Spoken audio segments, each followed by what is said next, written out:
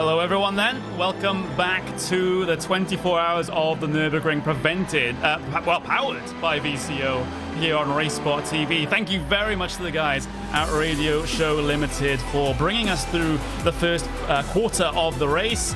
Well, for the second and third quarter, it'll be us here at RaceSpot TV to bring you through the nighttime coverage. I am Connery Maddock. I'll be around for a couple of hours before I have to head to bed as well. I'm joined by Dylan Coyle and Lorenzo Bonda for this portion of the broadcast. And, well, we are solidly inside the nighttime hours now, Dylan. So the ending topic there with the Radio Le Mans guys saying that, you know, how drivers react to racing in these sorts of conditions. Well, they're going to have to be dealing with it for another around about 11 to 12 hours. Yeah, it's going to be interesting to see how all of the drivers here react to the dropping temperatures, and it's an ever-evolving track surface too, so that line between getting slippery and having all the grip you need will get even stronger.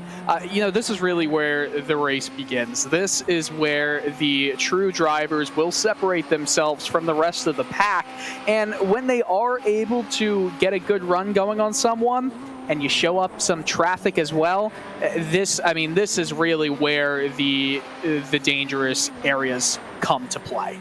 Yeah, and maybe not immediately right now, but this is where the fatigue will start to set in. Of course, it's a different kind of fatigue in a lot of instances compared to the real world racing side of things, but it's fatigue all the same, maybe primarily mental fatigue with racing out there, with how many of these stints that some of these drivers doing triple stints, doing quad stints in some instances here, Lorenzo.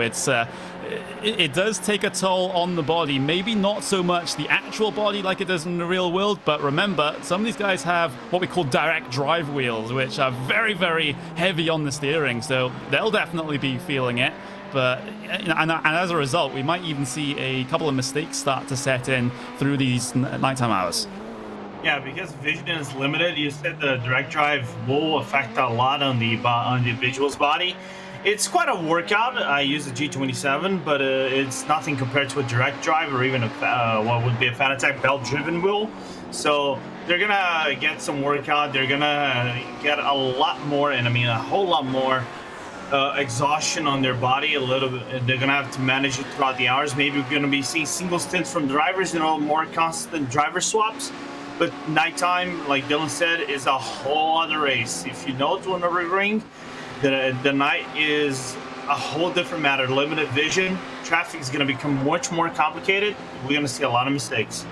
Look at this close affair between MSI Esports Blue and Marla Racing Team. Marla, of course, a big feature through the latter portions of that previous segment with the Radio Show Limited, as they were able to pull off the pass over BS competition to get into second place. But right now they have MSI Esports ahead of them, and that's because MSI Esports have not come down on towards the pit lane just yet for this sequence of stops in GTE. So they're kind of our position at the moment, and Marla Racing Team's not going to be too happy about it, considering that they are the faster car in clear air, and if they have this car just sort of parked on their nose for a lap, maybe that'll be a detriment. Then again, Dylan, you can use it as a little bit of fuel saving.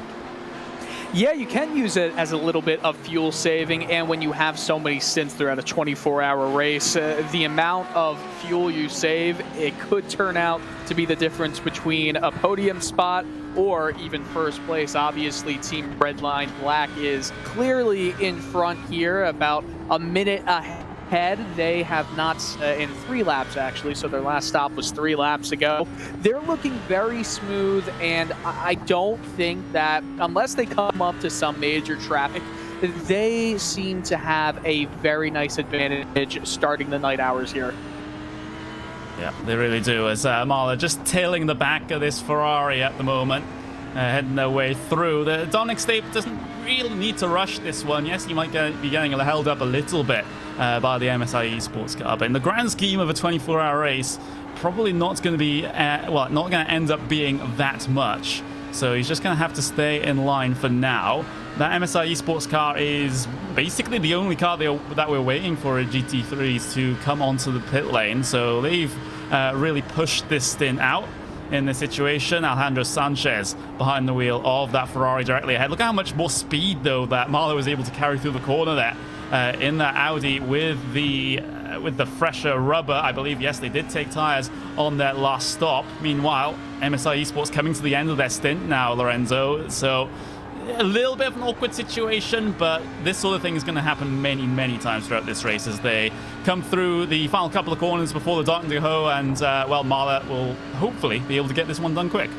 Yeah, they're going to be able to probably get this one real quick as Dominic Stave already driving right on the back draft off the car right ahead of him, MSI. It's going to be really interesting how he's actually going to approach the bridge, because from what it looks like, he's not going to go for an aggressive move. He's just going to stay tucked behind, save a little bit of fuel like we were saying. And, you know, every stretch that you save fuel over here on the track on Nürburgring, there is a lot of spots. If you actually go under draft, you can save a little bit of fuel, especially on the high speed sections. It will be good for that Audi RS. Yeah, you can see Steve was actually on the flashy light button, coming all the way down the Dart and Go. That MSI Esports car surely down towards pit lane this time. Yes, they do. So that will then release the Mahler Racing team. They get themselves up into second place. MSI Esports down onto the pit lane there. So that's that situation over and done with. And once they actually complete this pit stop, we might get the opportunity to go through the top 8 in each class, which would be a good thing to do. Just to recap how things have gone for the first 6 hours of this event. You can see Sanchez getting himself stopped in his pit box. No mistake coming down into there. You can overshoot in some instances and have to engage reverse gear and awkwardly have to shuffle back into your pit box, but there's a driver change coming through as well from the MSI Esports car. Oriol Boe is now behind the wheel of that Ferrari, so MSI Esports three-man roster for the moment here, Dylan, but of course we don't actually know who signed up for which team here coming into this due to how iRacing has done the split, so no entry lists unfortunately, but 3 drivers so far for MSI. Yeah, we had to, everyone, so the RSL team, we're kind of the lucky ones here since we do know who's been in the race for a good 6 hours now. They did a great job of making sure that it sounded as professional as ever. They have some beautiful voices to listen to, but I'm paying attention a bit to Dominic Stave's time. His last lap, it was an 8:08.0, and his best is an 8:05.1, so I do wonder how much having the MSI car in front of him would have actually hindered his lap time. Not sure if it has a huge effect yet. Obviously, we won't know for another 8 minutes to see what time he has now, but right as he got into the GP circuit section of the 24-hour track, he was running a bit wide, very aggressive on the throttle coming out of exits, so you can't really do any aggressive driving, though, once you're on the Nordschleife. Yeah, it's very difficult to, fight for position simultaneously while trying to tackle one of the world's most difficult racetracks, so you can forgive him just sticking behind. Although through that first segment, Lorenzo, we did see a couple of amazing passes being pulled off, so it's not like these guys are scared of battling it out here. We haven't gotten the opportunity in recent times to see it up on the screen, but to be able to have those sorts of altercations and keep it on the grey stuff at this track, I mean, I could only wish I could even get a couple of laps under my belt here, Clean. I just wish I could get even 1 lap into this track, to be more specific, because to get a lap around the Nurburgring, especially on the 24-hour layout, it is really complicated because you have so much different sections that challenge us drivers, as you can see driving down into compression TCR. So just as they went, you saw on the stream on the Nicolata corner, and it's really interesting that it has fast changing sections, slow changing sections, deep braking zones, which affect the car balance. So getting 1 lap, especially with the laps these drivers are doing, it's really complicated. I know I'm at least 10 seconds slower than these guys, and it's already a win. Don't go so hard on yourself, Lorenzo. You did give us a very nice little broadcast on YouTube of what the track is like for you. I think you had a pretty nice clean lap. I got a black flag, but I had taken it away. It was a test. All right, well, then I take back everything I said. Yeah, I mean, being 10 seconds slower than these guys is optimistic for me. I think is going to be the word that I'll use. But we're riding on board with Team RSO at the moment. Manuel Weibel behind the wheel of the 397 as he tries to chase down that Porsche ahead of him. As looking at this right now, that is about 4 position. It's the ASD yellow car that's ahead of him at the moment. And it looks like these guys are on very similar pit stops as well in terms of when they came down in. In fact, they both came down in on that very same lap, it seems, just a couple of moments ago. So both of these drivers having to deal with bringing those tires up to temperature here at the moment. RSO about half a second behind that ASD Elite yellow car here as they continued their way around. But, you know, for Team RSO, they are feeling the tail end of the slipstream here, Dylan, so they'll be able to reel themselves into an okay position coming down the Dottengahoe, but, you know, that never guarantees a pass. Yeah, it never guarantees a pass, but it does give you a much better shot of getting at least side by side with a guy in front of you coming down the long straight. You know, some vehicles are better aerodynamically when it comes to getting behind for the draft.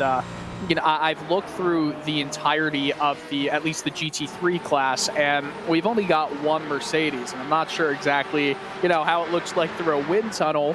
But I've been very curious to see what the effects of each car will be like punching that hole through the air. You know, sometimes when you're looking at the lower classes, the horsepower will hold each car back from achieving as much as you possibly can through the draft. So even if you've got a clear line of, or a clear air, non-air area, you know what I'm saying, the slipstream, it might not be as beneficial as you want, as we see the 397 Team RSO car having to let another higher class car go.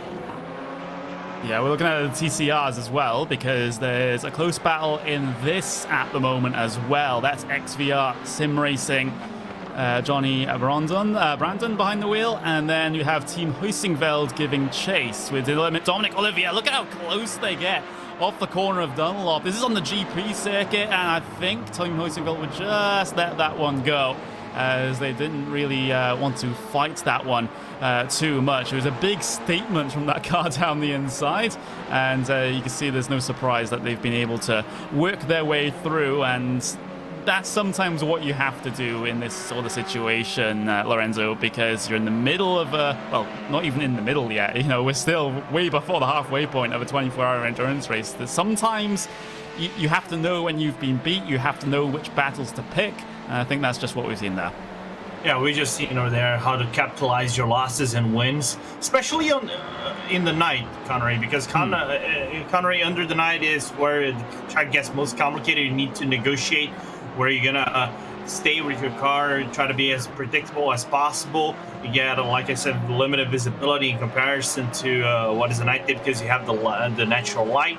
So you have to be very mindful where you place your car in this pitch blackness that is Nürburgring, especially on the forest. So good awareness from the TCR driver to let go and let the Huisingveld geodesic car pass. Yeah, so, you know, just like I said, knowing when you've been beat, just let you go. You have your own race to focus on, you have your own laps, your own strategy to keep track of. If there's a car that you're, well, going to be trying to fight with at this stage that isn't actually on your radar in terms of the strategy, then there's probably not that much point in you holding them up a little bit too much. In fact, you can use them to your benefit, just sit behind, get a little bit of fuel saving done, and make one of your pit stops just that little bit shorter. There's Marla Racing Team and BS Competition. Look at how this one's closed up, though, because Marla Racing Team getting that pass done just around about 15-20 minutes to go down the inside of, there they go. BS Competition down the inside of Marla. They're going to be able to re-inherit second place here after around about 20-25 minutes of that going the way of Marla. You can see how frustrated Marla is with that sort of situation, with the flashing of the lights. So P2 has changed once again here, and it seems like these two guys are stuck together like glue at the moment, Lorenzo, considering how back and forth they have been.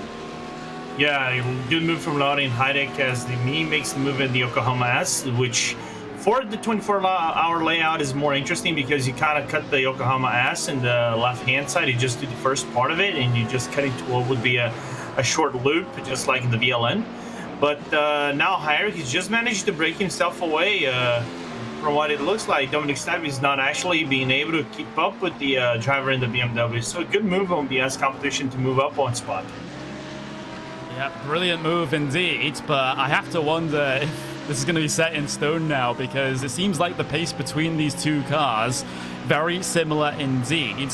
Although setting that, you can see that gap has just stretched out a little bit after that pass was complete, but as long as Marla can use as much of the slipstream as possible here over the next couple of laps at least, they're not going to be too hard done by that situation, and they can look maybe over the next couple of hours or so to continue on this fight just in the strategy here. But still close, coming on towards the Nordschleife for the 46th time in this event for these guys. Like I said, I can only get around this place twice, maybe 3 times clean, but 46, 47 times, yeah, that's probably not going to happen for me. You're on board with Marlet in the Audi as they try to give chase to that BMW that made the pass into turn 1 just that last time around.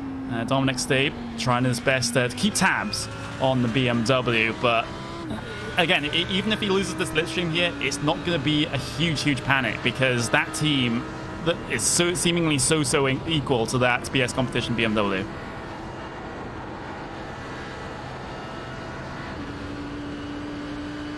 Dylan? Dylan? Well, Dylan's gone. Lorenzo, take it. I'm back. I wasn't sure if Lorenzo was going to be taking that or not. Yeah, I am sorry for not, answering you guys. I'm already falling asleep in the 6-hour stint that we have, but it is dark out. Not really where I am. It's actually very bright. It's frustrating, but nonetheless, yeah, I feel like once you do get to the Nordschleife, though, that draft that you were just talking about, Connery, is going to be a bit of a, it's not really going to matter until you're on the back straight, about to get back onto the Nurburgring, because once you're on the Nordschleife, there's really no opportunities to get a draft going. So once you're on the Nürburgring part of the 24-hour layout, yeah, there's going to be a bit more of a draft working for you, but with all the curves, the turns, there's just going to be too much dirty air and turbulence for you to really get back behind a driver unless you're actually cornering better and you have more grip.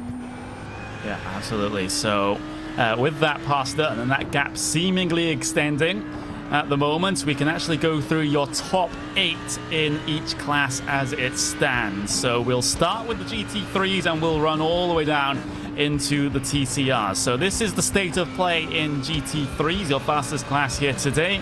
Team Red Line Black, they've been pretty dominant at the front of the field. More on that later, since I really want to get the discussion going on whether they can actually keep that lead that they have right now, standing at just over a minute to BS Competition. And then you have Marla Racing Team just a couple of seconds behind BS Competition. And then another BS Competition car, the number 7 in P4, Beeler Racing Team Euronics in P5, MSI Esports Blue in P6, VRS car and the Sim Sport, they remain in P7, and MB Esports Racing, number 23 car in P8. And then we can have a look at your Cup class, because RBG Esports there, the 211, Daniel Lafuente behind the wheel of that car, 27 seconds ahead of Porsche 24, driven by Redline. And then you have the Guignol Racing Team, piloted by Jared Caroni in the 3rd place. You have Team Redline Cup in P4, Alpine Eagle Racing in P5, Burst Esports Hungary in P6, HM Engineering in P7, and TQ Engineering in P8. And Dylan, just take us through the state of play in your GT4 class with the Caymans. Yeah, so the GT4 class, we've got Core Sim Racing, the 304 vehicle, first place, and just 2 minutes 17 seconds behind the Sorg Rennsport Esports GT4 team. We're starting to see a bit of a battle for P2 with Team Helskinfeld, excuse me for that pronunciation, 301, and at ASD Elite Yellow, or as they like to say in their own team description, #yellow, in 4th place. They're separated by 9 seconds to 5th place DRS Wave Italy. Team RSO 10 seconds behind them in the 397. And then 1 lap behind is OTR Esport, and then Burst Esport Rio Toro in P8. And Lorenzo, TCRs, how they're doing? So TCR SimRC is still in the lead, retaining against Veneval Sim Racing Blue 10 seconds behind. Great Setup Shop Friends is in 3rd place, followed by Team RSO, also about 10 seconds behind Great Setup Shop. In 5th is Full Send Racing, the 85 car. P6 is Team Hoisinville Geodesic Racing. 7th place is XVR Sim Racing, and rounding out the top 8 is Evolution Sim Racing Team 26, Connery.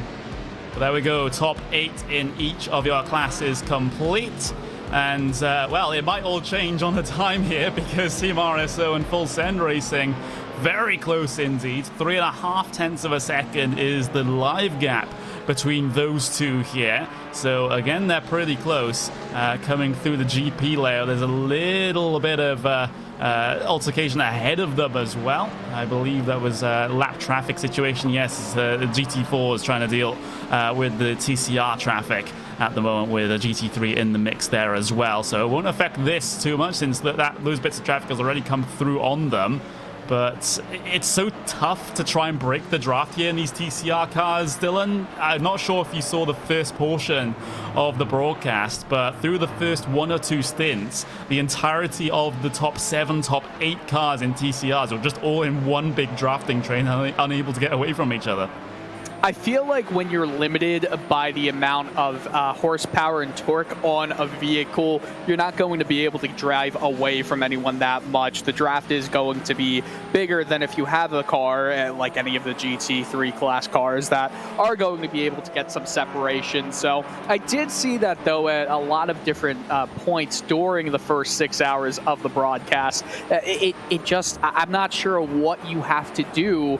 If you are one of those TCR classes, we do see a car go off track. Couldn't quite see who that was. If Lorenzo, could you see who it was? Well, it was a Full Send Racing, as we were just saying.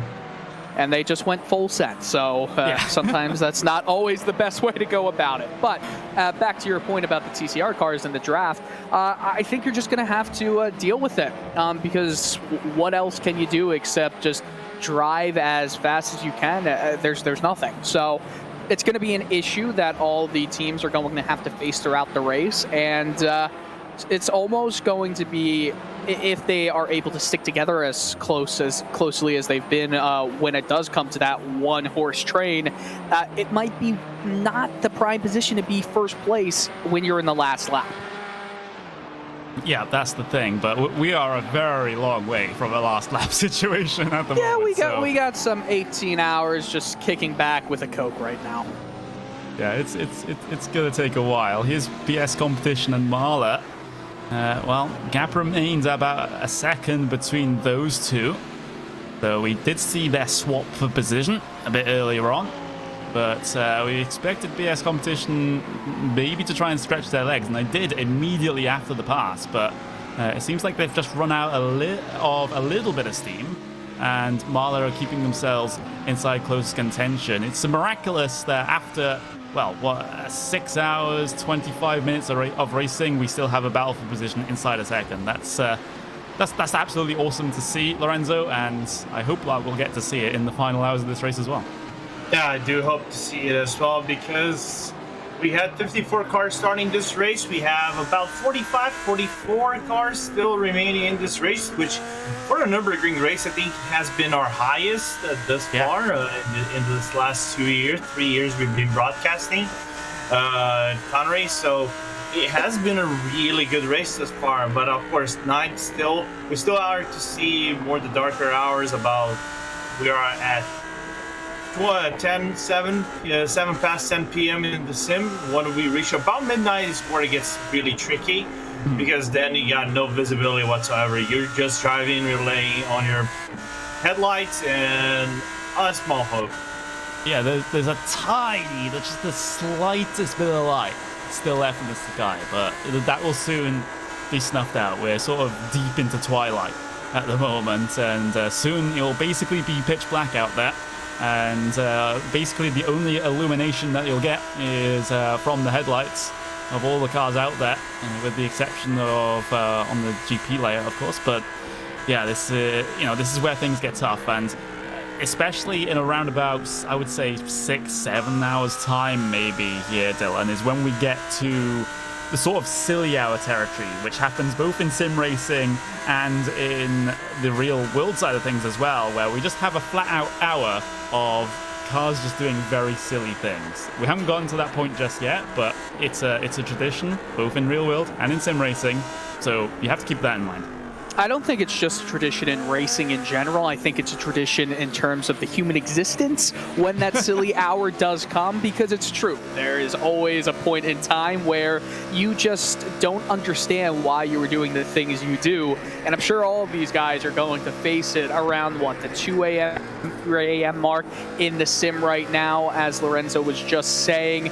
We're at around 10:08 p.m. in the sim time, and temperatures have continuously dropped. Right now, the track temperature is at 66 degrees Fahrenheit. The air temp is at 65 degrees, and it's 10 mile per hour winds as well, so a little bit of effect on the aerodynamics of the cars, but nonetheless, grip levels are going to start dropping, which maybe it's not going to put as much wear on the tires, but no matter what, you're not going to get as much grip, which is so important for all of these guys here. And obviously we know the Nordschleife is one of the hardest tracks in the world. Once that silly hour does come, as we see a daredevilish move down the inside there, that's, oof, I would not be doing that in any day that you'll see me on any sim. I'm not even wealthy enough to be okay with crashing a car in a sim at the Nordschleife.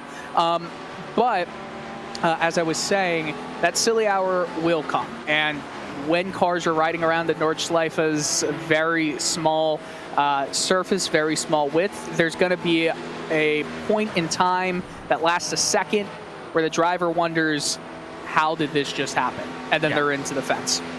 Yeah, absolutely. Because there's not, well, on the Nordschleife here, there's little to no runoff in a lot of places. I would have to guess the vast majority of places. So you're not going to have a lot of time to try and save the car if you're having an off, not by any means. And with a lot of the incidents that we've seen as well, it's been a case of maybe dipping 2 tires into the grass is all it needs to send the car into the barrier. So you do have to be very careful, and you have to be focused for the entire stints here, no matter if you did the first couple of stints, or if you're in the car right now, or if you're going to be in the car sort of 2-3 a.m.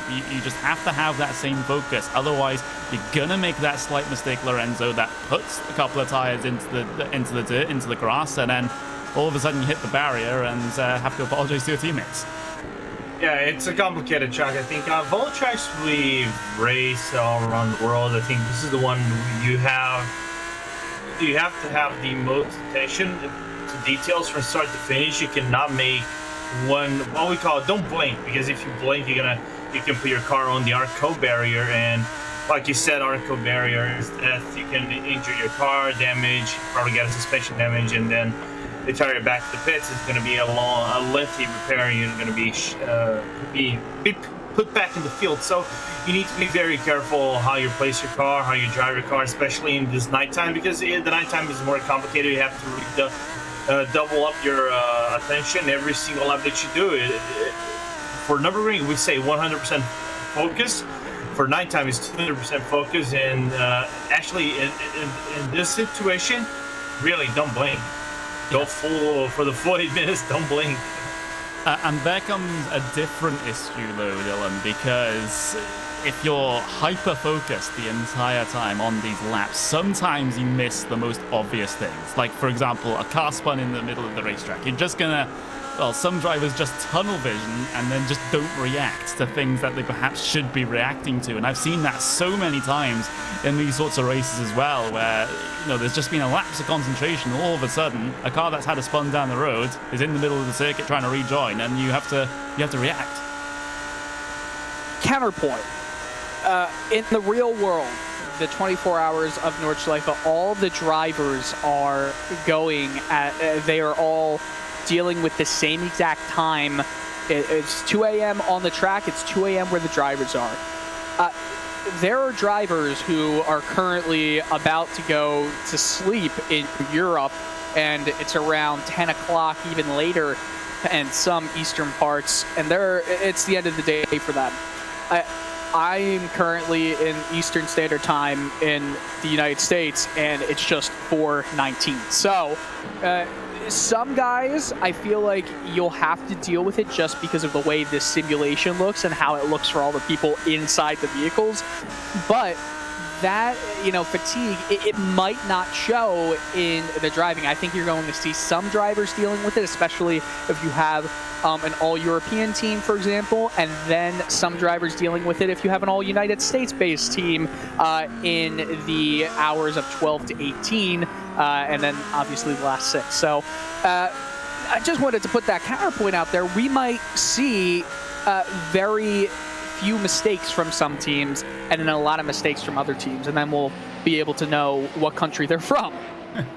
Yeah, that's one of the big differences, that's for sure, because everyone's racing from home here. No matter what country they're in, they're racing from home.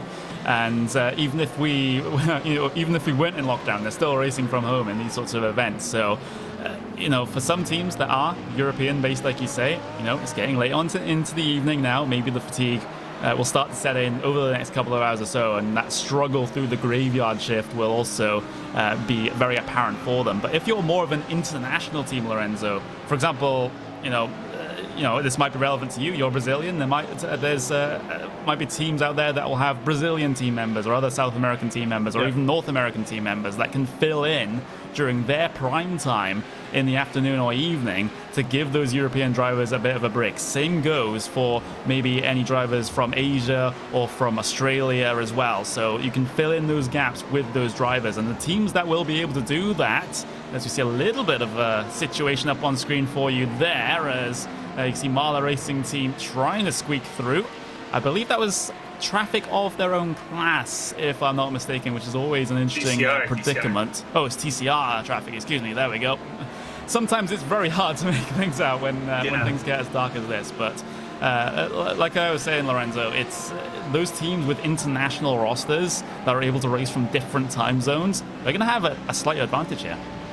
Yeah, they're going to have a massive advantage over here. If we're to compare, for example, the BS competition right now, it's purely a German, mostly German, if not all German. This lineup specifically, the 89 car, is a German-based team, and Mala Racing Team is international. You got Dominic Stein from Germany, you got Agustin Canapino from Argentina, and I'm trying to remember the third driver of the team. I apologize. Sami Mari Trogen from Finland, and even got Alex Arona if you want to actually have a fourth driver. So it is going to be really interesting how they actually shift back. When I do stints with my team, I go for stints that are usually within my time zone that are not for the Europeans, so I would cover them. So we try to work stints that everybody can actually work on, and if you actually have those international teams, like I mentioned, it gets a whole lot easier because you can rest, you don't have to put a lot of pressure on yourself. Just drive your laps and relax after that, because somebody else will actually carry the load for you. Yeah, that's the main thing. You just, it's a team effort here. You have to reiterate it. It's team racing, it's endurance racing. Everyone has to put in their fair share of efforts, and if you can spread that effort across countries, across time zones, then that's going to be a lot. Give you a bit of an easier time in these sorts of races. So for those teams that are that way inclined, then they'll be super happy about these sorts of events. Maybe other teams that are primarily German or primarily Italian or Spanish or anything like that, they're going to struggle a little bit more. Speaking of one of those teams, though, MSI Esports, they are primarily Spanish. They're in the GT3 class at the moment, with Boe behind the wheel of the car, and it's teams like this where it's going to be more of a struggle during this portion of the race, Dylan. It's just a reality that they have to deal with.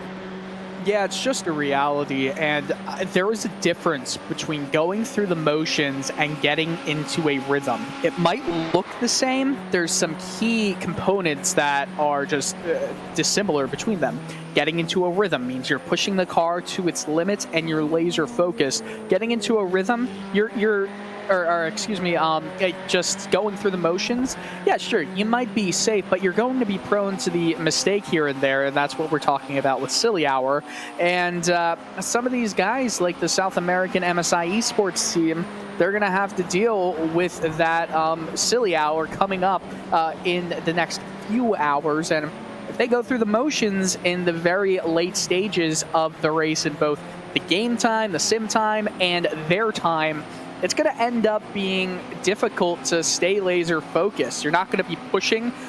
Here, another counterpoint to my own statement, it might be better to just go easy through the night hours, especially if you realize that you might just be better going through the motions safely, because that will lead to fewer situations where, well, you're not going to be, in a spot you don't want to be in, which also ends up with the wall. Yeah. It's amazing how many of these situations sometimes end with, and sometimes you hit the wall. But at the moment, I'm just having a look at the YouTube chat, because usually in endurance races here on RaceSpot, we pay a lot of attention to the YouTube chat. Just like the Radio Le Mans guys, they pay attention to their mentions on Twitter and to the hashtags. We at RaceSpot, we prefer to take things directly from the YouTube chat in this instance. If you're on Twitch or Facebook, then we might pay you some attention, but don't bet on it. It's the YouTube chat that's usually where it's at. I see a question that we usually get in these races, which is, where is Max Verstappen? Well, it's already been answered by someone. It's he's in the Team Redline Cup car. He's the number 69 car, in fourth in class in the Cup class. So he's going along well. Not in those podium positions just yet, but Max's team is doing quite well. They're just holding things steady at the moment, and sometimes, Lorenzo, that's what you have to do. Yeah, that's what you have to do. Just stay in class, tuck in the car, just stay safe. And from what I got from other people, they said that Max wasn't in the same speed as the guys up ahead in the RHE. This is the thing, we're gonna butcher the RHE team. If it is RBG, RHE, it's a relative new team. It's from Romain Grosjean, the F1 driver, for those who are not aware. So it is in association with AAA Esports. Basically, the AAA red car is now the RHE Esports. So it's gonna be really interesting how Max and their teammates are gonna do it for the rest of the night, because they have the pace. They are really good drivers. And we're going to be seeing Max in the Porsche Esports Super Cup real soon. So it's going to be interesting how Max adapts to the car in this stint and afterwards when it gets more dangerous for them. Okay, I'm so sorry, Connor. I'm just asking, could it be, instead of RHG, could it be Rate G? Well, to be fair, I've heard no one actually say the name as yet. It's a very young team, so we'll just have to wait to see a Rate G. But obviously, it's the initials of Romain Grosjean, right? But just an 8 separating them. So we're just gonna probably try to figure that one out. If someone has any idea in the YouTube chat, then please forward along how to actually say the team name that's currently leading in the Cup class at the moment. It's Romain Grosjean's sim racing team to try and promote young drivers in sim racing to make the transition over into the real world. And that's what we've seen with those sorts of initiatives over the last couple of years, Dylan. Even going back to the GT Academy days. Way back when. So Darren Cox is going to be happy that I mentioned it now. There we go. As you can see the battle up on screen, though, that is a Full Send Racing Team RSO. Still very close together, so those guys are not separating. But back to my point, though, you've seen a lot of initiatives like getting young sim drivers into real cars over the years, and it seems like Romain Grosjean certainly very well aware of that situation. But I kind of want to make a counterpoint to that, Dylan, because a lot of the professional sim drivers that I talk to about this, wouldn't prefer to, well, they don't want to use sim racing just to get into a real car. They want it to stand on its own 2 feet as well. If they get a real-life drive, that's just a bonus. But, you know, they'd be very happy with just doing sim racing for a living. Well, you look at it and you see that the virtual world is not limited like it is in the real world. We're having, I mean, this is the top drivers for the 24 hours of Nordschleife, but there's been so many editions of this going on just right now. And the possibilities for drivers to really make a name for themselves in the virtual world, it's endless. And as you said, you know, Romain Grosjean is one of those drivers who is really getting everybody involved in the entire, you know, world of sim racing. But it's going to even grow, I think, to a bigger group of drivers, especially as the younger generation of drivers are starting to, you know, be the, you know, adult generation of drivers. Max Verstappen obviously is one of the best known names, the most well-known names in the racing world and the sim racing world, because he is taking such a liking to what sim racing has to offer. Lando Norris, another one, and you see that there's a lot of you know, good a lot of good opportunities for drivers to make a name for themselves in the virtual world, and it's not going to stop, especially once the pandemic situation does end, hopefully sooner rather than later. I think sim racing, and especially iRacing, and how it has capitalized on the absence of real racing, it's been great for the virtual world. Yeah, you can see this TCR battle continuing on. RSO and Full Set not giving a lot of room to each other to breathe, but that's the race-leading GT3 flashing the lights through. That's Team Redline heading their way through. I think they've just come down in for a pit stop. Yes, they have. So they are on a fresh set of rubber because they did take tires. Yes, they did. So it's around about a minute and 10 seconds for them stationary on the lane.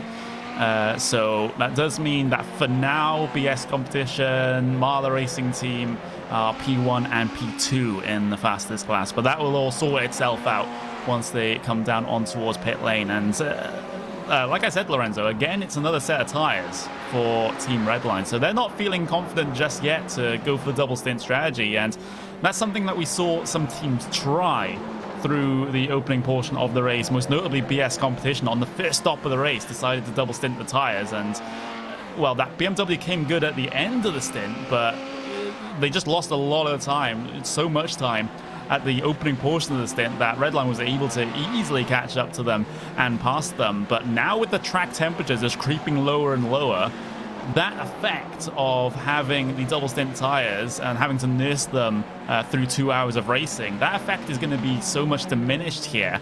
But right now, at least, it seems like the drivers are unwilling to go for that option. Maybe that track temp just hasn't crept down just far enough to be able to make up the difference.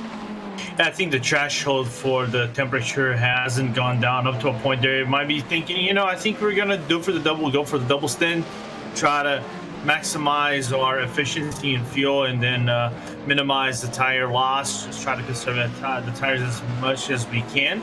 Don't drive it aggressively, especially under the night conditions.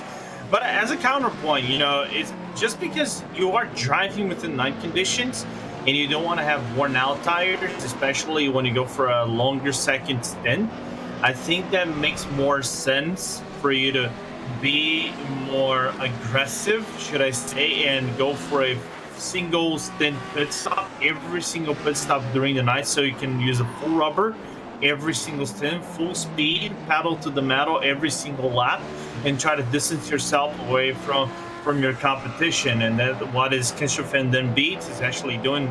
He just took over for Max Benecke. So it's going to be interesting how Den Beats tackle the track, because I think that is the first time I've seen Den Beats actually tackling the track. This TCR battle, still, he's basically pushing him on the way through there. A little bit of pump drafting. Yeah, I think this is up towards Bravery Corner. Let me see if I can make my way around the Nürburgring in the night. Yeah, we're coming up to it, I believe. As there we go, there it is, and they'll be able to file their way through there. I got my Nürburgring knowledge correct for once. There we go. We're on board with Team RSO on their roof, in fact. as that full send racing car trying to keep the RSO behind them at the moment. You can see a little bit of a difference in terms of the mid-corner speed. This is just at the bottom of the hill before you climb up it and you go into that ever-famous carousel. So Nürburgring just following in the tire tracks at the moment, but I get the feeling that this will be a swap for position once again coming down the dot and go ho here, Lorenzo, unless RSO just going to decide to fuel save behind. Yeah, here we see Cedric Nürburgring just climbing up on the left-hand side, going to the Hoheacht section, the highest part of the track, and going to the right-hand side, preparing for Wipperman. So it's going to be really interesting if, how Nürburgring is actually going to ride that back bumper of the Audi right ahead of him. I think he's just going to be a passenger all the way down into what probably could be Stefan Belofes and the Klein Carousel, and then ride the draft all the way down the Dordinger Hole, and then we can see if he actually is going to go for that move. And beautiful shots, I have to say that. Guys, I'm curious to hear your thoughts on this. What is scarier, being one of the TCR cars and seeing the GT3 vehicles coming behind you, or being one of the GT3 cars and having to pass the TCR cars? I think there's a mutual fear between the two of them, isn't there? It's, yeah, but then again, it's going to happen, you know, that sort of situation is going to happen, like, you know, many hundreds of times throughout this race. So you better get used to it. But if I was one of those drivers, I think I would prefer to be in the GT3 because I can control my own destiny a little bit more. Yeah. Okay. If we can meddle in real quick. Just real quick, I done the iRacing Endurance Series, which is a new endurance series that iRacing is doing on the TCR class around Suzuka. I did the final 3 hours of the race, the final 2 stints, and let me tell you, I was a sitting duck. I feared for life. Lorenzo, you and fearing for life, just like we feared for life when we did walk through the Philadelphia streets to go to a random Applebee's, but nonetheless. Here's another rink like to bring up. What if you are, besides just the GT3 cars and the TCRs coming together, when you come up to a battle happening in the slower series, as you do have the draft behind coming, oh man, this is going to be full to see how this draft does play out. But when you do have the a battle going on, do you want to be the team in front or the team behind? In this case, the team in front, full send. Team RSO is the team in behind. That's I'll have a think about that one because you don't really want to be in either situation. Although I think I would prefer to be the car behind because then I can maybe use the lap traffic as to my advantage, and then just try and gain the leverage that way. I'm not sure what the situation is with you there, Lorenzo. We can see though we have GT3 pit stops in full effect. BS competition just going to squeak out ahead. Yeah, there we go, ahead of Mahler. So they will lead that particular battle off the pit lane. Team Redline Black, of course, already come through to re-inherit the race lead in GT3s, but yeah, the battle between BS competition and Mahler rages on. Yeah, it is on once again, and more interesting, they're also double sending the tires, so they are going for just the fuel. So both of them are out of the pits in BS competition with a really good pit. I'm just seeing it over here, 1 minute and 8 seconds compared to 1 second and 1 minute and 5 from Dominic Stab. Is still retaining a good lead, but now struggling on the dollop as he has a quick setup shop. TCR right ahead of him. Yeah, that's so just to when I was complaining about not seeing double stints, BS competition and Mahler decide, hey, we're going to double stint this particular pit stop. So they come on towards pit lane and keep the same set of rubber as they went onto the pit lane with coming off of it. So that's the situation there. Redline Black, though, I think they have enough of a gap in the lead right now, Dylan, so that they don't really have to worry about double stinting the tires because they can just take fresh tires every single stop and not lose too much from it because their gap is so big. Well, something I haven't timed. How much time do you lose, though? And I think everyone would love to hear this. How much time do you lose by putting a new set of rubber on? It's 22-ish seconds. Yeah. I almost feel like 22 seconds, especially around here, is nothing. You should almost always, in my opinion, if the situation is obviously not calling for it, I feel like you should always try to get a fresh set of rubber on, unless you're in a neck-and-neck battle. Ooh. Obviously, that could be something different, as we see some passes happening. Oh, Connery. Oh my, red line getting really frustrated there behind the lap traffic. That was one of the TCR cars that your current race leader was getting really annoyed about. That's Christopher Dambeats behind the wheel of the red line black car. He got massively held up by that TCR car coming through what was a very high-speed section as well. So, the speed differential between those two classes will be at its worst coming through there. And it seemed like red line just couldn't find a way through. And now they're going to get stuck behind another piece of TCR traffic. And this time it's coming through a little bit of a slower speed section here. This is just after Ardnar. Not sure the specific corner names, as I'm going to have to brush up. There we go. There we go. You got it right.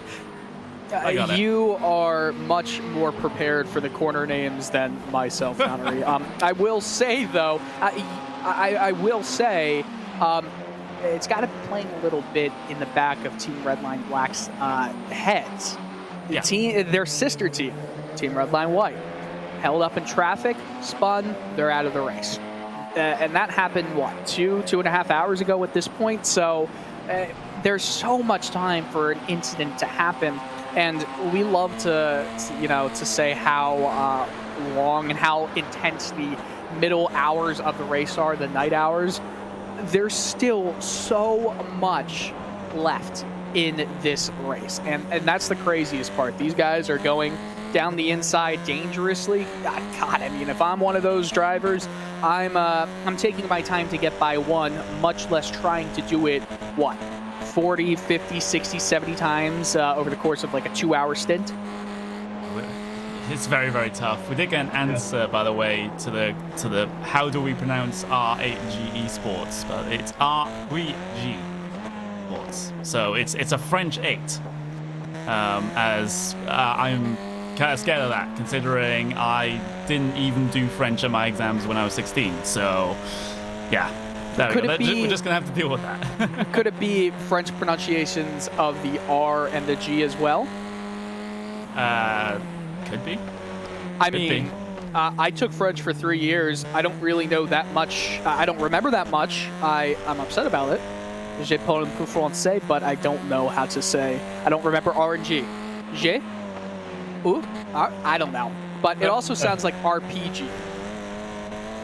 Yeah, nice attempt, but I'm trying, guys. Look, we're like, I don't do very well with pronunciations at the best of times, and I'm British, where we butcher pronunciations on the daily. So you're an American, so you're probably a little bit worse in that respect, right? I'm an American, and I feel like there's stigma attached to it. I feel like there definitely is. Yeah. By the way, Full Send Racing Team RSO, they're still close in TCRs, so it's, no matter what the traffic does, there's attempting to come through on them. It seems like RSO and Full Send are best buddies in this situation. Although, is that being too nice, Lorenzo? No, I'm just looking at something, but I'm actually going to mention real quick that Nibuzik's actually looking for a gap. He's not playing conservative. He's actually looking for a gap to make the overtake. He wants to make the overtake. He just doesn't have enough room. I love that little moment with the sparks there. I've actually never seen that before. But, we don't do that many night races in this amount of darkness here on RaceSpot TV. So we haven't seen that too often. Usually the sparks fly when they start hitting barriers. But, bottoming out there on the brow of the hill. And Team RSO continue on their way, just continuing to keep themselves within the slipstream of the Full Send racing car, and they're seemingly content to sit behind for now. But like you said, Lorenzo, it's the gaps are being searched for by that RSO car. It's just he hasn't been given a very obvious opportunity to make his way by just yet. And I think at this stage of the race, with coming up to 17 hours remaining, you can't really manufacture your own chance with a big old dive. No, you can't. You have to, you know, play it safe. You just have to find the perfect moment. If you find it on the Dorningahoa to make sure to actually make that overtake, well, take it, because it might be the only opportunity you get. So as they go into Brüchen right now, into ice curve, so it's gonna be really interesting how Nürburgring is gonna manage through the next few laps. Try if he's gonna actually find the gap to work with, if he's gonna ride the draft or just play it safe. If I'm Nürburgring, you already are kind of detached from the TCR pack. You're about basically, you just take a quick look up, nearly 30 seconds behind Craig's setup shop, 34 seconds, nearly 40 to Craig's setup shop. So you can make the overtake, play the rabbit a little bit. Yeah, just rattle his cage. That's you know, given the situation. But I don't think it will come to that. So as we've seen some very clean racing so far in this race, and we do have to remind people that these are basically some of the top drivers on iRacing, some of the drivers with the highest iRating. And if you're new to iRacing and don't know what iRating is, it's basically your driver score for all intents and purposes. It works like the scoring system in chess, for example, with the ELO system. It's you win, you know, if you finish top half in a race, usually you'll gain iRating. If you finish bottom half, usually you will lose it, and it changes depending on if the drivers you're going up against are much better than you or much worse than you as well, the amount you gain and lose. So it's all dynamic and usually does a pretty good job. But coming down the Dorningahoa then in this battle between Full Send Racing and Team RSO, it looks like RSO just going to sit in line, and in fact, boop, that's I think that's a violation of social distancing on the way down the Dorningahoa there, but you'll lift out of it, try and get a bit of fuel saving done, and yeah, this is obvious from RSO now, Dylan. Yeah, I feel like it, you know, obvious. It is obvious. You know, fuel saving is such an important part of each stint here. You were talking about maybe overtaking, rattling his cage here, and if he does want to overtake, the best place to overtake is right now, because you've got around 8 more minutes until you get back in that huge draft, and you have that opportunity to pass the man in front of you. And with full sends being a little aggressive defensively, it could turn out to be a little hairy for all of these drivers involved here. And obviously, there will be traffic coming up on them throughout the entirety of the race. Just looking at the track map, literally every driver right now has either entered or is exiting the Nürburgring GP circuit. So, traffic, it's playing a huge part right here. You guys can see that too. Yeah, I can see it as well. We won't be able to put it up on the graphics, unfortunately, because it doesn't work for this layout of the Nürburgring. But with the track map at the moment, everyone is basically within the same third of the racetrack. So this is from basically coming up towards this sort of final sort of sector, final quarter of the lap, and then going down in towards the end of the GP layout and coming through the first couple of corners of the Nordschleife. That is where everyone is at the moment, basically. There's a couple of cars strewn about coming through Ardenauer and then coming up to the carousel as well. But it seems like a massive amount of cars just occupying one portion of the track right now. And this is what Radio Show Limited were talking about coming through their stint at Lorenzo, is that they usually see in the real world this clumping together of cars sometimes in these portions of the races. And that's what we see in sim racing as well, as just the natural chaos of racing and the times fluctuating sometimes restores a little bit of order with everyone in the same place.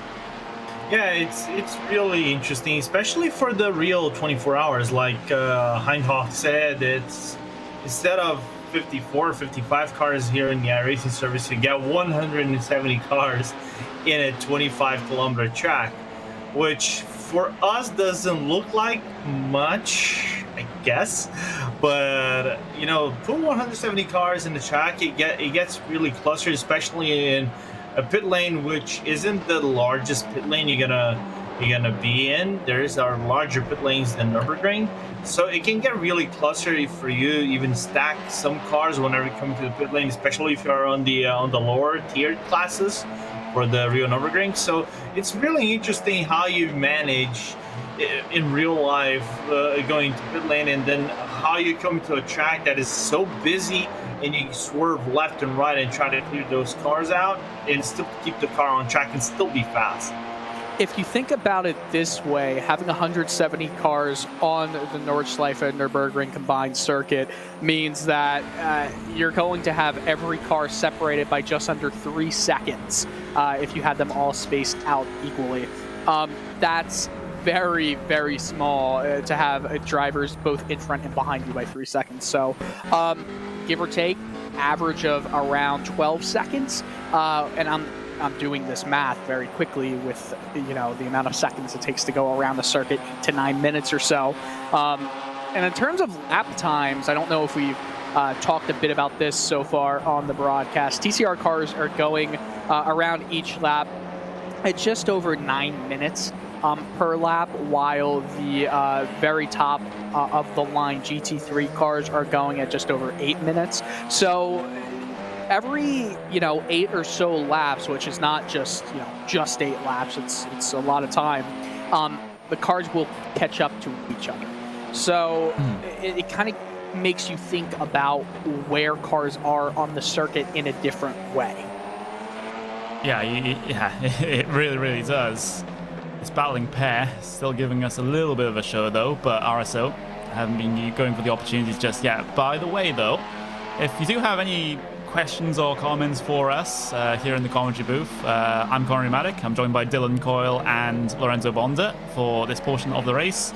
Then just make your comments known in the YouTube chat if you have any questions, especially about the sim racing side of things, because we've hit a lot about the real world racing from the Radio Le Mans guys, but we are more, I think the generous term that they used was sim racing specialists, right? I think those were the words that they used. That's generous. That is pretty generous, but it is what we are, I guess. So if you have any questions about sim racing in general, any of the history about any of these teams as well, that will be certainly a good topic to go into, because I did want to mention Redline, given their situation. Yes, they have this dominance in the GT3 class, and they're going very well. This is probably the best that an iRacing special event has gone for them so far. But I have to remind people, Sebring, I have to remind people, Bathurst, those don't quite go very quickly out of memory, shall we say. So Team Redline, I remember having technical issues at Sebring, and they had further issues before as well. Bathurst, I don't think it was last time, but it was the time before where they had potentially Max Verstappen getting behind the wheel, but then Artsy Kirchhoff decided to bin it about 14 minutes into the race. So Redline are going to be certainly very well aware that they can't take this for granted at the moment. They have to get to the end, no matter if they're a couple of seconds ahead or around about 30 seconds ahead as they are now. Well, and the don't forget difference, Spa. Lorenzo. Oh, and Spa, yeah, Spa as well. Sorry, I didn't know who was. It just proves my point further. You know how if we're in an actual commentary box, we can all see each other. Body language is non-existent here. I feel like if I had each of you guys on a voice call, we would just be looking very weird altogether. However, I do want to add that the gap between Team Redline and BS Competition 89, the 89 car there, it's only 30 seconds. I'm trying to see if that's just been because of BS Competition's pace. Right now, only 3 stops for the Team Redline black car out of the GT3 front runners, the top 9 cars looking at. I'm not sure if that is accurate on our timing screens, because yeah, sometimes the pit stops have a bit of an issue when it comes to this racetrack in particular on ATVO. But on my JRT timing, which is an alternate timing software, the GT3s have pitted in total 7 times so far this race. Okay, so I'm very off there. There we go. So, sometimes the technology doesn't want to comply, shall we say. But yeah, the actual figure is GT3s have stopped 7 times in this race. In a Cup, though, in Cup class, they've also pitted 7 times during this race. The GT4s have pitted 4 times, and the TCRs have also pitted 4 times in this race so far. So that's the situation there. There's your gap for the race lead up on screen for you between the Ferrari red line and the BS competition BMW. So that's sort of hovered around about that mark for the last while. I haven't seen any wild fluctuations in that. So it looks like red line holding strong at the moment here, Dylan. Yeah, but Mahler Racing is only 5 seconds back of BS competition for that P2 spot in the GT3 class and overall. So still something to worry about for BS competition. And Team Redline Black going to try and see what their previous lap times have been, because their last lap was an 809.5, while BS competition's last lap with Heinrich in the driver's seat an 806.3, and Dominic Stabe's last lap was an 807.4. So this might be a little bit of going through the motions or just playing it safe. This is nowhere near over. But remember, the red line Black, at least over the opening portion of this stint, they're coming towards the halfway point. But remember, in those first 1 or 2 laps, they're going to have to get those tires up to temperature because they did change them. So that's going to lose a little bit of time there. But, you know, they should be up to speed now. I'm having a look at the YouTube chat because there have been questions and comments coming in from Salah Rahim. Why are these races so long or so short? Well, this is endurance racing, and we get one of these events every couple of months here on iRacing, where they just go team racing for 24 hours. So it's not just one driver that's doing the entire 24 hours. They do have driver changes, so they can have a bit of a break and let someone else take over the controls of the car. There's also a comment from why don't they use a deep blue night sky instead of zero lighting? Not sure. That's something you have to ask iRacing, excuse me. But that's just the situation there. Although I did hear that they are possibly working on a sort of night sky situation. I remember that being on the roadmap, but there's been no word of that since the day that transitions have come in. So basically, I don't know, Marcelo. Meanwhile, CJE Guardian, is this the Mario Kart 24 hours? Yeah, no, it's the iRacing ones. How many cars are racing? Well, we had 54 cars take the green flag. I'm just checking to see how many cars are still out there. I count 43, I believe, unless if you guys have anything different there, Dylan and Lorenzo. I also count 4. It says 44 because Williams Esports is still in the box. Mm-hmm. So for 71 minutes, it says over here. So they're still trying to repair the car if they're actually going to try to get back it out on track. But running cars are actually 43. You're correct. Yeah, so we've got, that's what I'm seeing as well, so I can back that up. The only car from the GT3 class that is currently out is that Team Redline White. Yeah. Where can I see live timing? That's 24.racespot.tv. So that's a simple answer to that one, I think, as I think I've sort of exhausted the immediate list here. I can just scroll all the way down to the bottom. Is the link to live timing? Already answered that one. So there we go. I think there was someone with a question about the gap between race leader and TCR, I think it was. Was the gap between Redline Black and the SimRC team, which is quite a complicated one to figure out. Actually, it's not too complicated. It's about 5 laps. But we don't have that in time, unfortunately. So you're just going to have to deal with me just saying 5 laps. Meanwhile, we do still have Full Send Racing and Team RSO in the little drafting pair here, Lorenzo. Yeah, we still have this drafting pair. It's going to be interesting because when they come to the straights, it's basically a NASCAR-like, TCR-like push from one another. So they're trying to push so they can get closer into the Craig setup shop. Is just about 8.8 seconds behind Full Send Racing. They're losing time bit by bit with the battlings and handling of the traffic, but still within relative contact of the Craig setup shop car. And it's one thing I want to bring up, which is really interesting. It caught my eye. Basically, all cars except for the one performance racing, the number 79 is supposed to be the 89, but it's 79 over here in the chat, are within the lead lap and relatively, I'm gonna say, within touch of red line. So one small mistake from red line black, you could open up the race so much, and we are barely 7 hours into this race. Yeah, that's the possibility, because it's not like Red Line Black are leading by a minute or 2 minutes, like we've seen some other teams do in the race lead of 24-hour endurance races in the past here in iRacing. That gap is still 30 seconds. And 30 seconds, Dylan, can just go away in a flash, especially if you have a spin or find an Armco somewhere. Yeah, 30 seconds is really nothing, which is why I was also saying about how obviously they did have to warm up the tires somewhat. We'll have to see what their lap time is in Team Redline Black once they do cross that straight in just a minute or two, or a few more minutes. Can't quite see where they are on the map right now, but 30 seconds is still a lot of seconds to, or not a lot of seconds. It really isn't. And if you can just chop down a few seconds a lap, it's going to turn out, it's going to end up being who's the bravest of everybody. And remember, one small mistake in these hours, that's a catastrophe. Alessandro Barbagallo in the chat, 55, I guess cars is what he meant to say there, isn't a bit small field for this race. Is there a plan to expand the grid size in the future? Yeah, that's a good question. Currently, the maximum grid size you can have in iRacing is somewhere around 60, I believe. Yep. For broadcast reasons, we have to limit to 55.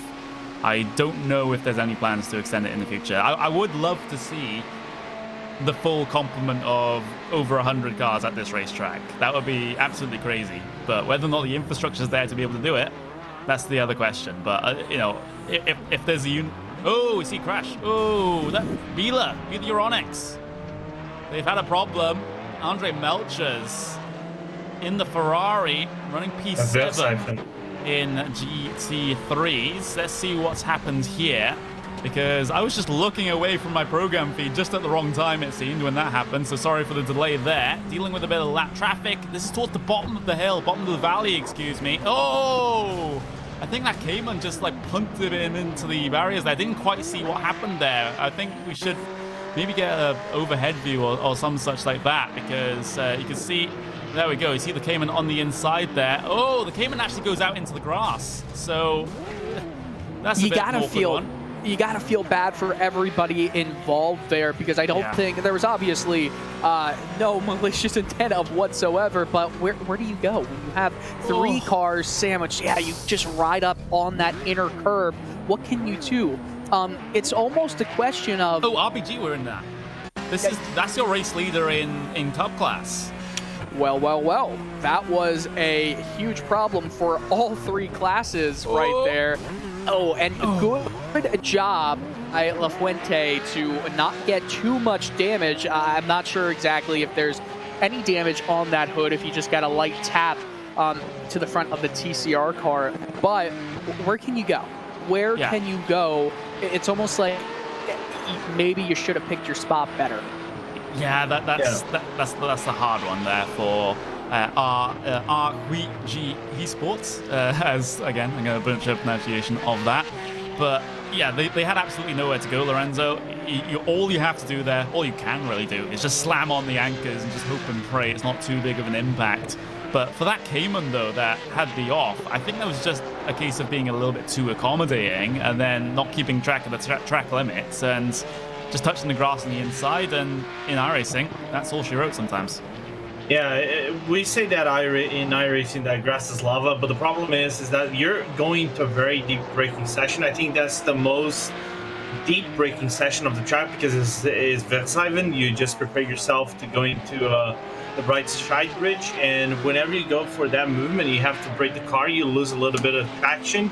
And going all the way down to the outside is quite complicated, because you need all the room you can get, and when you left that room, you already go into the grass nearly automatically, and keeping the car under control is really complicated. So I don't blame anyone, not even ASD Elite Yellow, for trying to make that move. You want to give room to all cars, you want to be conservative, but still it is complicated.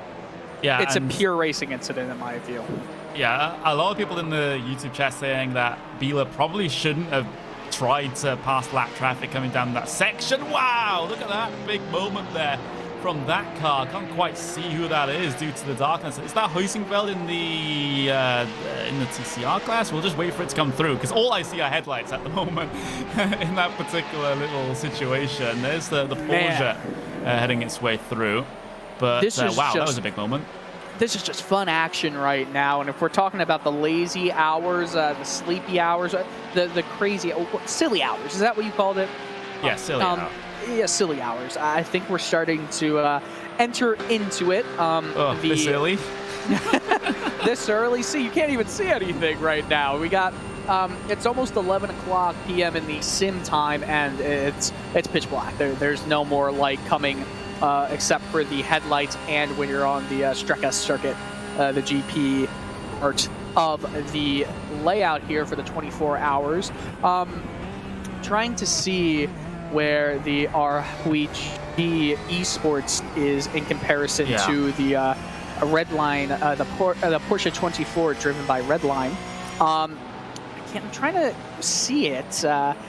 Right now, there's still a fair gap between both drivers.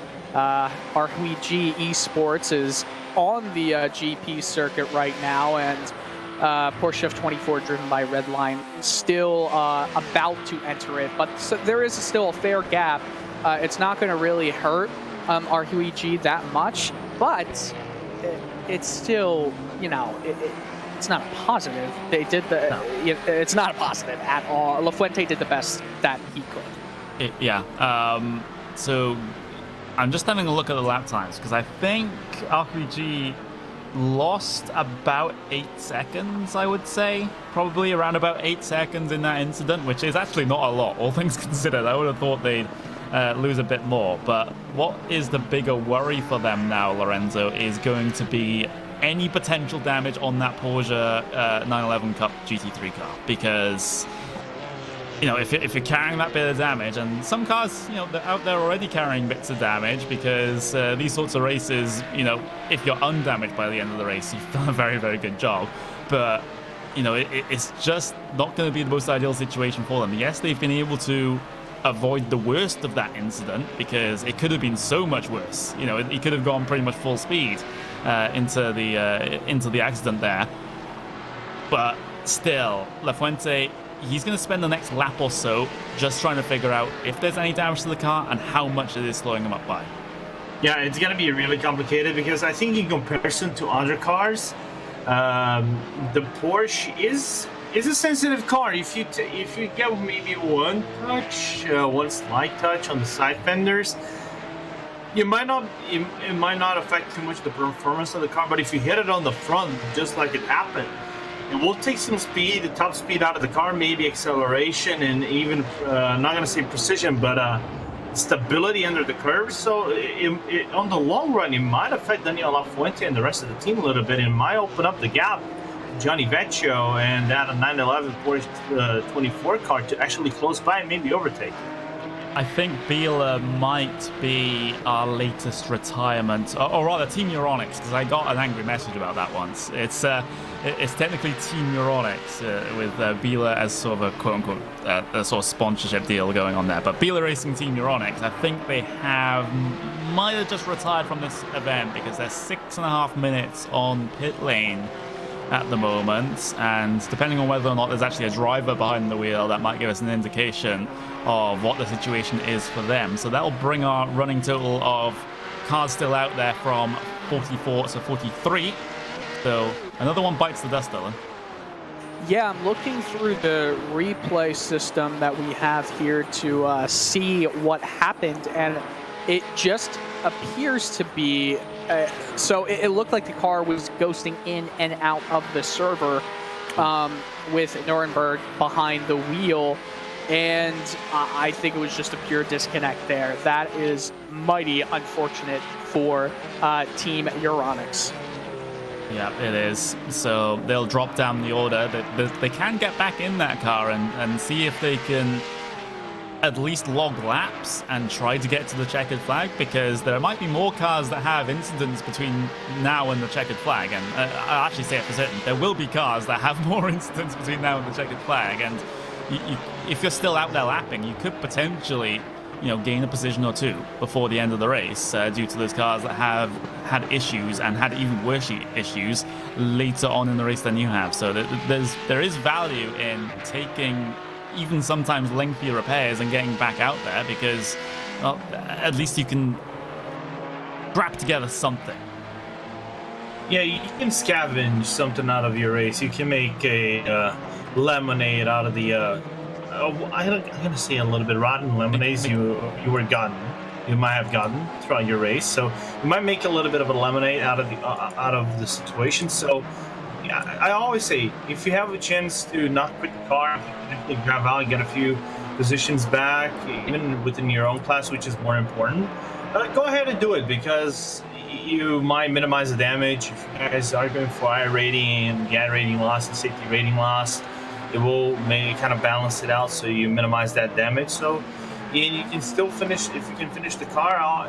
We always say finishing a 24-hour race, especially in Nürburgring and Le Mans and Spa, is always a win. So it might not be the best result, but hey, finish is a finish.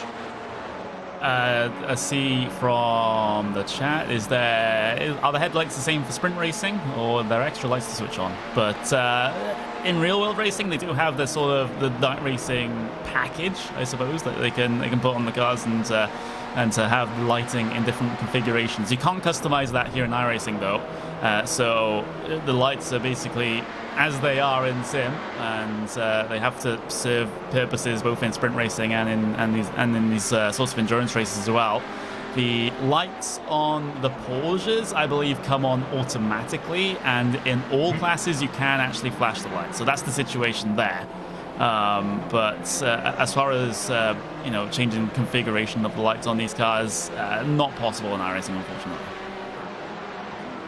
Yeah, unfortunately not possible. And I got a question. Go ahead. Oh, sorry. I thought we just saw Full Send Racing and Team RSO go for a fight into one of the corkscrews there, but not going to be the case. This battle will just have to wait. Continue with what you were going to go on about, Lorenzo. I have a really good question from Alex Trainer on the iRacing Esports chat. So, what are dreams and why do we have them? Hey, I was going to say that. Lorenzo. I'm sorry. Now answer the question. Me? Well, you're going to say it, now you're going to answer. Well, okay, fine, I'll answer it. Why do we have dreams? Well, scientists don't exactly know. There you go. The thing is, we can ask a similar question. Do you believe in life after love? That's the other question you have to ask. Life after love? Did you not hit the song? Oh. He heard from. Come on. I'm sorry. I just listen. I listen to Billy Joel, The Who, Simmel. Not very much listened to by the youth of my day. I do not go to very many parties at Temple University, but nonetheless, getting a little bit back up to the race. You have to have some good laughs throughout the 24 hours. It's definitely a marathon, and I think that if you are I know we've been paying attention to the Full Send and Team RSO battle for a good half hour now, as we should, because it's a great battle. But my question is it quite a battle as much as a stalking of sorts? Because Full Send Racing psychologically has to be wondering, well, you have to think that Full Send might be defensive driving and not taking advantage as much of the just racing hard. I'm not exactly sure how to phrase it at the second, but and we've got some flashers right behind Team RSO. The joys of 24-hour races. I will bring up this story every single endurance race like this, where there was that one driver that I can never remember the name of that mapped their flashing the lights button to their throttle pedal. And so the entire time they were on throttle, they were just flashing the lights constantly. Wow. I know that the misuse of flashing the lights is actually a regulation in things like WEC and VLN and things like that. So not in iRacing. You can flash the lights all you want here in iRacing, but in those real life series, you will actually get penalized for being a little bit too trigger happy with the light flashes. But like I said, in iRacing, well, at least so far the drivers have been relatively well behaved about that, but I think we'll get a light show if there's any more frustrations.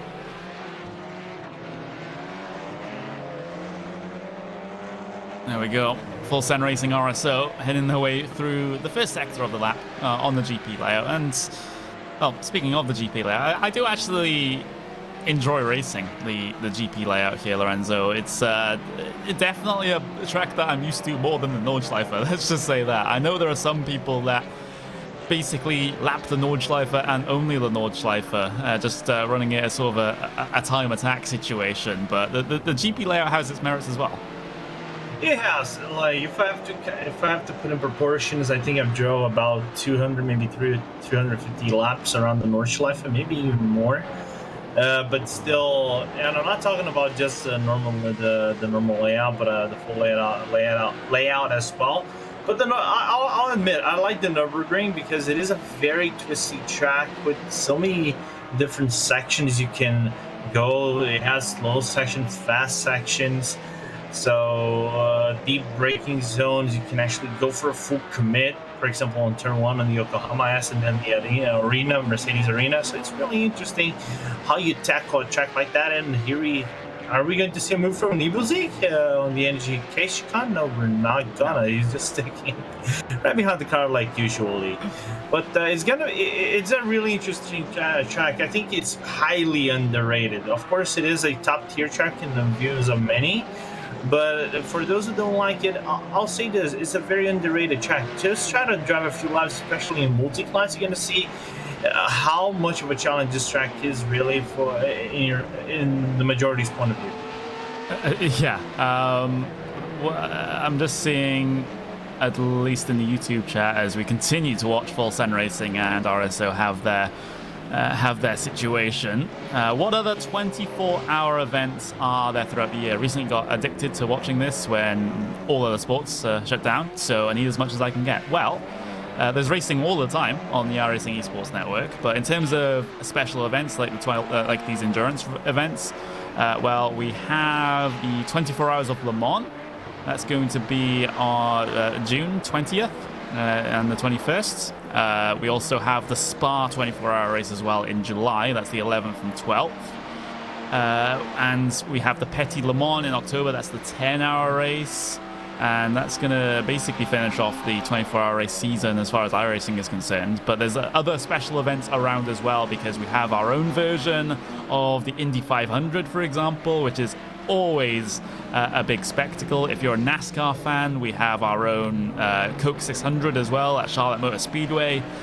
So that's going to be an interesting predicament as well. So it's not just for the endurance racing fans here, these special events. We have things like Indianapolis and of course the Coke 600 to be excited about as well. And I remember way back when that the Monza Formula 1 race used to be a special event as well, but I don't think that has happened very many times recently, at least as far as I can see. Well, actually, I forgot to mention one, Bathurst 1000. We have that in September 29th to the 27th. So that's another endurance race that you could possibly tune into for iRacing special event action. So there we go. Still lots on the calendar here, Dylan, and lots of racing that can occupy our screens while, well, the real life stuff is not happening. There is no other sport that can almost one-to-one replicate what you do in real life inside a game. You see all of these streams that are going online or on TV, where you have, in North America, you've got NHL, NBA, NFL players all playing Madden, NBA 2K, all of these games, and they're broadcasting it, but none of it holds the same appeal to, I think, a lot of people who are in tune with the sports video game market, such as sim racing. And iRacing obviously has the absolute best when it comes to online multiplayer sim racing. It's just unmatched in terms of what racing can provide, and the amount of events that have been happening lately, it's put such a unique spin on, or a unique spotlight on iRacing and what it provides. Yeah, because I remember, you know, that is the exact point, and it's the point that a lot of companies, a lot of teams are also trying to hammer home, is that sim racing is, like you said, the closest sporting game, quote unquote, to the actual real life thing it's trying to emulate. So, for example, playing FIFA is nothing like going out and playing soccer or football or whatever you want to call it. I'm just translating for the American audience, so even though there's probably more Europeans watching than Americans, so football, you know, FIFA and actually playing football are absolutely nothing alike. So you won't see any professional FIFA players go and, you know, join a Premier League team, for example. That's just simply not going to happen. You know, the skills are wildly different, and the same is the case for many other sports games.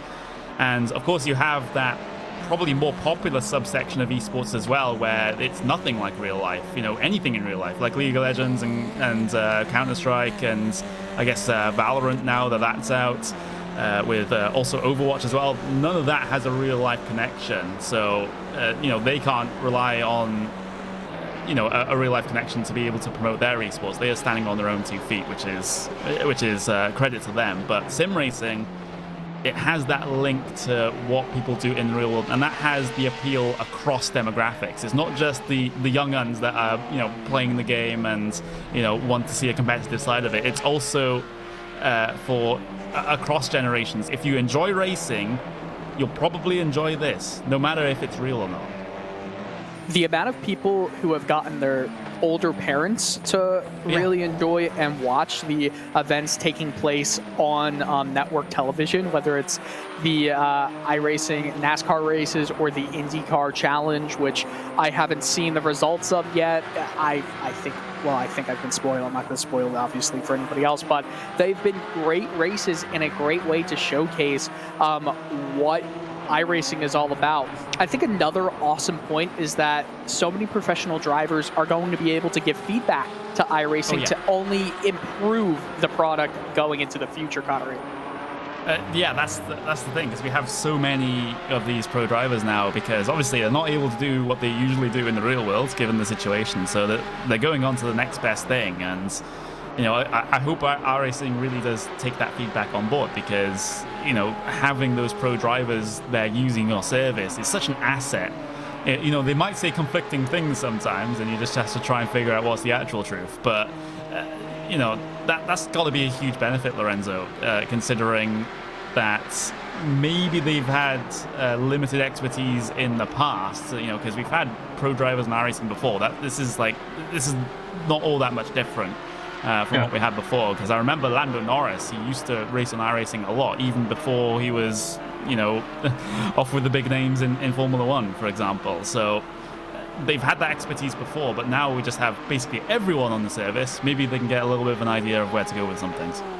Yeah, it's really interesting, because if we're to look at the perspective of real pro drivers, we had like I'm gonna mention regulars. I'm not gonna. People could say Max Verstappen is a regular. He's more of a regular in these past maybe 2-3 years. After that, he had accounts. He used to train with Team Redline and help the Redline drivers when they went to the iRacing World Championship Series, the GP Series. But we had drivers like Rubens Barrichello, Lando Norris, and many others who provided feedback on how the car should work, how they should behave, because they have the real driving experience and they drove the real cars. And now that we have this boom of, you know, seeing drivers from Indy cars, from supercars, from VLN, from DTM, and so many others coming into the sim and having the feedback, as we see Team RSO and also AST Elite Yellow coming into the pits for their service. It's really interesting because I'm already seeing a few feedbacks, for example, from Joseph Newgarden and Connor Daly on how the car should behave in terms of tread and things like that. And I hope that, as you guys said, iRacing, the devs actually take feedback, try to improve upon that so they can give them most authentic or close to most authentic simulation to the drivers, and everybody can be satisfied by it, you know. We see a couple of pit stops happening. This is in GT4s. So we have Team RSO 397 in, ASO Elite Yellow, DRS Wave Italy also deciding to take their stops here in GT4. Well, these GT4 and TCR stops are a lot rarer than the than the GT3 and the Cup class pit stops, so it's quite notable when they do happen. There we go, coming off of the pit lane there now. And of course, iRacing, you know, with all these pro drivers, they do take the feedback because you know, they even have beta testers, for example, that get sort of early versions of the game. There's a bit of side-by-side going off the pit lane there that will be sorted out between those two, but it is worth mentioning that iRacing do take these on board, and you know, beta testers are a thing as well, so they'll get like a sneak peek and a preview of what's to come, and are able to sort of try and catch something before it goes live that may be even slightly inaccurate, so they can actually be on top of that and able to get it sorted by the time it gets released to us plebs, I suppose, is the term us plebs. Yeah. I would consider myself a pleb. I never thought this word's coming out of Connery's mouth. I never expected that. I mean, let's not talk about what happened in the pre-show of the of this very same broadcast. But there were stronger words there. No, but then again, we can see who's going to be the real pleb by the end of the year when we do the commentators rate. So yeah, we're not going at. Oh man, that's going to be wonderful, Lorenzo. It's already being organized. I'm taking you out. Okay. There we go. Rivalries on track. Rivalries in the commentary booth as well. Jesus, as Team Redline Black, they're going down the pit lane right now. Christopher Dambeats bringing that car in, and this is something that the Radio Le Mans guys covered, because Team Redline Black, they're basically one lap off cycle compared to everyone else in GT3s, and seemingly that theme continues.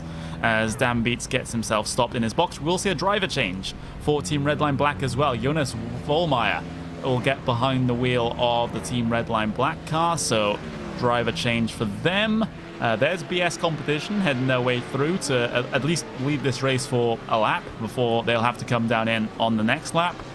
So similar sort of situation to what you've seen over the last couple of stops there. But yeah, Vollmeyer behind the wheel of the car now, Lorenzo, and soon he'll be off and away. What I'll be very interested to see is if Redline Black actually take tyres here. You would have thought with the driver change that they would.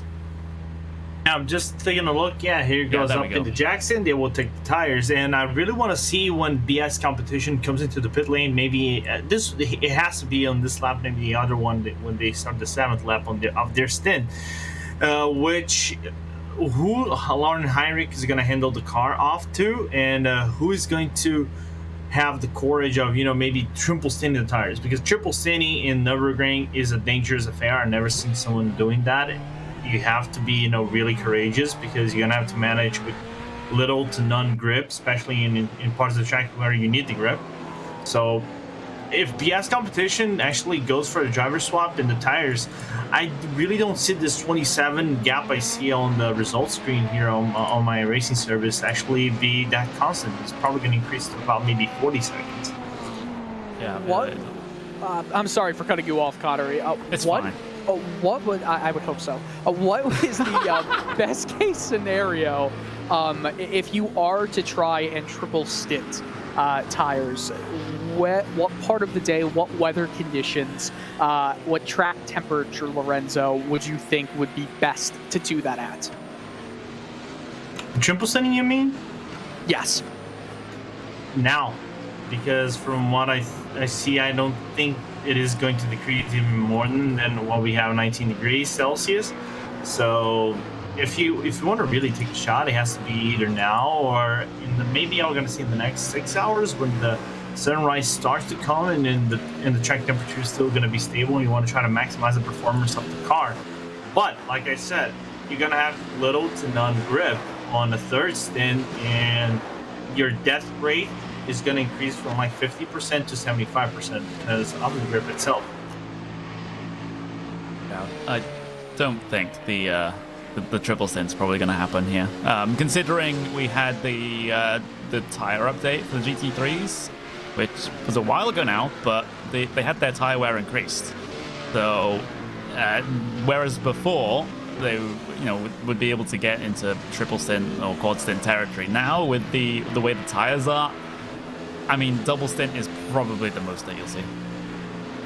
Okay. I still feel like if a team does decide to triple stint, not everybody has the benefit that we obviously do. We're omnipotent. We can see everything that's going on at the same time, but the drivers and also the rest of the team members for each car, they're not going to be able to see that as much as we will be able to see that. So I don't think any driver will be deciding to go triple stint. I know it almost never happens, but it could throw another wrinkle in how this race goes. It's not necessarily a bad idea to try it out, and if you don't like the feel of it, then you're gonna lose some time, but it's not like you're in a late enough stage where you can't gain that time back.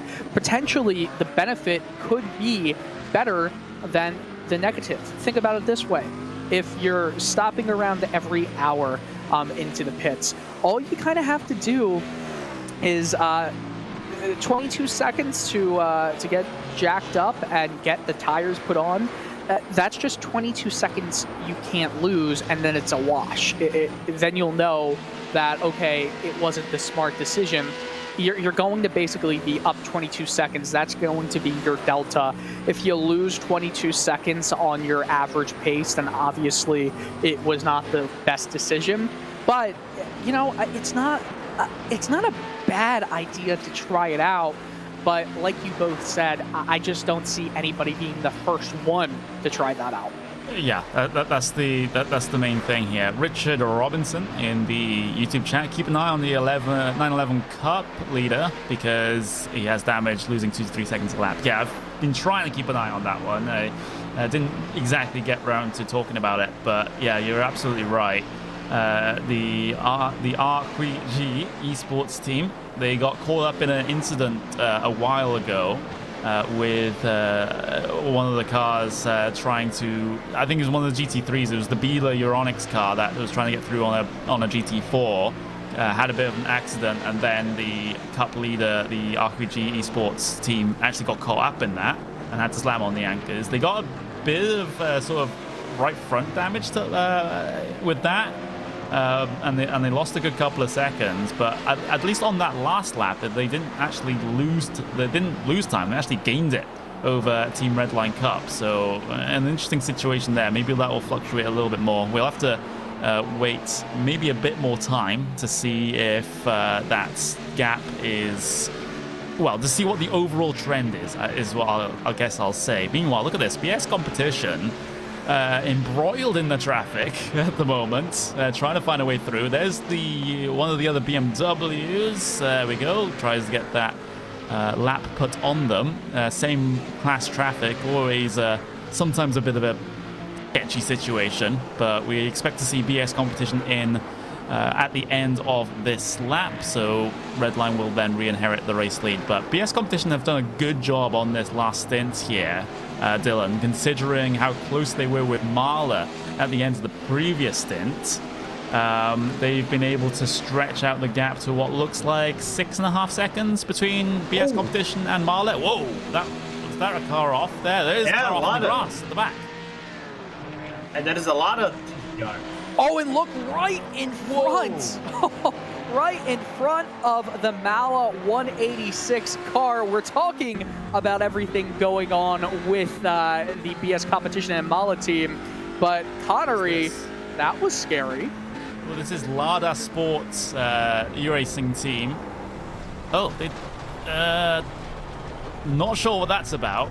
I think they decided to take the corner wide deliberately to try and let the traffic through, but then took it too wide and found the gravel and the grass and eventually a barrier as well. That's, again, it's the night time. Perhaps you can forgive errors like that, but it might be another instance of, again, being a bit too generous as lap traffic. And the thing is, you make that mistake, all right, it happens. But the thing is, you're coming back on the downhill just before the Stefan Balafes, and the car is a pretty steep downhill. You're already done Glasscockton, so it's complicated. The car is a little bit off, and you need to control the car as much as possible for the downhill and prepare for Balafes. So you see a TCR car just coming out of the gravel trap into the road near on the apex.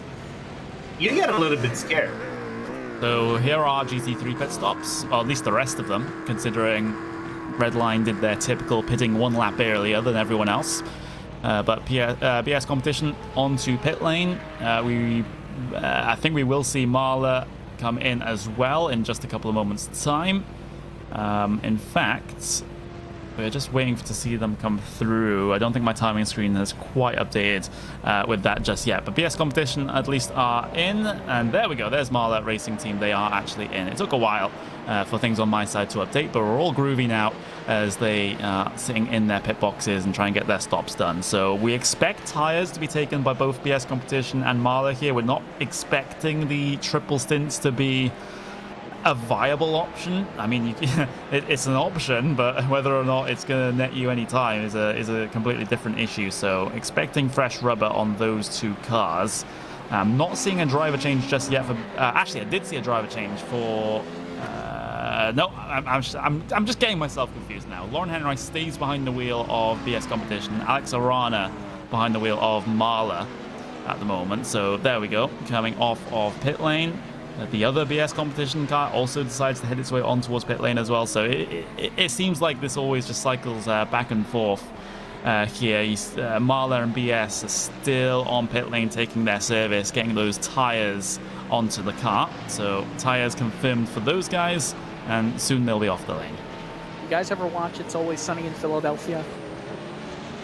I've caught bits of it, yes. Okay, well, one episode, the character Charlie decides that he loves the fact that he's the wild card of the group, and then cuts the brakes of their car and, jumps out of the back. Whoever goes triple stint is the wild card of this race, and I'd love to see it. I just don't see it happening. Yeah, I don't think it's going to happen. If it's going to happen, then it'll be around hour 12 to go. It's sort of that sort of margin where it's the coldest the track will be for the entire race. That's probably when we'll get them. But yeah, I don't get why we're talking about it, considering I think it's impossible for them to do it. So let's just say that. I mean, I've really made a commitment there, haven't I? If just in case any of them do actually decide to go for it. But at this moment in time, we will just take ourselves a little bit of a break here in terms of the commentary. We won't be going to commercial, but if this is your first RaceSpot broadcast, then you'll not know that when we do have commentator breaks, we'll actually go with an extended onboard with one of your teams and then turn up the car volume so that you can hear the wonderful sounds of those engines. And is there any suggestions as far as which team that you want to go on board with, Dylan or Lorenzo? I feel like I want to keep looking at the Mala Racing team right now. Just fresh tires, starting to get it all heated up, 5 seconds behind BS competition, and they've definitely been on the interesting end of some action here with traffic. Lorenzo, love to hear your pick, because apparently you're a robot in the YouTube chat. Yeah, people say that I'm a bot, but anyway, I'm actually gonna go with our boss Hugo Luis pick of BS competition number 89. Oh, so there's a conflict. I have to be the decider between these now. So yeah. Well, if the boss says what to do, I don't know. Yeah, I think I'll have to take Hugo's word as we'll go on board with the BS competition car. Lauren Henreich behind the wheel of that. as we will go eventually RaceSpot TV fan immersion on board with them. So there we go. Here's the onboard with that BMW Z4 GT3 machine. We'll be back with the commentary in just a couple of moments' time, but for now, listen to that wonderful BMW.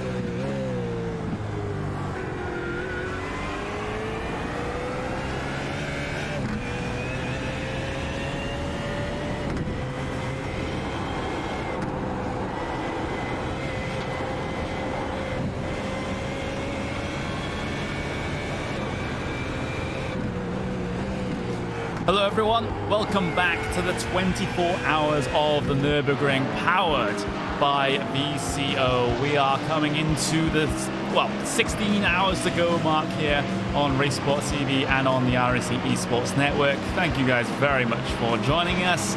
I've been Connery Medic, I've been joined by Dylan Coyle and Lorenzo Bonda for this portion of the broadcast.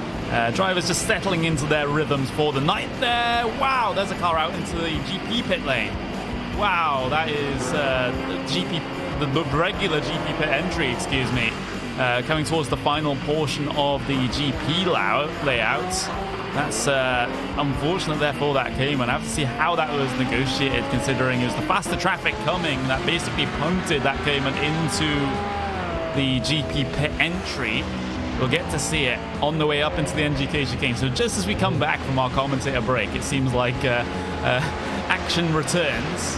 There's a GT3 bearing down on it, and the GT3, I'll give it a bit of a love tap right there. Wow, big old punt into the pit entry, and well held by that GT4 machine as well, Lorenzo. Well held by the OTR Esports car, so been driven by Jean-Robert Delicourt. So and the guy involved was actually P2 in the class, so that was the BS competition. And they lost track. But that was dangerous. Oh, where was that BS competition? Oh. That was just above the Hudson Bach, at the end of the Hudson Bach, and right ahead of them, but that's actually Bala Racing Team. So they cleared them off just as... excuse me, that's just clearing up. Wait, you're talking about the 89 or the 7? Yeah, the 89. Oh, so that's the second place BS competition car. Having a bit of drama. It looks like they're okay as far as damage is concerned. It was just a scare, right? Yeah, that tap that sent the GT4 out in the GP part of the track, that was actually the 89 putting them away. Ooh. And then right afterwards was the drama with Mala, because Mala had to tap the car on the brake as that GT4 actually lost themselves on the braking zone of Hottenbach. Yeah, so there we go. So heart and mouth moments there for a couple of the teams, and if you're BS competition in second place in GT3s right now, it's you can't really afford to have too many heart and mouth moments. They will continue on though, undamaged from that. But yeah, that situation, always sketchy, and this is why you always have to be alert as well, even coming through these portions of the race, and perhaps especially through this portion of the race where it's so dark and you have to keep your wits about you for situations like that. I will say though that GT3 coming up on the back of the Cayman through the latter part of the GP circuit, I think it was just going for a gap that simply wasn't, it didn't exist. It was starting to exist, yes. So I think they thought the GT4 was making a gap for them on the exit of the corner, but the gap seemingly wasn't large enough. Yeah, I'm gonna say I think they misjudged the situation a little bit. I think Laudi and Heirik just slightly misjudged on the exit of the NGK chicane, heading into the forest, and unfortunately tapped the GT4 out of the way. It wasn't. I'll say it wasn't intentional in my point of view. It just was a slight misjudge from the BMW. Guys, I'm checking out what's going on in the Porsche Cup circuit here, and RWG Esports just made a stop, as well as Team Redline Cup, as Marcus Jensen is now taking over for who I believe it was Max Verstappen for the past hour or so. RWG is in the back end of the GP circle, so doing very well, even though a bit of damage was put on. I'm not sure if they repaired the damage. We'll have to see in the lap times after the tires get warmed up, but I still got to think of that as if they finish highly in this class, you've got to think that heart and mouth moment when they came together with the TCR and GT3 team, it's got to be one of the defining moments of the race. It could have gone so wrong, and they were just an innocent bystander. I think they did take a healthy amount of repairs that time, because they had by far the longest stop of everyone in that class. you know, even on the long side of the stops, you're looking at 45-ish seconds, if not a little bit more, but 1 minute and 2 seconds stationary in the pit box for RPG Esports.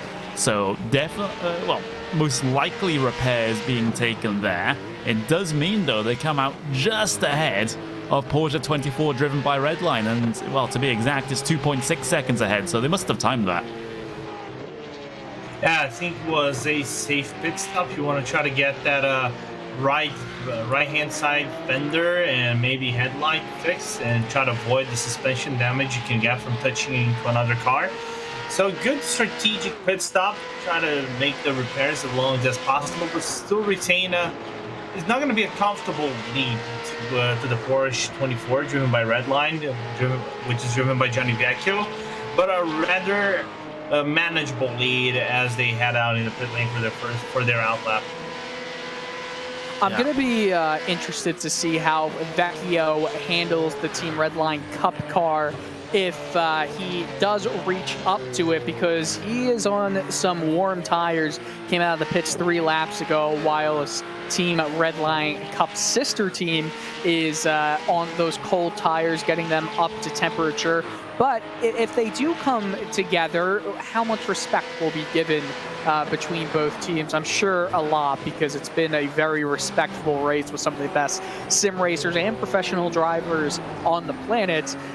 Still, though, the intra-team relations always fascinate me. Yeah, they do as well. We can talk about Coanda and Redline and their rivalry all day long, I think, but I think we'll spare the details for now, although we do have about 16 hours to kill, so maybe I don't think any topic's off limits in this one. But yeah, these you know, sim racing teams, they do have histories with each other. Like I said, Redline Coanda in the iRacing World Championship side of things, always back and forth between the two of them. And of course, they are not in this race, but Red Bull Racing Esports also in the iRacing World Championship, having fights with both the Redline drivers and the Coanda drivers. And there's a puff of smoke there as Gianni Vecchio went through that. Whoa! Almost touched the grass on the exit of the corner there. A bit of an oversteer moment for Gianni Vecchio as he heads at the down through the corners at the bottom of the valley before starting to climb up the valley once again. As Gianni Vecchio, of course, I think is one of the stronger drivers on the Redline roster. Of course, you have Maximilian Benecke, and of course you have, maybe not in this car, but in the other car, Max Verstappen. But Vecchio has always struck me as a very, very solid driver. You can just put a car into his hands and he'll probably get it to the end of his stints, and does more often than not. And that's a great trait to have. He's just so consistent. Yeah, go ahead. Sorry. I am so sorry. Please, Lorenzo, go ahead. Go ahead, Lorenzo, please. That politeness. You have seniority. But above Vecchio, I've been seeing Vecchio's career from 2018, 2019 more closely than probably any other driver in the Redline lineup, because he's been a driver, like you said, very consistent, grabs a car, hands it off at the finish. But I think from 2019, especially 2020, he has been a very fast driver. I think in my opinion, he's probably the only driver in the Redline lineup nowadays that can actually match Benecke in terms of full speed and full pace throughout a whole stint. In comparison of how fast you should be in comparison to Benecke or even a Max Verstappen. And I'm really proud to see this evolution from Vecchio from 2019 to 2020. So if I have to pick a name to see out of the Redline and maybe even the Esports Super Cup, I'll say Vecchio might be a driver to be mindful of when the Porsche Super comes next weekend. Yeah, and of course, for those unaware, the Super Cup that Lorenzo's talking about there is not the Porsche Mobile 1 Super Cup that's going on right now, with the real world Porsche Super Cup Esports, well, the real world Porsche Super Cup drivers doing their own esports thing. The Porsche Tagoya Esports Super Cup is the iRacing World Championship on the road side of things. So you wear World Championships in other esports, like on League of Legends and Overwatch and things like that, and so the Dota, the International. It's basically our equivalent. Meanwhile, got a replay. One Performance Racing. Wayne Bork behind the wheel of the BMW there. What's happened here? Since this does seem to have come out of left field. Oh, we get squeezed by the TCR a little bit. Bang! That is a calamity. My word, you cannot see. Is that this Craig is setup shot? Yeah, it is. Wow. Just on the Hotzenbach. As they go into the braking zone. That is not a place you really want to make a move. That's P3 in TCRs. Exactly what I was going to say, Lorenzo. You cannot be looking at making a move into a corner that is as tight and as quick as that one is. It's just not going to work. And so far, you can kind of see the impatience of some of the higher class drivers coming into play. You want to get by these guys, but if you can't do it safely, don't ruin a 24-hour race. And we see that replay. I think, I'm not sure if he touched the grass there, but when he slammed, when he got onto the brakes, something broke in the car. It's probably just he was turning left and just locked up the brakes, and that's a huge bit of problems there. And what can you even say? What can you even say to your teammates? I take that back when I said immediately when I saw that with the TCR squeezing. I don't think the TCR squeezed him. I think that's just a really optimistic move from the GT car that's trying to get its way through there. That's not a place where you pass slower traffic at all. So you can understand the incident in that instance, and I don't think Craig Setup Shop really have anything to blame. Have any of the blame there, because you simply don't expect the GT car to be trying to make a pass there. Yeah, you shouldn't be expecting a car to make a pass there either, because again, it's a quick left, it's a sharp left-hander immediately into a right-hander. And there's so many of those types of turns here through the Nordschleife that if you're planning to make a move down there, you better hope that the car on your inside or outside is pulling back, because that's not a place you can go too wide. You see so many drivers just decide to peel off because they understand that the risk is too high for the reward at that moment. It's just, this is the allure of the Nordschleife, however. These mistakes are expected, and, it makes it more entertaining for the viewer and for us as the broadcasters to then analyze, what they could have done better, what went wrong, and it was definitely the GT3 car there that shouldn't have made the move down there. We were talking earlier again about that 3 class crash, a great alliteration, that 3 crash clash that happened, and it was, it was arguably the GT3 car's fault. This one, inarguable. I don't think that's a suitable opportunity or place. It's not even an opportunity to get past it. It's just that, trying to go for a gap that was always going to close and always going to be very narrow. And if you play with fire, sometimes you get burnt. And that was just the situation there.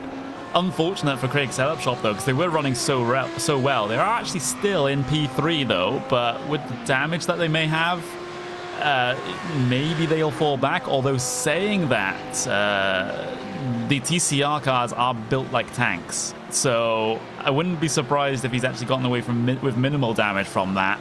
But it's all dependent on which part of the car hit what, basically. Because if you hit the wheels, then you're going to get some suspension damage. But if you're going to nose into things or just door barge into things in these TCR cars, then they're not going to get that much damage, because arguably that was what they were built for with the racing that they do.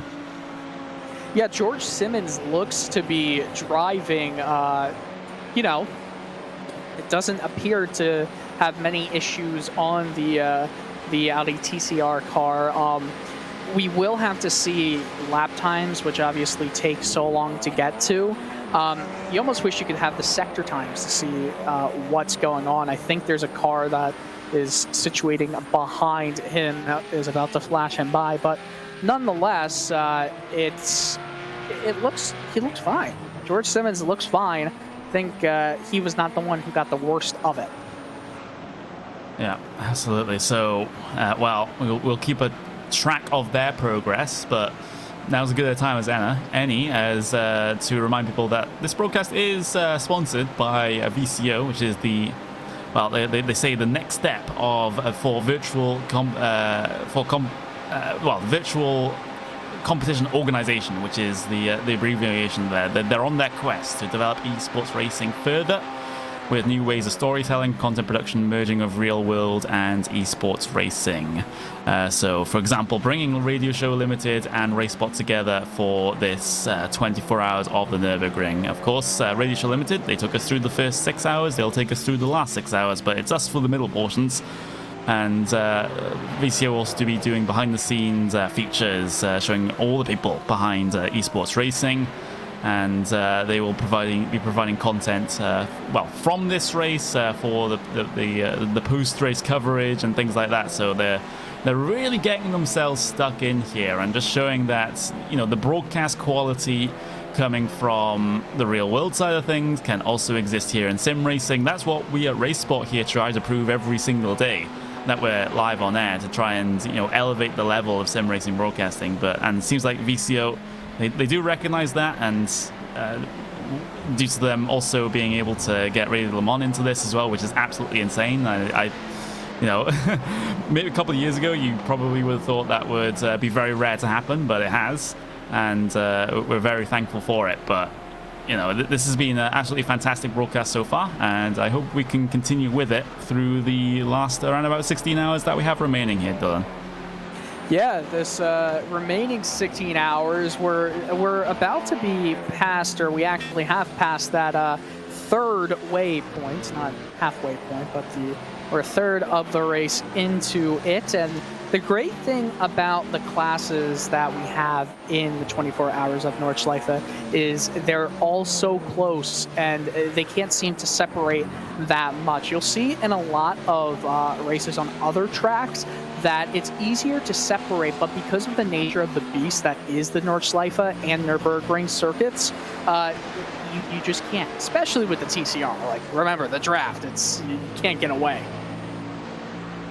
Yep, you can't. It's very difficult to break that toe, especially in things like the TCR class, where they just they punch a big old hole in the air, and it's very easy to draft that to the back of them, which is why we saw that big old train for the race lead in the early portions of the race. Of course, split up now, and that's not entirely surprising. All good things sometimes have to come to an end. There's your TCR race leader heading its way through. That's the Sim RC car with Diego Pinto behind the wheel. Of course, we've had Felix Lunding and Jürgen Frank make an appearance for that number 76 car as well over the course of this race. But with that, though, I think my time has run out on this broadcast. I'm going to have to try and get some sleep before the final 6 hours starts, because I am producing that portion of the race, so I'm going to have to be alert for that. But I leave you in very capable hands. I've been Connery Maddock, and Dylan, Lorenzo, you have the show from this point forwards. Well, thank you so much, Connery. You have been a pleasure to work with. Great, as always, to get some high-quality broadcasts here on RaceSpot TV. This one has been a fun show so far, and Lorenzo, I guess it's just you and I, just like old times. Just like old times until we get about hour 10. Hour 10, maybe hour 11, because we still have Chan Hei Wan, Chan Wei Han, to join us at the very near to the end portion of our broadcast. We're going to have a third member joining us at the very end of the broadcast. So it has been fun. I hope Connery enjoys his probable schnitzel that he wants to go on. If he actually gets a schnitzel. Hey, what is a schnitzel? I'm British, okay. he's still here. What is a schnitzel? Like, obviously I know I've heard of schnitzels. What is in a schnitzel? Man, I would have to look it up because I haven't eaten one in decades. But still, we'll talk about it during the race because we still haven't got into those hours. There's still a lot of racing to be done. And as you guys are seeing, we have Gianni Vecchio and his blinking 911 car, which I've been seeing blinking for the last few laps. Jeez, talk about strobe lights. My word. Vecchio has been doing that a lot, and I don't think with that much reason, because it's not like any car in front is just going to move over until they have no choice. I'm also paying attention to the TCR class battle because Craig Setup Shop and friends is in the midst of a battle for second place. Around 5 or so seconds by my watch separates 6-7 seconds. Van de Val Sim Racing Blue, Craig Setup Shop and friends, and Team RSO for P2. So that's a fun battle to look out for as we see the gap appear between the 3rd and 4th place teams. The 63 Craig Setup Shop and 597 Team RSO cars. George Simmons in the Craig Setup Shop and Friends vehicle. Robin Haas and the Team RSO 97. Just 3.5 seconds separate them, which obviously it's not that much, but a 3.5 second gap, Lorenzo, is bigger once the speeds are winding down. In terms of the GT3 class, a 3.5 second advantage is very minimal, as we do see it going off track. Team RSO, Robin Haas almost just binned it. Always some fun to see what they're doing at the hours here so far. We're actually, Lorenzo, count down with me. 3, 2, 1, midnight. Midnight. So we reached midnight here in Nürburgring. Yes, we are at the morning hours on in the simulation. We're on Sunday, May 3rd, 2020. Wherever you are in the world right now. For myself, it's 6 o'clock on April 25th. Lorenzo, are you in the same time zone as myself? 1 hour ahead. I'm at 6 p.m. in Brazil. Okay. See, we're so far apart, but yet we're so close in spirits. The TCR class has led to some great action, and like you were saying, they're built like tanks. So an incident here or there, it's not that bad. I think you were talking, comparing it to a NASCAR car. They're able to beat and bang a lot. But that 3.5 second gap that is now at 3.4 seconds, it's still a big gap. With a faster car in a class like the GT3 class, 3.5 seconds is very little, but it's hard to cut down on 3 second leads, 3 second gaps in the TCR class. It is, and the one thing we want to be mindful of is that this Craig Setup Shop 3rd place car is the car that actually got involved in the incident at Hattenbach with the One Performance Racing, the number 79 GT3 car. So we saw this car go off track and it got hit. As you said, it's a tank. It takes a few bruises, but we want to be mindful that it lost 8 seconds on the previous lap in comparison to the Team RS driven by Robin Haas. So we want to keep an eye on George Simmons on this lap and the next afterwards, and the lap afterwards, to see if there is any drop-offs in the true pace of George Simmons and that TCR car. That battle for P3 raging on right now is one of the lone battles going on in the 24-hour circuit. Around an hour ago, all of the cars from every class, they were surrounded within the Nurburgring GP circuit. Now they're spaced out quite a bit. Probably in another hour, we're going to see a lot more cars with smaller gaps between all of them. But it's kind of calm right now, which obviously I could jinx it. The broadcaster's curse could happen and some mayhem can take place. But there are solid gaps in the GT3 class. Team Redline Black has a 30-second lead over BS Competition 89 car. Mahalo Racing, a 186 car, is 10 seconds behind BS Competition, and then just going down the field a little bit more, BS Competition's 7 car is around a minute behind Mahalo Racing, and more minutes, more gaps. It's starting to stretch out, and you're starting to see that the 24-hour race does separate drivers more than a quick sprint race, if you will. Yeah, I think the night race, in comparison to day racing, where you have more daylight, the natural, like I said, natural daylight, and you can actually, you know where the track is placed, you know the curves more naturally, you can attack more, be more aggressive in it. The night racing, it becomes more of a conservative race. You know, you just wanted to keep the car inside, avoid any damages, avoid any troubles. So it is more natural that you go into a more laid back stance into the night, and just be more safe. You can still you're still trying to go fast, but you want to be more laid back. And that's what I think every single driver is doing, because surviving the night in Nürburgring, daylight starts right about 4 a.m., 5 a.m. in the sim, so we have still more 5 hours and a half of daylight of nighttime in the sim. So it's going to be interesting how these cars are going to be staying around the track, are going to manage themselves, because we are still not out of the woods yet for any of these classes. Yeah, and we're going to be with you for the next 3.5 hours, and we do switch to another team of commentators here on RaceSpot TV. So you'll have us for all of the night. It's Bondering After Dark. We should have a podcast named that, Lorenzo. I feel like it would get rave reviews from the crowd here. Maybe. But maybe. What would we talk about? Schnitzel, which, by the way, thank you for the explanation in the chat. Pork, flour, breadcrumbs, delicious. My word, sounds delicious.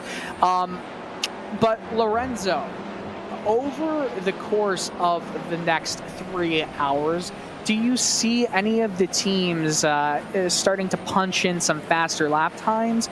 Do you see any aggressive maneuvers coming? Because what we've seen from, for example, the TCR class, the Porsche Cup class, all the classes basically, teams are just starting, we're just kind of stalking cars behind them, staying in the draft, saving some gas. Is there really a major need for at least these middle hours to be aggressive?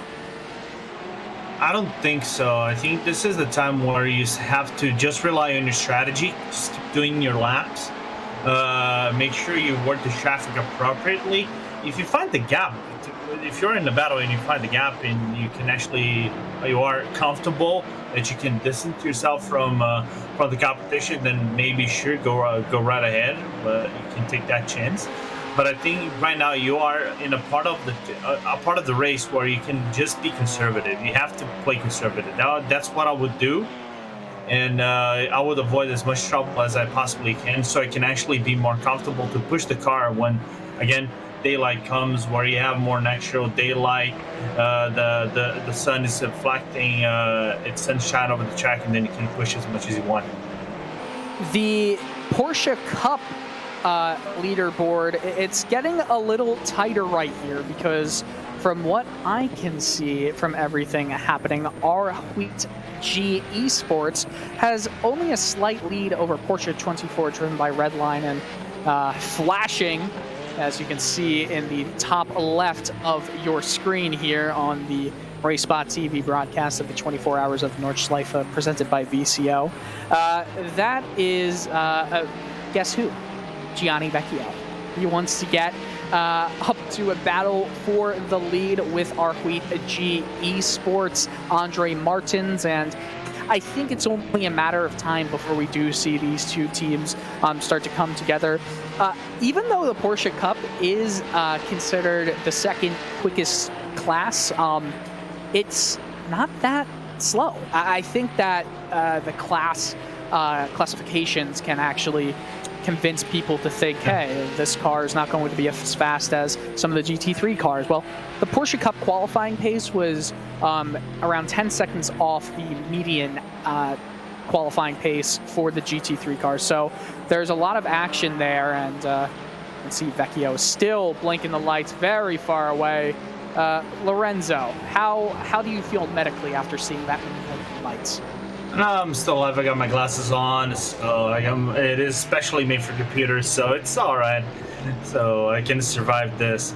Well, one thing though, you were saying that it might get closer. I don't think it's gonna get closer because when Andre Martins actually took over for the RWG Esports car, he put the tires in, so he did the full service, whereas Johnny went for just the fuel, so he's double stealing the tires. So Martins will naturally have a mid to late pace advantage compared to Vecchio. So you can see the gap was at one point was at 2.7. It is already nearly the double the amount, so it is at 5.4. It is already the double. So it is natural to see over the next few laps the gap just gets wide and wide and wide. Of course, when Johnny hands over the car, it's going to get closer because they're going to go for the full service. But one thing you were saying, they are a fast class, not as fast as GT3 aerodynamically, but if you put them on the Doriga-Hoa, take a guess who's faster. I'm going to guess the Porsche Cup cars because you wouldn't be acting this way if it wasn't them. Yeah, they're actually just as fast as the GT3 cars, if not faster, about 5 kilometers faster on a Doriga-Hoa just on pure straight line speed. That, it doesn't surprise me. Sometimes you want to sacrifice that the downforce on the car for less drag. So not surprising at all that the Porsche Cup can compete down that straight. As you see on the screen, the 7th place team, the lone Mercedes Ben car in the field, the MB Esport Racing number 23 vehicle. We haven't seen or heard a lot of that team so far in the race today, driving the Mercedes AMG GT3 vehicle, number 23 car. Only one has been used in this split. And, you know, Martin Christensen is the man behind the wheel. There was no allowance given to the, to the Mercedes car, because that's kind of the what every other vehicle, I guess, was looking to be like performance-wise. But the interesting thing is, while there's other teams and other cars that are struggling in the race due to mistakes and accidents, One Performance Racing, Trans-Tasman Racing, Sim Race 24/7/18, MB Esport Racing has done some quiet things and clean race so far. So it's nice to see them doing well as the lone representative for a Mercedes AMG car. Yeah, it has been. You know, it is really interesting to see the lone Mercedes. The problem for the Mercedes in comparison to Audi and the Ferrari is that the Ferrari has the better overall pace, and the BMW as well. I think it would be the top 2 cars. That's why they are the biggest choices here in this track. And the Mercedes would be that odd number 3 in the Audi, because they have the 20 kilos penalty. It would be the 4th one. It would be slower, but it is to compensate over the top speed it has. So it is not surprising to see this car just lurking the top 5. It is about 2 minutes behind the MSI Esports Blue car, but with a lineup that is actually consisted of former RS Sports RS team driver Martin Christensen and another 2, as you guys saw, Sondergaard and Boss Vista. So it has a very deep lineup and highly experienced in that car. So they know how to drive that car regardless of track, and you can see GT4 that is not very happy. That's true. Yeah. Or blinking them. And with Justice, actually with small Justice, because that is the GT4 class leader. That's crazy. Yes, that is the GT4 class leader. We haven't really paid attention too much, I'd say, to the GT4 field in this race so far. Not too much close competition between everybody, but you are going to see, I feel like, as the race continues to you know, take hold, some more action happening with the GT4 class. Right now, there's some traffic that Martins has to worry about. So we are going to see some Porsche Cup and GT4 action. They're sister cars, I guess you could say. Both Porsche makes, as that was a pretty simple go through for the number 20, or excuse me, the number 911 car, Porsche 24, driven by Redline. Or excuse me, that was Andre Martins. I was looking at another car. But anyway, 211. There we go. We got many 11s here.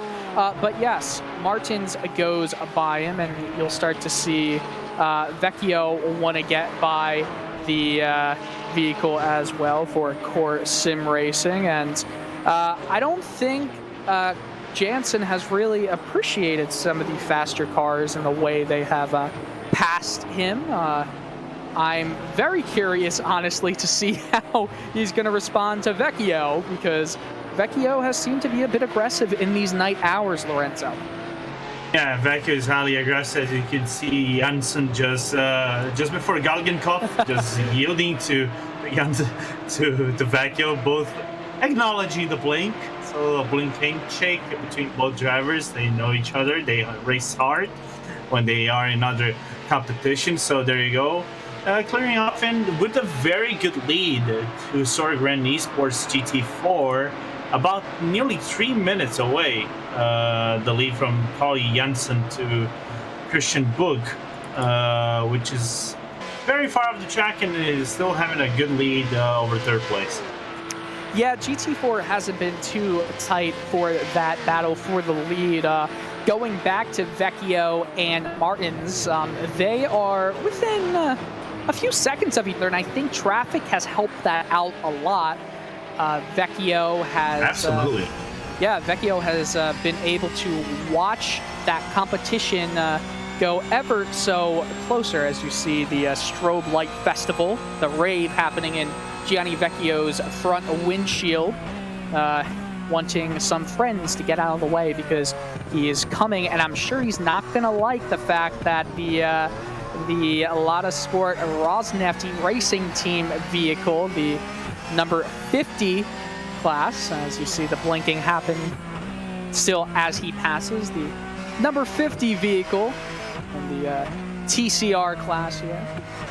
So Vecchio is enjoying those flashers, and it's still going on. I would love to understand what's going on in the mind of Gianni Vecchio. Maybe he is the driver that Connery was talking about. With the brakes? No, he's on the throttle. No, it was the accelerator, right, if I recall correctly. Okay, well, maybe that. Nonetheless, the battle for that P1 spot in the Porsche Cup is starting to heat up. Vecchio is gaining on Martins pretty quickly. Couple seconds a lap. The traffic in front obviously helped. That's a given. And you see flashing. The class leader isn't going to get out of the way, Vecchio. So not sure why that's happening. But you do see the MB Esport Racing number 23, who passed the some of the slower cars in the Porsche Cup class at the beginning of the Nordschleife just one lap ago. It's only been able to slightly break away from the Porsche Cup class, so you can see the speed differences. It's not that high, around 10 seconds, as one would expect. But at the Nordschleife, that difference is so massive, Lorenzo, it really doesn't matter. Yeah, I think Nordschleife is one of the tracks that we often see like a second difference being way too small. No, it is actually way too huge because of the length of the track. So we cannot minimize 1 second. You can shred away 1 second easily in any single turn. So 1 second taken away, it is huge, people. Trust me. So it is going to be an interesting battle as Johnny once again blinking the lights as they come down into flip pots.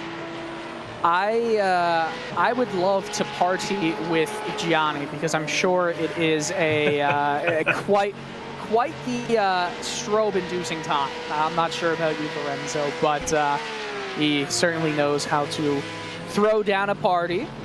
I'm also taking a look at what the leaderboard looks like in the TCR class, the Audi drivers, and starting to see some traffic form behind him. As you see in the pits, the Team Red Line Black vehicle. Christopher Dambietz is in. One of the 5 Ferraris entered into this race today. It's the most represented manufacturer, the 13 car class of the GT3 group. Not sure if that is going to be a driver change. You see the jacked up, so a tire change will be coming. No double stinting for the 71 vehicle. And single stinting for Jonas, so it's interesting. 6 laps, then 7 laps, and then a driver swap. So the Team Red Line Black car is going into the pits. We're around 8 hours and 39 minutes into the duration of this race, and at the current moment, the overall leader is Lauren Henrique, the PS Competition 089 car. You see the BMW vehicle, who has probably the highest amount of real-world professional drivers in the field. The 7 BS Competition car has Bruno Spangler. The 89 BS Competition car has Phil Bang. And the 108 VRS Coanda Sim Sport car has Jesse Krohn and Sage Karam, who is from my native Pennsylvania and also participated in the IndyCar race on iRacing that was just happening, ended an hour and a half or so ago. So interested to see when he is back in the field here. But some interesting action happening right after pit stops. You see BS Competition has benefited from 2 of the 4 teams in the top 4 being a BS Competition team. So always nice to have your roommates around you, but when they're a minute and 20 seconds off of your pace, then it's maybe not really at all something that is taken into account. Not a lot of action happening on track, Lorenzo. I'm looking at the map right now, and this is as separated as a bunch of cars could possibly be. I see maybe blotches of 2, 3, and at most 4 or 5 cars at the northeast corner of the Nordschleife, the one all the way out before you start coming back southwest towards the part of the Nordschleife 24-hour circuit. But it's pretty spread out now, and I think that every 2 hours or so you're going to see everything cycle back to being together, and that's where you want to have your best drivers, especially at night. You want to have your best drivers attempting to pass the classes that are lower on the list in speed charts, but also it's really hard to get out of the way when there's so many corners that have so many different, or just one particular line to go through, which can change rapidly. Yeah, it changes rapidly, and you have to have basically refresh drivers and those who are ready. For example, Sage Karam, as you were mentioning, he's driving for the 108 right now. That will be his first stint in that car, so he's going to be ready to go. I just want to see if the car is actually going to go up in the jacks. It will. So up in the jacks for VRS, in which, in my opinion, I'm going to say something about VRS. You probably are not used as much as I am, or even Connery, because this is your second broadcast with us on RaceSpot. So for VRS Coanda, it is unusual to see just one car being lined up in the field. Normally we see 3, maybe 4 cars out of Coanda with a driver lineup that, let's just say, it would intimidate the rest of the competition with Joshua Rogers, Martin Kroenke, and so many others.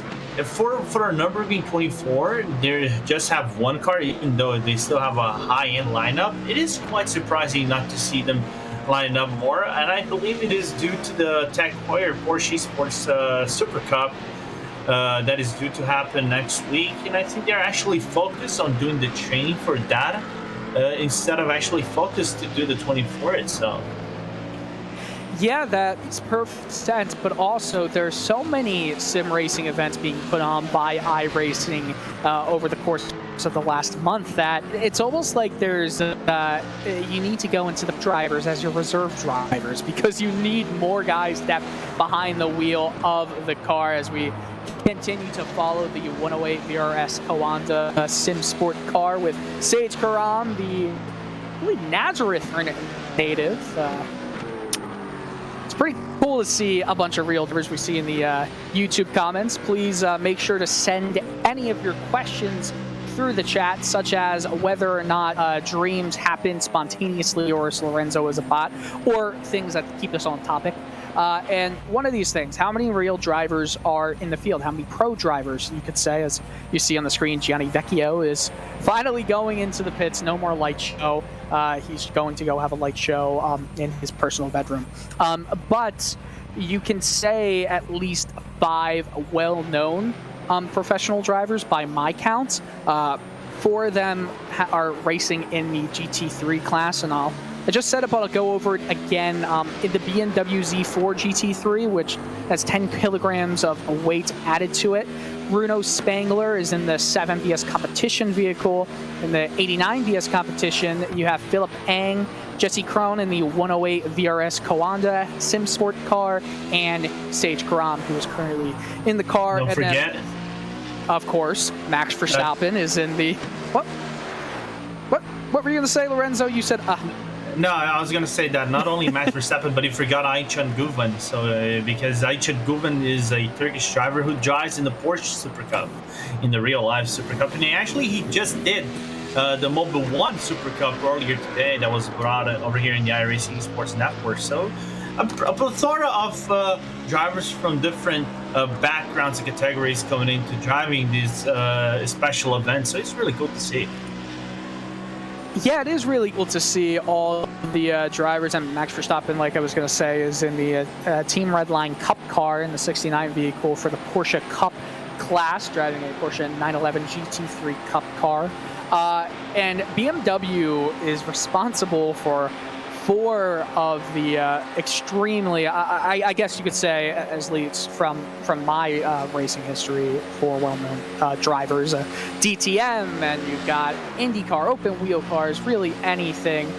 It's Katzberg actually tried to get into the top split in the 3rd BS car, but didn't manage to get in, but that's okay. There's so many guys, so many professionals taking part in this race. Maybe not in this split, but it doesn't really matter because there are so many professional drivers using it as a way to not only spend their time, but legitimately stay competitive, because there are a lot of traits that overlap with the real world and the world of virtual racing. You see on the screen right there, the 89 Henrik-driven vehicle of BS Competition is going into the pits, Lorenzo. Yeah, we can see over here Lonnie Heinrich just coming into the pit lane as he just stops the car. Let's see if there is going to be a driver swap. He's been on the car for... I was going to say this is his 4th stint, so he's quad stinting the car. Is it? Oh my God, that is. I think that's the first driver I've seen who's going to be quad stinting. Of course, he double stinting tires between every 2 pit stop services that he's doing, but still 4 stints. That is nearly 4 hours of racing he's doing on the track. So quite surprising, you know. I've seen drivers doing maybe 5 tops here on Nurburgring, so it is an attestament for a true driver commitment and driver stamina and endurance. Yeah, I am trying to look, and we have some fantastic timing at 24.racespot.tv, and Radio Le Mans is also showing some fantastic timing on their infrastructure, and we can see how long all of these stints are going, and it's just a fantastic use for all of us BS Motorsport is putting their vehicle back into the lead, and that's not necessarily surprising, Lorenzo. These cars are starting to all fight together. Team Redline Black, however, is 1 minute and 7 seconds behind. Huh. No, because actually, you're quite wrong. The difference between BS Competition and Redline Black is under 7 seconds. So okay, it's gonna be interesting because I think Heinrich maybe doubles and maybe triples in the tires. I have to look at the replay. Gotcha. Yeah, sometimes we don't have it completely updated, but might be a difference of just my internet connection. Nonetheless, we're starting to get some close competition between the GT3 class. 10 seconds, it says for me, separates Mahler Racing and BS Competition's 89 vehicle. So we're in the middle hours here, just around 12:30 a.m. in the sim time, and there's obviously so much more race to go. In 3 hours and 12 minutes, that's going to be the midway point, the 12-hour point, which will give us a very good look at what could potentially happen in the remaining 12 hours here. But through the first 8 hours, we've gotten some fantastic racing to go, Lorenzo.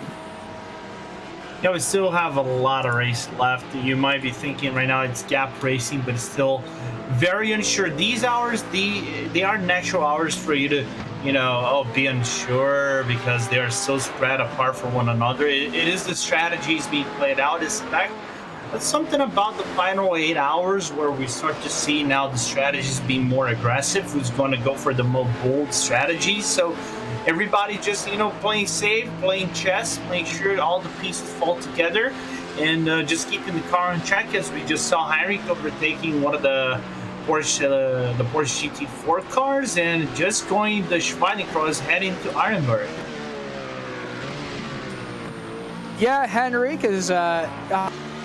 is doing a fantastic job of wheeling right now that GT3 vehicle. It's impressive, to say the least, how many stints some of these drivers are able to do.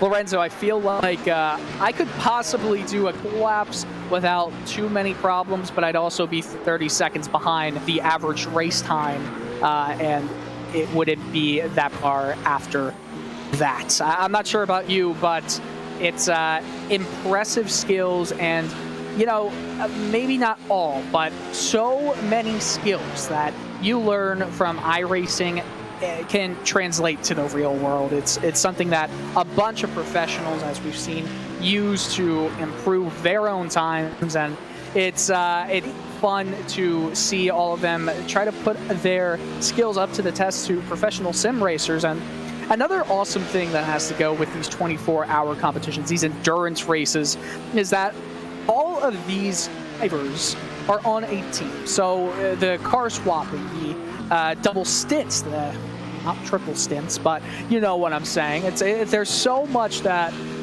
goes on to make a competition good, the one car, because it's not just about a team like it is in a driver in Formula One, IndyCar, NASCAR, things like that. It's a team race, a team event, a minimum of 2 drivers. If you go 12 hours racing the 24-hour race, hats off to you, but you can have at minimum 2 drivers in each car. A lot of the teams are with 3 or 4, and that's just, it's pretty remarkable that some of the teams are doing as well as they are doing with a bunch of guys joining in. Yeah, so this is interesting when we're talking about this earlier, about the driver swapping team effort. Of course, in these events, you can actually find drivers. The iRacing service has a forum, and you can look for teams and try to fit in teams and whatever split you might race. So you guys know, I think at this time of the moment, we might have about 20 splits. If you guys don't know what splits are, basically different servers for for the same track, but it's the strength of the race. Better, more I-rated drivers would get the better, more competitive servers, and the lower I-rating drivers would get lesser competitive servers. but they're going to be matched within the drivers within the same field. I'm not going to say same field, but same range of iRating. So it's really interesting to see this balance of drivers, and it gives them the racecraft. They try to learn the tracks. Back in the day when drivers started, the real drivers started using iRacing for more track recognition, because there were tracks that they never drove in real life. Nowadays they use it as a mean to do real competition. For example, Max Verstappen has a pro license. He probably will be in the Tag Heuer Porsche Esports Super Cup next weekend, because he has this pro license, and so many other drivers are taking part of. Even Lando Norris was a pro driver, licensed driver at one point. I think it was 2017, 2018-ish. So it's really interesting how sim racing over these years came out to be, as we have a relative gap battle closing down lap by lap between, once again, Full Send Racing and Team RSL.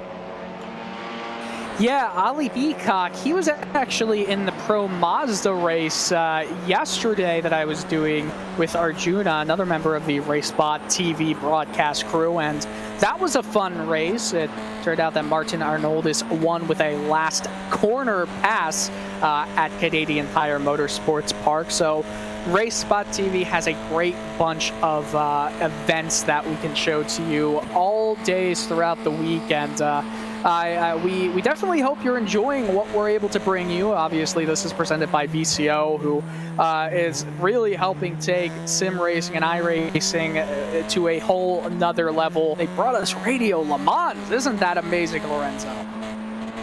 It is amazing, seeing the proximity of real world, the real life racing, and doing these sim racing events. And they're enjoying. I'm seeing Heinha and the boys from Radio Show Limited enjoying it, doing these first 6 hours, and they will be back. You guys are wondering, they will be back for the final 6 hours. So seeing them enjoy themselves, seeing the action on the track, it is very, very rewarding, and I hope to see them again, maybe Le Mans. That would be lovely. We would also love to see maybe a dual stint, the real thing on track, if ever we do get to racing. That would be tremendous to see this whole iRacing craze continue at the level it is, because it's such an amazing service, and everyone who has started to be exposed to how great of a multiplayer, competitive racing challenge, I mean, it's worth it. It's well worth it for iRacing.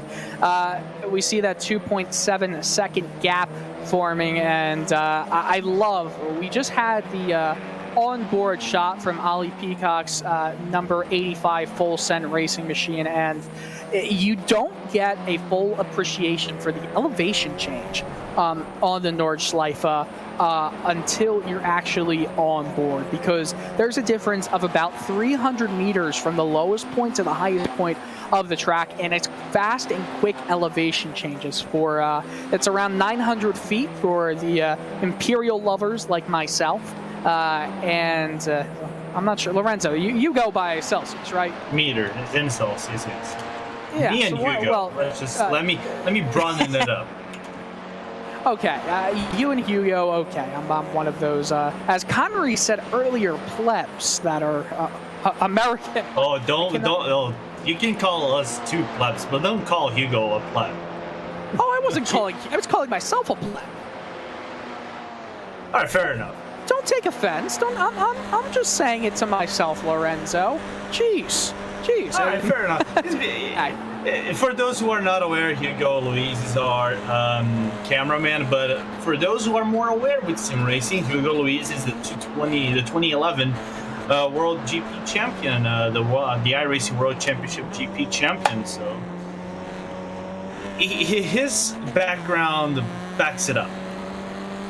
Yeah, I actually did not know that, Hugo. You are a very humble man. Hugo is very gracious in giving me the opportunity to come on to these broadcasts. This is only my second one with RaceSpot, so it's pretty surreal to be doing this. I'm a junior at college, and Lorenzo will remember this well.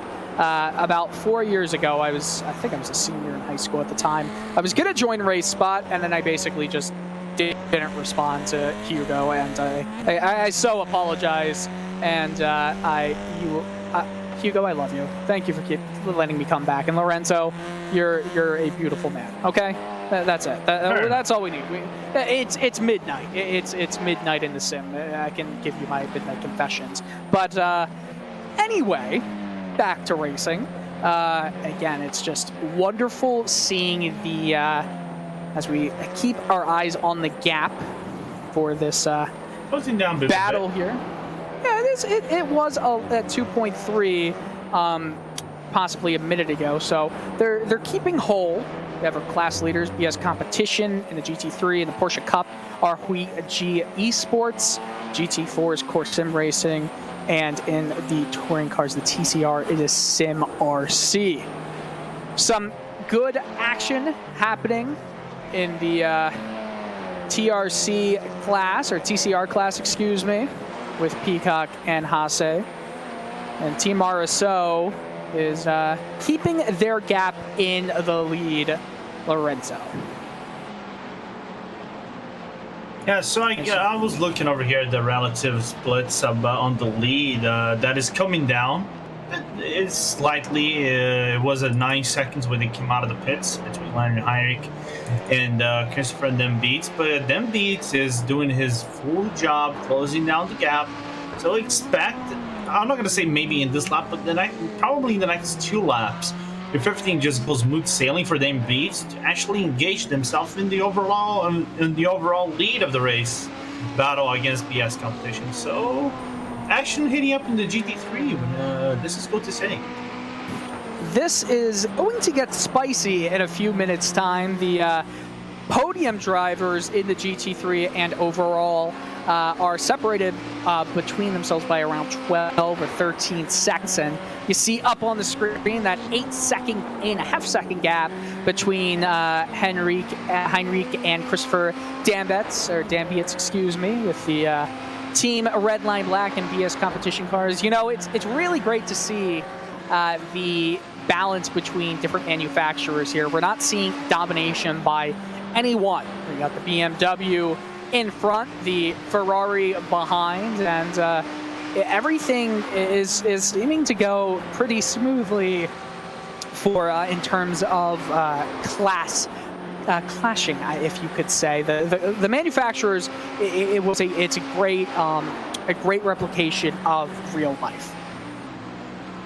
Yeah, I think one of the works that have been done in the balance of performance, especially for Nürburgring, has been amazing to see, because it did balance it out the cars. You know, it brought strength to some of the cars that usually are not strong in what would be the VRS Sprint Series, so it made them more, not going to say more relevant, but more competitive towards other cars. Normally the BMW, which is a car that many view as a straight line underdog in comparison to a Ferrari, maybe a McLaren or Mercedes, or even Audi, is keeping up, but is even in the lead against cars like this. So this BOP for the GT3 cars has been really good. The fuel decrease that has been done on the latest patch has been made the cars more competitive, can run a little bit longer than usual, so it's good. But and actually Louis Goodway just brought up over here on the iRacing Esports Network chat on YouTube, and I'm gonna kind of agree for this midway part of the race that Redline Black strategy hasn't been the best one, you know. But we've seen like Redline has its down moments, especially in the midway, latter half. First half of the race, and usually they try to pick themselves up, because we've seen that similar situation in Daytona, and they managed to, I think if I'm not mistaken, grab out a class win of the GTAs.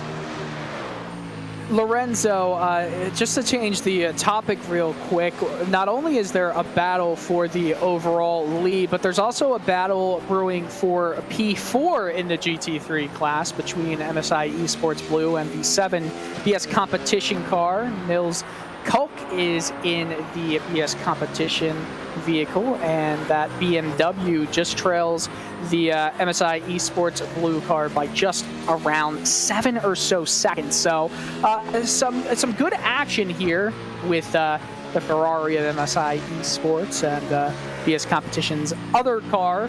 BS Competition, what a race the team is having as a whole. 2 cars top 5, and one of them is leading the entire 24 hours of Nordschleife. Yeah, so BS Competition, you know, the number 7 car is kind of having a resurgence of sorts. You know, they had a really strong, really good outing at the start of the race. They, a few mistakes. I think if I recall correctly, up to hour 1, they were at knocking on the door of P4, maybe P3, but had a drop off of a performance. But now having a really good battle against MSI Esports Blue, though it fluctuates from curve to curve, but it's still a really good battle. And I'm also seeing the gap between Redline Black and Mullet Racing going down by a little bit as well. It was about 5.5 seconds, 5.6. Is it is 5.2 now.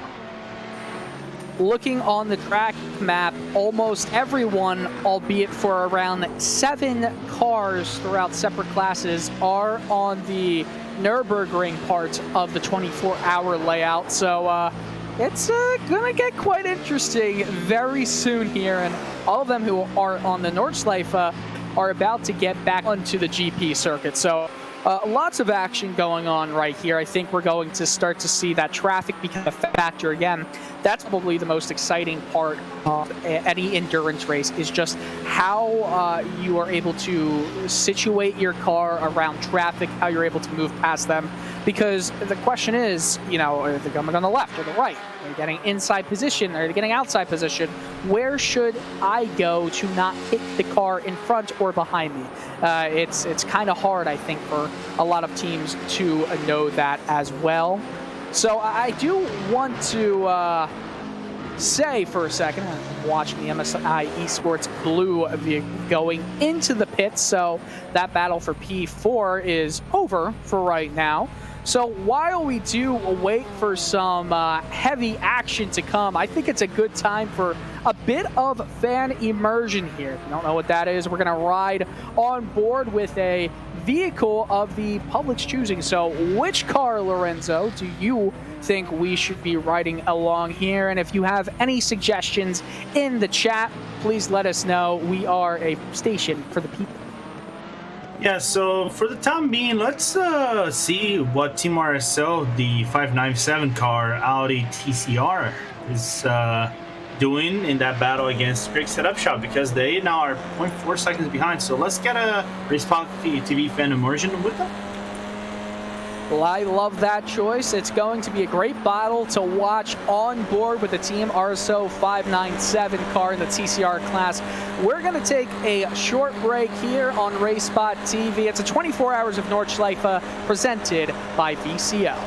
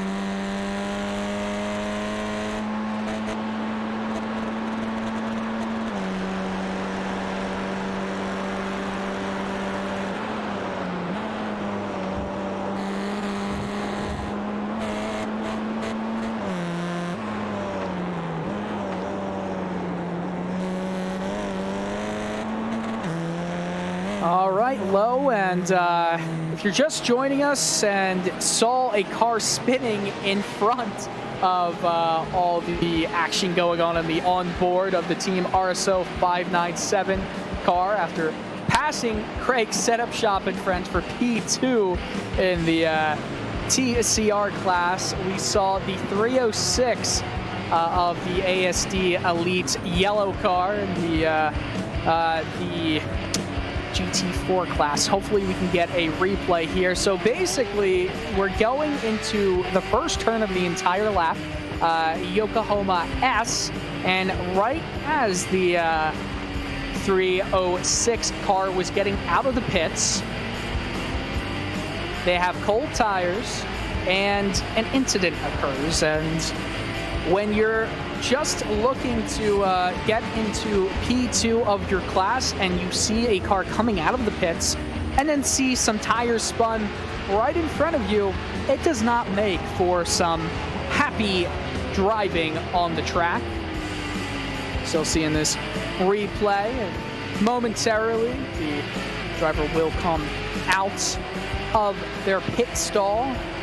That was Kevin Krosny, who is in the 306 machine, currently sitting in P5 in the GT4 class. Lorenzo, it's not something that you want to see if you are in the P2. If you're in P2 and you just got into P2, it's not something you want to see, a tire or a cold tired car coming out of the pits. And I know we're showing the replay now as the jack just came down, but I'm also watching Krosny live, and he is mightily struggling with the cold tires here. It takes quite a while for it to warm up. You see Krosny put on the pit limiter, start to come out of the pits, and on the left side, you will start to see some lights flashing by, or maybe flashing to it.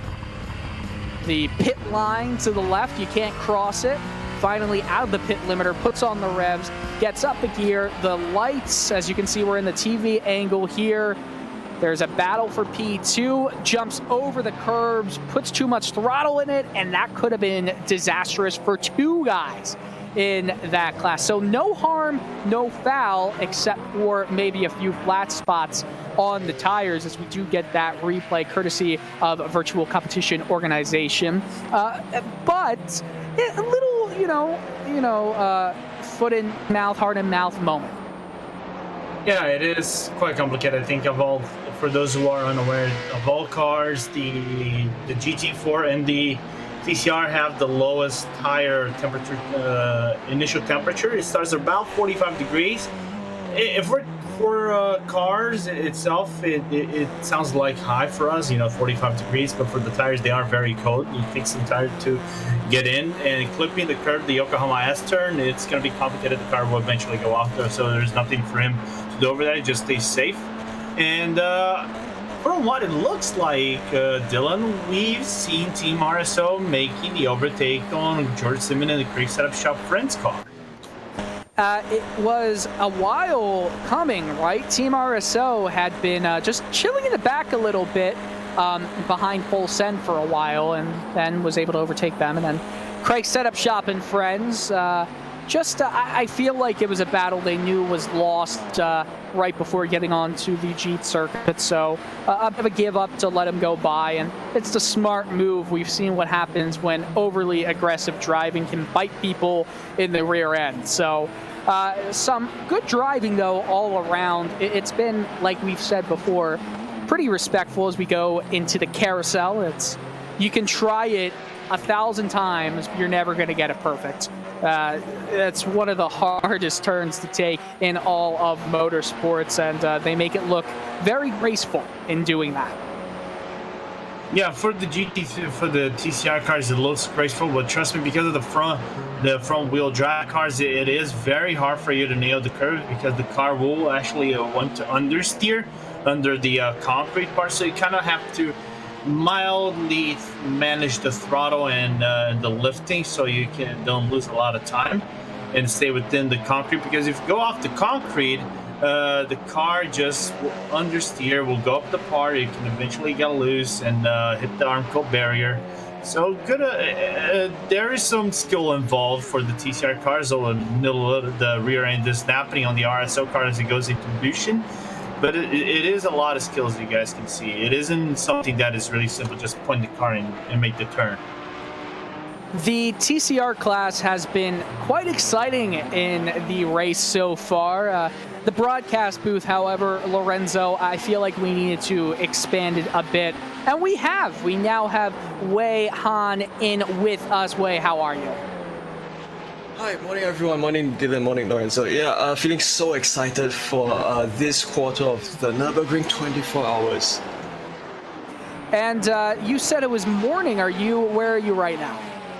Oh, I am in fact in Singapore, so it is 7 in the morning at where I am at this point. 7 a.m. You are dedicated to your craft, my friend. It's 7 p.m. right where I am, so that 12-hour difference. The good thing for you is you'll be able to see the ending without having to wake yourself up early in the morning, but I will have more of a Saturday still to come for me. Anyway, so have you been able to check out any of the action so far? What are your thoughts on the battles going on right now on the track? TCR cars have been so close for the majority of it, but it does look like right now George Simmons is starting to lose out to Robin Haase in the Team RSO 597 car.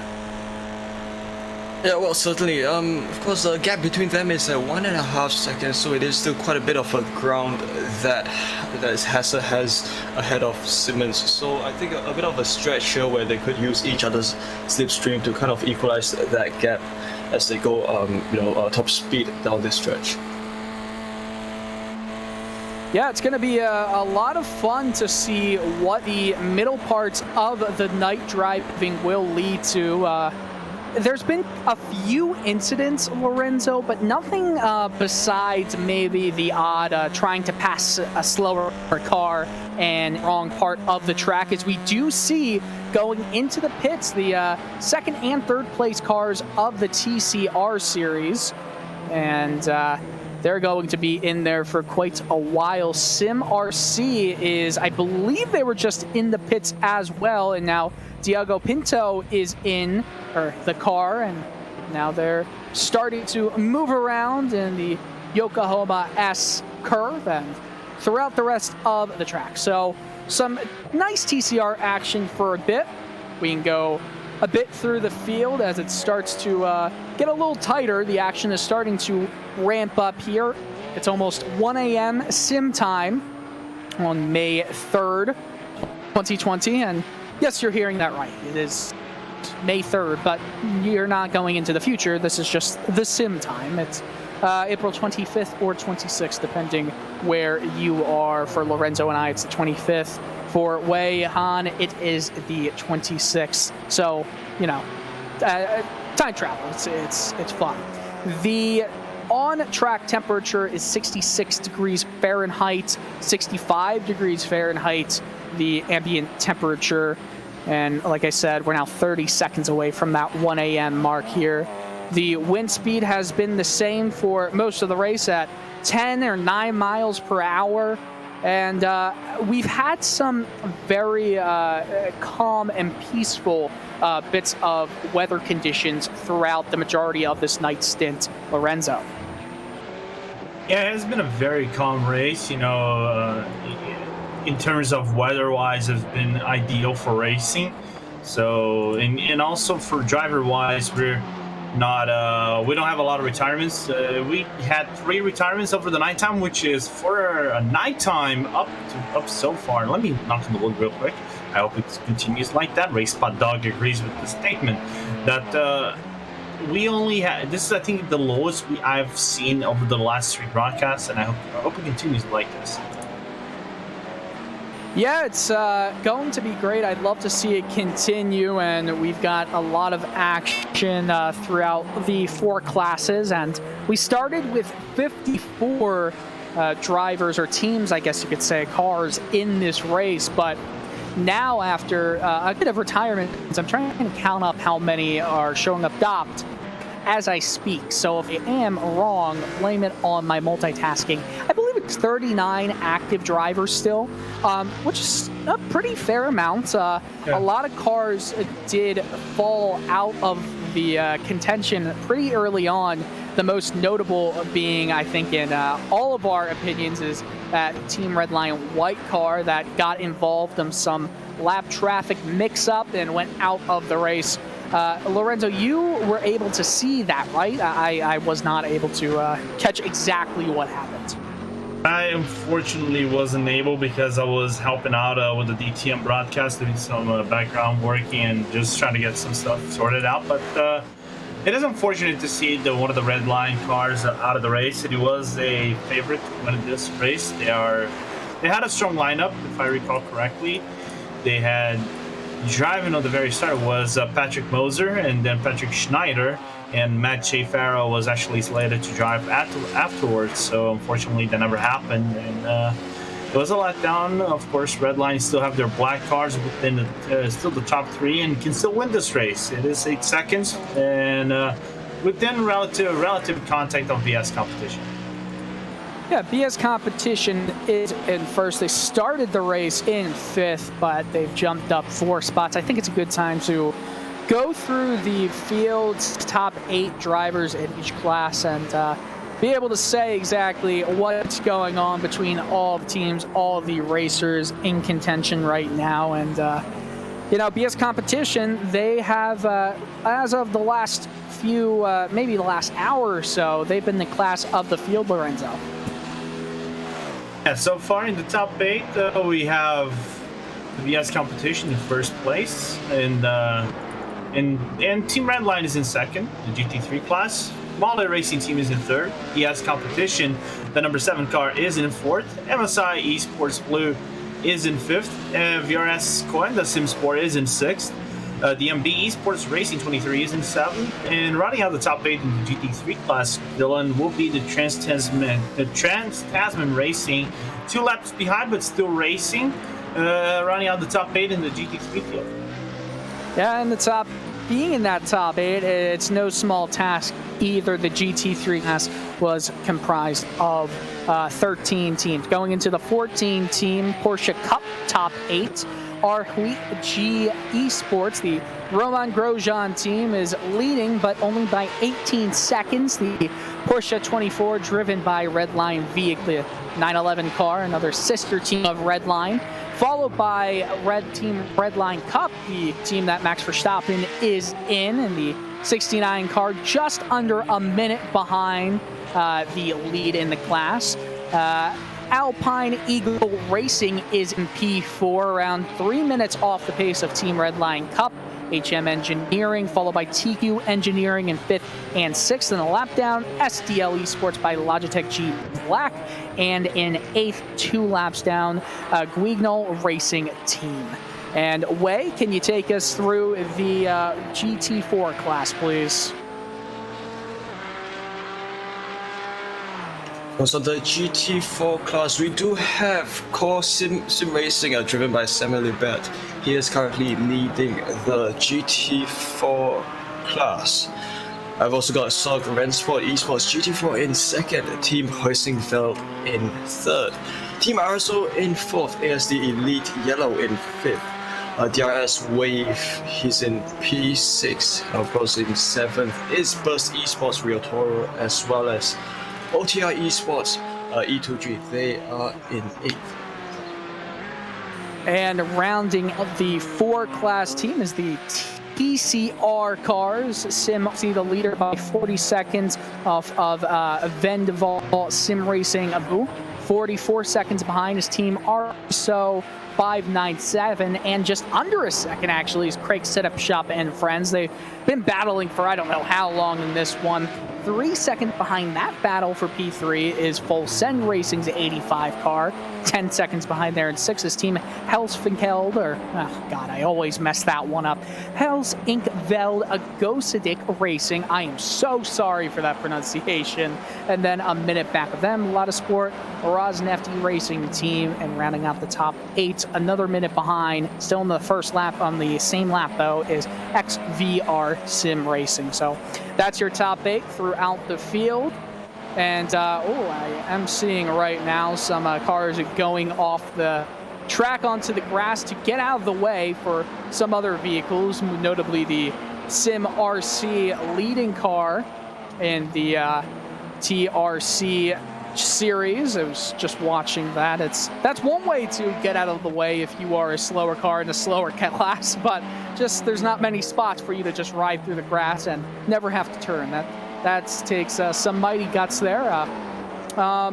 So yeah, there's some good action going on still in this GT4 fight, or excuse me, the TCR fight with the Team RSO 597 and Craig Setup Shop and Friends vehicles. And Full Send Racing trails them a little bit, and we have some great shots coming to you, courtesy of Hugo Luis, the man behind the production here on RaceSpot TV. The 24 Hours of Nordschleife brought to you by VCO. And if you're just joining in, I'm Dylan Coyle, Lorenzo Bonder, and Wei Han are in the commentary booth with you all. Lorenzo, how have the strategies, in your opinion, developed throughout the race, and who has shown some surprises throughout it? So I think the biggest surprise, in my opinion, might be the G Esports, because they've been around the top 3, maybe top 4 in the Porsche Cup. They actually took the opportunity and jumped into the lead because of some mistakes done by the Team Red Line cars in the Alpine Eagle Racing, because Alpine at the very start of the race, they were actually leading the class. So it allowed, after a few mistakes, it allowed the 211 car to jump in, and basically it kind of solidified the lead. It isn't a big lead in comparison to the line 24 car, which Johnny Vecchio is still driving and is still blinking that car against the competition. But still, Andre Martins and the guys from RAG and Thibaut Casabon and Daniela Fuente and Martin Kolak are doing a great job within that car. But there are some tactics between back and forth in the other cars that I'm not predicting. You know, some drivers doing double sin, some of them are just single sin switching. So it's been a very unpredictable night racing, to be very honest.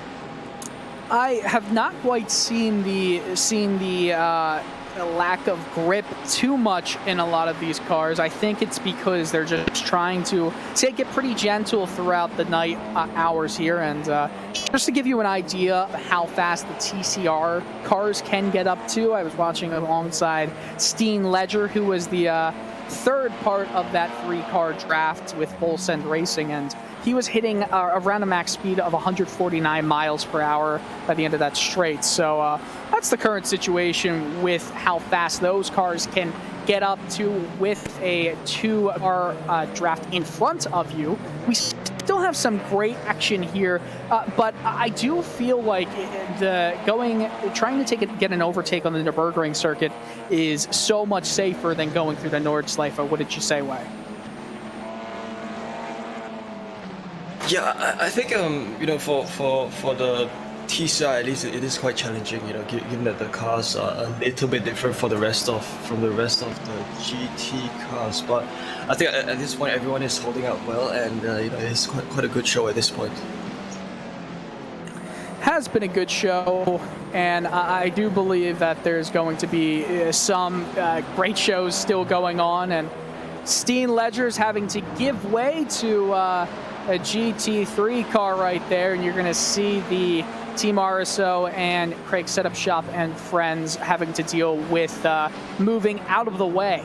Now, it is a bit of a dangerous spot for Coke in the BS competition vehicle that is currently in P4, but he makes it very much look easy. And I'll tell you right now that is not easy around the Nordschleife. It's a lot easier when you have to come up to 3 cars on the Nürburgring part of the track, and just in time because he's about to veer left back on to the north loop, the Nordschleife.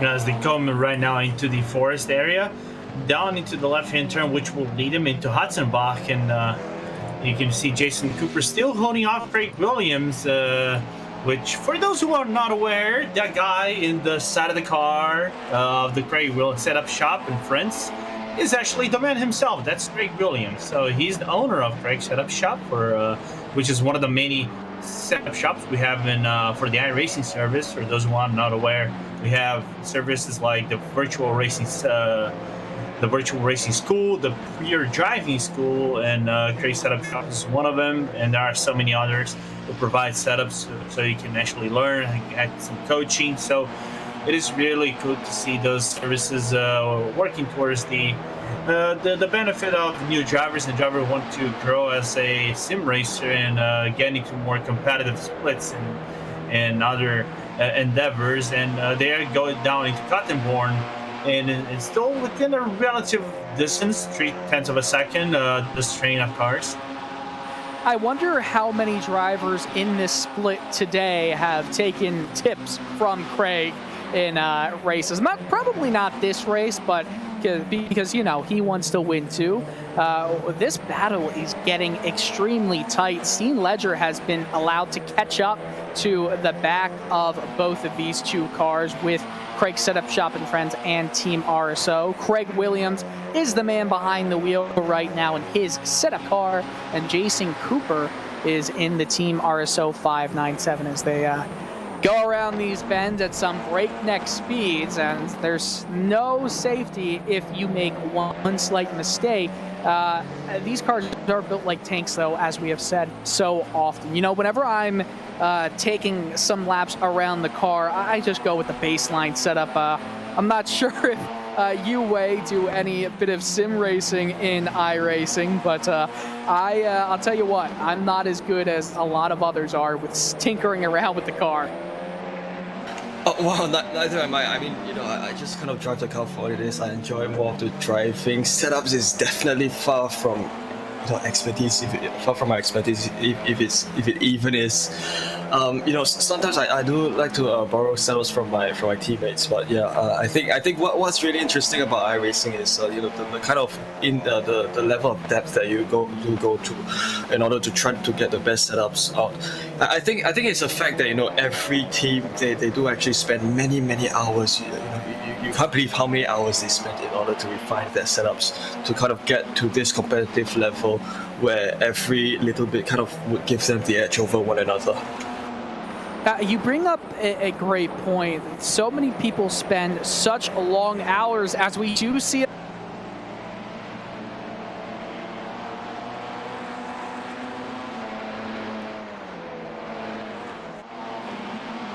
Dylan? I think Dylan had a small problem, and well, with that being said, we're gonna continue here the broadcast, and once Dylan comes back, well, welcome to the marvelous world of sim racing, people. Things like that happen. Can you not hear me? Now we can. There you go. Oh, come on! I was having a fun moment there. I'm not sure what happened. That was a great move, though. You gave Hugo a heart attack. Oh man, I'm so sorry, Hugo. I was talking. I was excited. It was a great move around the outside. Wish you were able to hear my enthusiasm for it as well. But we do have some fun racing still to come in this TCR circuit, and I can guarantee you right now that Full Send Racing Stint Ledger is on a mission to go past the number 597 Team RSO car right now being driven by Jason Cooper. Wei, I feel like if you're in a situation in the middle of the night, if you can capitalize on some passing chances, you shouldn't give it up. But how much at this point should you even be risking some situations like Ledger did around the outside?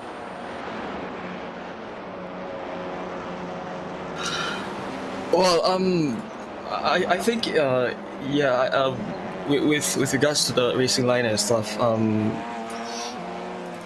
if I may just have a look at what exactly it did. Yeah, I think at a place like this, it is quite hard to pass, given that these cars are front-wheel drive. You know, the kind of the way you handle the cars through the corners would be a little bit different. Quite so, Wei, and as these cars are starting to roll around the very east corner of the huge circuit, around 13 miles the Nordschleife is, and that's without the combination, which adds to around, I believe, like 16 miles for the combined circuit. And as they're coming on the straight, the draft power is going to be massive here, Lorenzo, but the TCR cars have not seen that much advantage when they are going deep into the draft. Yeah, it all depends on how you handle the turns, because you get a lot of dirty air on the cars. As we see Christopher Dembeats in the pit lane, doing his pit stop for the team Redline, is going to be doing really interesting, because it says Screen Dembeats over here on the graphics, but it's actually Jonas Wallmeyer which is taking over the car for Chris Dembeats. So a single stint from the red line drivers. They're switching back and forth, and looks like they're going for a double stint on the tires. So it's going to be interesting how Wallmeyer is going to handle that car with a more worn out car in terms of tire wear. So some strategy at play here, Lorenzo. It's we've been waiting for a good amount of strategy to come in this one, and Team Redline Black will go out currently in P3. And, you know, they had a sizable lead around 2 hours ago in this 24-hour event, around a minute to a minute and a half in front of P2. But that lead has obviously gone away with some pit stops and with some fast driving by the vehicles behind them.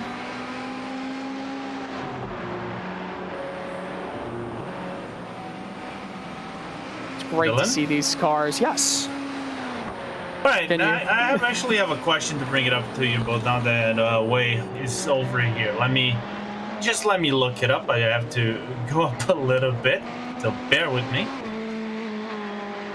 It is a really interesting question that I saw over here on the iRacing Sports chat that was asking about we are seeing more real drivers coming into iRacing, and we are seeing on the NASCAR, Indy, and there's still some feelings of, you know, this is just a game. Let me just say, this is not a game, people. This is a simulator. Because if I actually say a game, people from the head honchos of RaceSpot and all the way down into the people on the chat are going to come down in me in bunches. But do you think they are fearing this casual light behavior, because we're seeing the possibility of more drivers coming from the virtual into real, and they are feeling threatened they could still away their seats? It's a great question to bring up. I don't think so. Like you said, this is a simulation. This is not at all something that should be taken lightly, because only people with a lot of skill can go on any kind of simulator, especially iRacing, and be competitive with the best of drivers.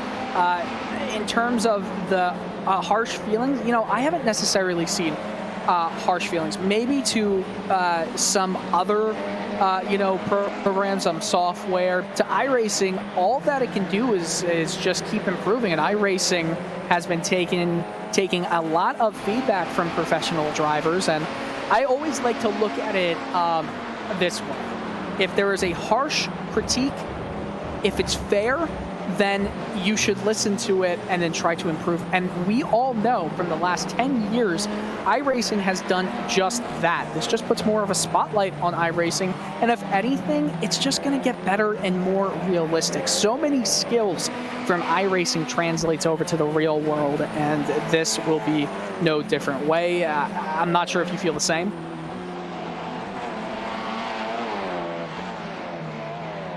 Wei, are you there?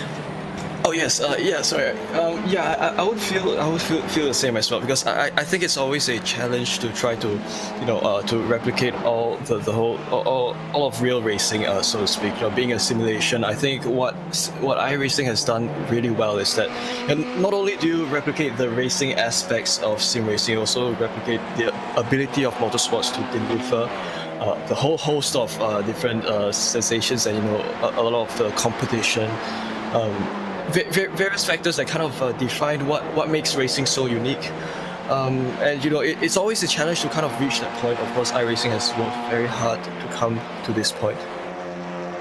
Yeah, no, I completely agree with you, Wei. I think that it makes a lot of sense. You know, you will have some drivers who, some pro drivers who might, you know, just bash on the fact that, you know, this is not 100% like real life. And let's be honest, nothing is going to be quite like being behind the wheel of a car. I don't think it's at all about fear. It's just if you're not, you know, maybe your skills are not, you know, translating, you don't get the feel of, you know, the seats of sitting actually in a car, because there's so many other feelings you can have. Maybe people will feel poorly about that, but I just don't see how anyone can say anything about, you know, not wanting to.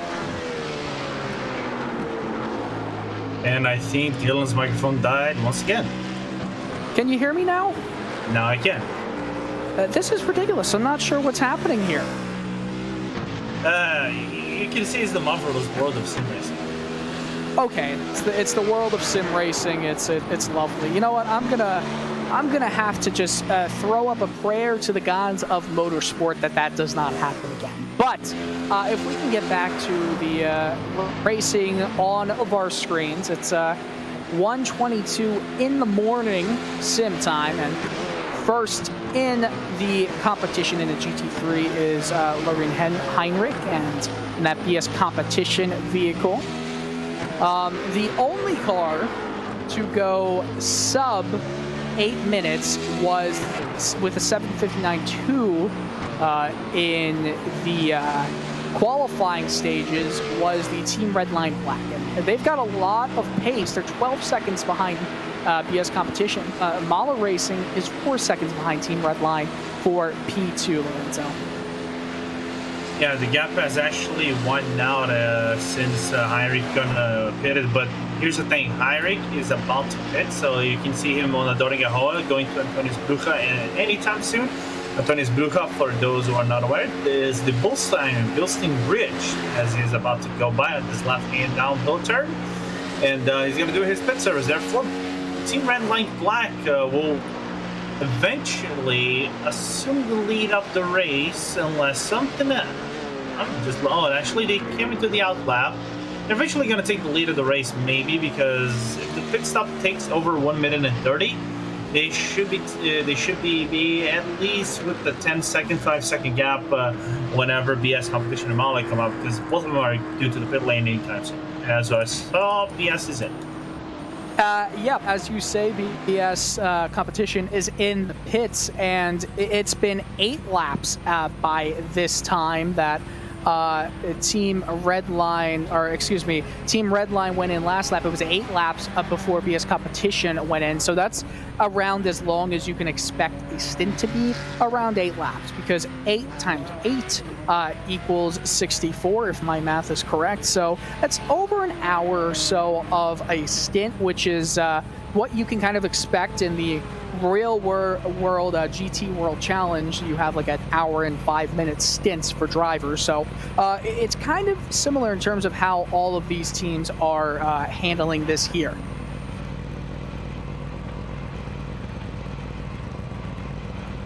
Not sure if you guys had me lost me at all, because that would have been unfortunate again. Okay. No, we're still with you. I'm sorry. Is that I'm just seeing over here? It's not for those who are wondering. Both Mala is in the pits. Augustine Canapino, for the joy of the people in the iRacing Esports network, Chad is actually taking over the car, because we got a lot of Argentinians over here in the chat. He's going to take over the car, and for BS competition, it's going to be Alexander Voss, which is actually back in the car after quite a long period. If I have to recall correctly, he's been on hour number 2 and 3, so refreshed and out of the car, out of the pit lane, to be more specific.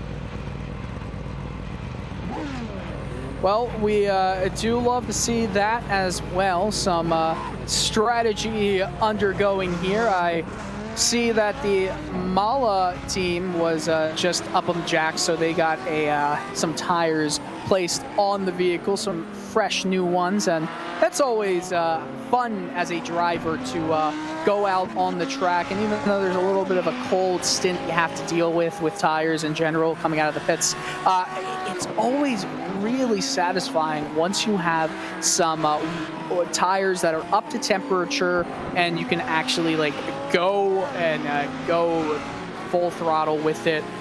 It's a good feeling, and I'm sure some of these guys are enjoying it as well.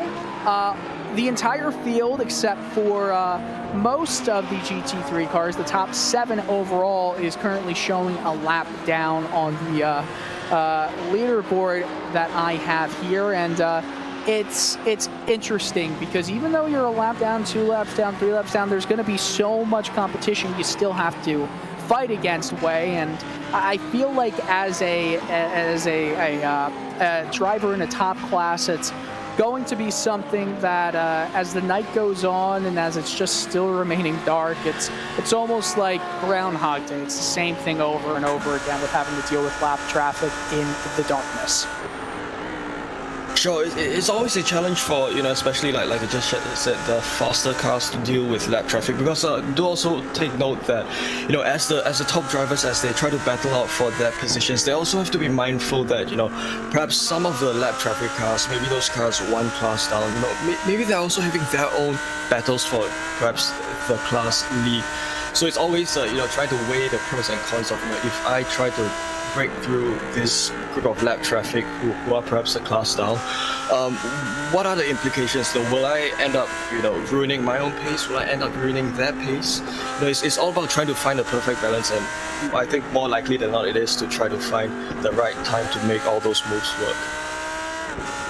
You bring up a great point. It's all about trying to find a balance, because if you are, not finding that balance, you're probably going to be hitting a wall or going much slower than you would have liked to. As you see a beautiful front shot and the Mala Racing Team's 186 vehicle. God, this circuit with the graffiti all around, it's unbelievable. And look at that, up the hill and down it. The car gets a little bit airborne and just flies by our camera. And I think we can all say, Lorenzo, that this is as beautiful and pure as racing can possibly get.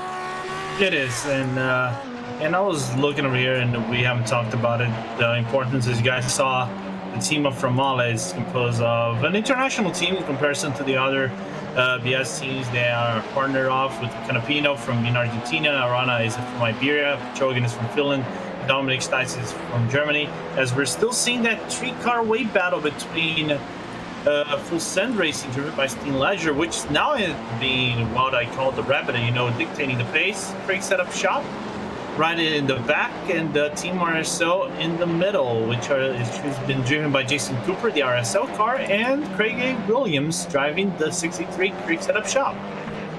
In the Nürburgring part of the circuit, Full Send Racing went in front of Team RSO for P3 in the TCR class. It's been a really fun class to look out for. All the attention typically goes to the faster cars, the bigger, the badder cars. But a lot of the time, the close-knit, tight action comes from some of the slower classes. Not only do they have to worry about getting out of the way of faster cars, but I like to think of it this way. If you're not trying to take advantage, if you can, of faster cars making your competition slow down, then you're not doing lower class racing right. It's one of the, I'd say, the perks of being in the lower class, because yes, while it is scary to have the lights blinking at you, especially if you're a certain Italian that's coming through, I think it is, as you see, there are some lights, I think, being blinked right behind. It's always, it's almost like a game every time a guy comes by. You have to look out for some opportunities to pounce and some open gaps to seize, if you will. And Wei, I'm not sure about you, but seeing all the cars just packed up together like that within a second or two really gets the adrenaline flowing. Oh, it sure does. It's always a good sign when you do see some cars bunched up together. More so, especially at this class, as you just said, it is always nicer to have the cars closer together for the racing action to kind of unfold. Craig Williams putting some pressure on Jason Cooper. It is always great to see this, especially in the dark of the night. Yeah, Craig Williams is doing a fantastic job keeping on the pressure. Sometimes it can be hard if you are the guy in behind everybody else because you don't want to be broken away from the rest of the pack, but sometimes it can be a little unfortunate if they do start to get away from you. Luckily, that is not at all what we are seeing, though, between this group of 3 drivers, Craig Williams and the Craig Setup Shop and Friends. And as Lorenzo was saying, he is someone who gets a lot of setups ready for everybody, and he kind of has a business model about it. So it's cool to see someone using their skills to an advantage, because that it's always nice to see how that works. We're going into the Little Valley with these cars and the English pronunciation. As please don't bet on me to be able to use my German skills on a good, consistent basis, because I'm not sure about you, Wei. Wei, do you know any German words or German-sounding accents? Unfortunately, not something that I'm able to do. Yeah, it is a little bit of a challenge, I guess, for us English speakers to kind of get acquainted with the names of the corners, but of course we try hard. Yeah, we do have to try hard here, because obviously if you're not trying, then what's the point? But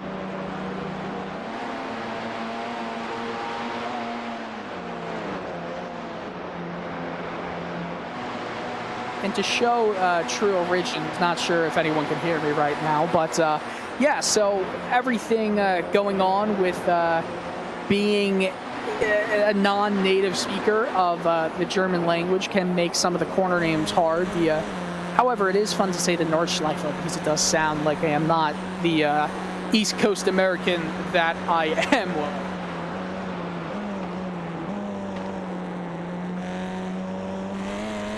See, the cars are still tightly packed between this TCR battle. We're riding on board with Jason Cooper and the team RSO 597 around that absolutely gorgeous curve.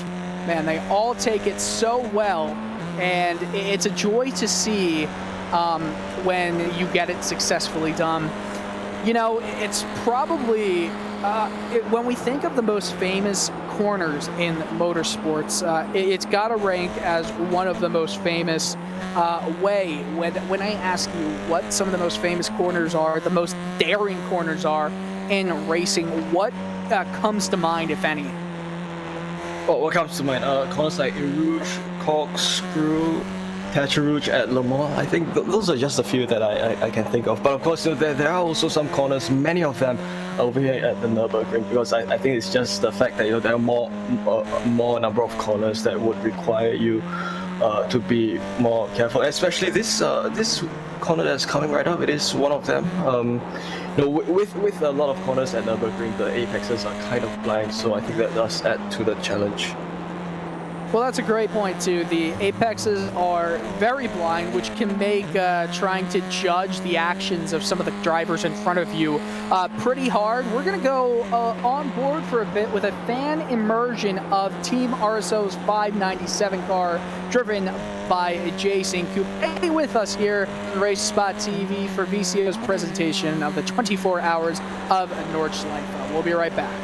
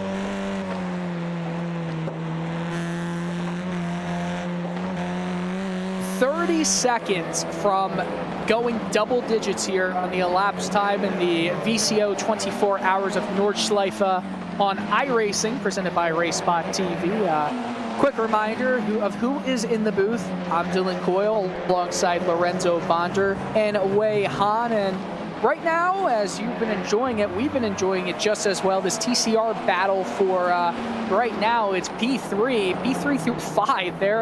They've been engrossed in this battle for probably the better part of an hour, and it's providing a lot of good action. The rest of the classes, they're kind of well separated. The top of the GT3 charts are they're close, but it's been stagnant for a good amount of time.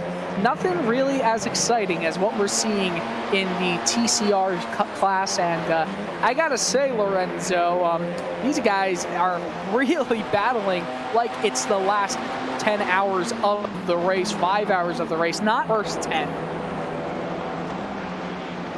Yeah, it has been a really great battle, but it is the nature of the TCR cars, this close action racing, you know, just staying within draft, fighting for turns, fighting for draft, trying to save as much amount of fuel.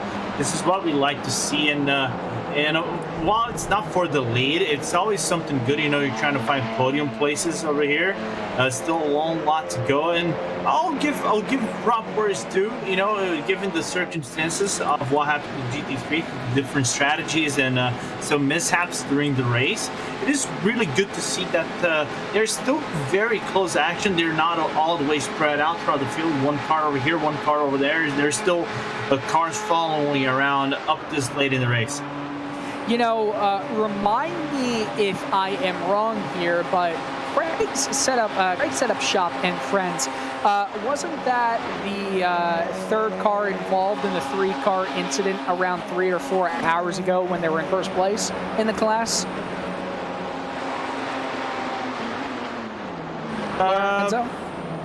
I would say, you know, I wouldn't say everybody's going to be aggressive or something like that of that nature, to be very honest, Dylan. But, you know, it's still a good battle regardless. You know, even though there's just still following around, I mentioned they're going to be playing conservative. I think the real rule of night racing is going to be basically conservative racing. And one of the day racing comes around 5 a.m. in the sim, which is going to be around hour 12 to hour 18, even hour 18 to hour to the final 6 hours when Radar 1 people come back. It's going to be really interesting how these cars position themselves as a Craig just went for a look just before the Valvoline curve. So interesting. I think Craig's done playing, you know, the back marker, and now going for aggressive moves. Craig Williams is absolutely done with being the third man in a 2-man battle, and he's going to the inside here at the far end of the Nurburgring here on Cooper, and that move doesn't work. Cooper went wide. The first turn of the Nürburgring circuit, also known as the Yokohama S, which gave Williams the chance to go down the inside here through the S curve, still fighting to get alongside him. It doesn't look like it's going to happen now, but they do have a battle. Look out, that could have been dangerous here as a car from another class almost got clattered alongside Cooper. Man, that could have been a calamity. Some cars come out really quickly here away.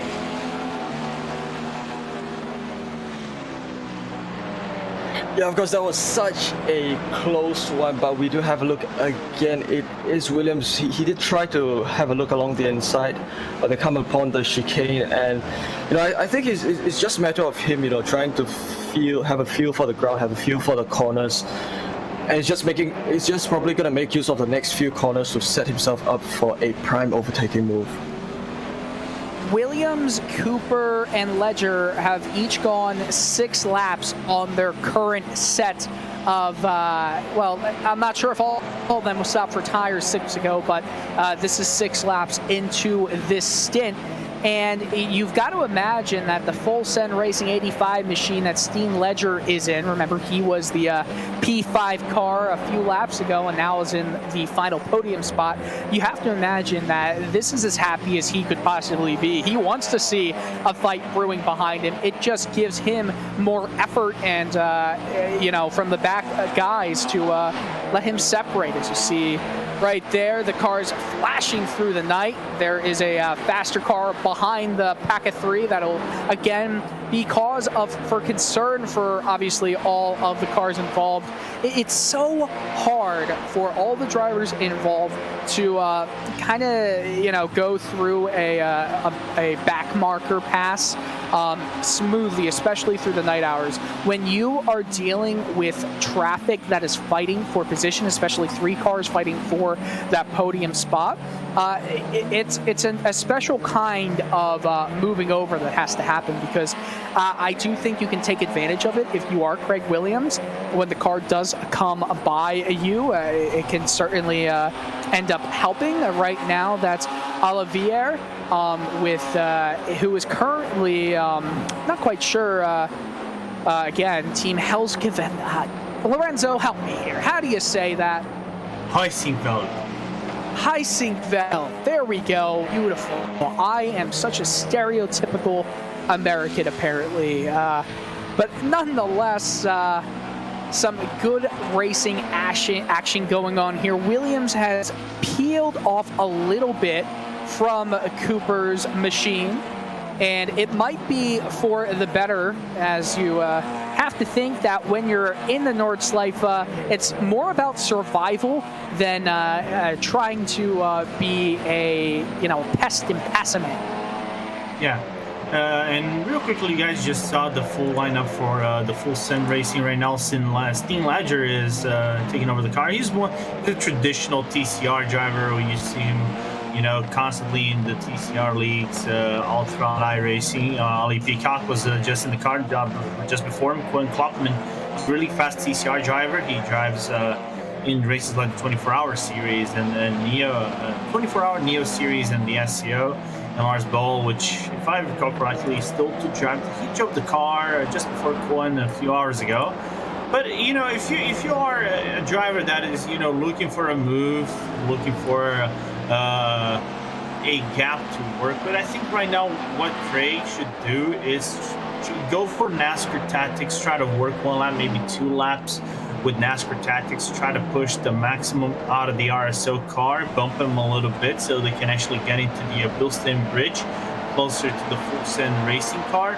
Because if you are to look, 1.7 seconds and he's distance bit by bit, you're leaving room to not get within draft range, and it can get complicated if you're not draft range anymore. Nürburgring is a track for TCRs, is easier to drive, so you don't get that amount of room to close down gaps and such. So you have to be very mindful when to attack or when to close down gaps and when to work with another driver if you have the opportunity to work in trains like this.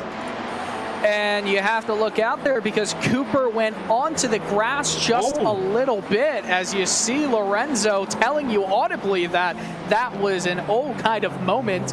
All of this fighting for the P4 spot has allowed Dominic Olivier from Team Hessingveld, I got it, I think, to get within a few seconds of the pack. So we're going to have 4 cars fighting for one podium spot within around 5 seconds of each other. Wei? Yeah, absolutely. You know, it does kind of go along with TCR. You know, the way they work best when they're so close to one another. Of course, given this circuit, it allows for all that close action to kind of take place corner after corner. Yeah, it's going to be fun to watch all of these cars blistering through the night here, or the morning, I guess. It's almost 2 a.m. I think it's around, what, between 4 and 5, you'll start to see some light beginning to appear. Not exactly sure, but it's going to be something that brings the light to it. Lorenzo, I know you're looking into an incident that happened with the 211 car. Can you give us any information about it?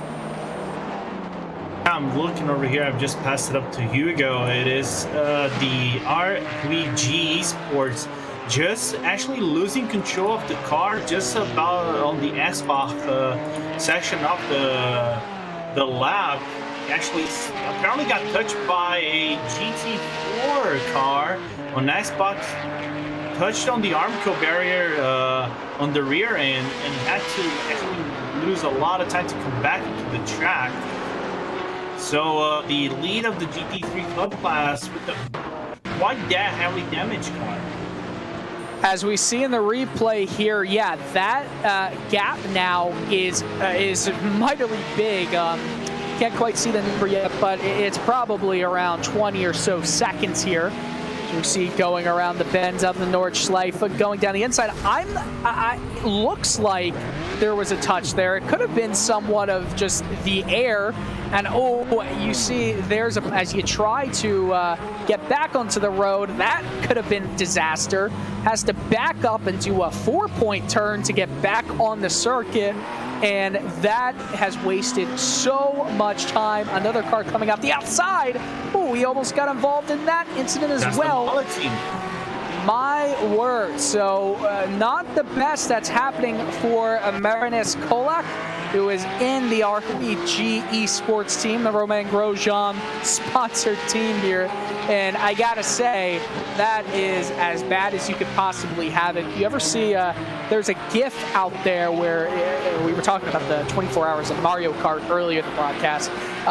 You know that blue shell and the red shell and the green shell? This one person got hit with it like 3 of them and 4 times against, bumped off a ladder or something. It's not a ladder, it's a bridge.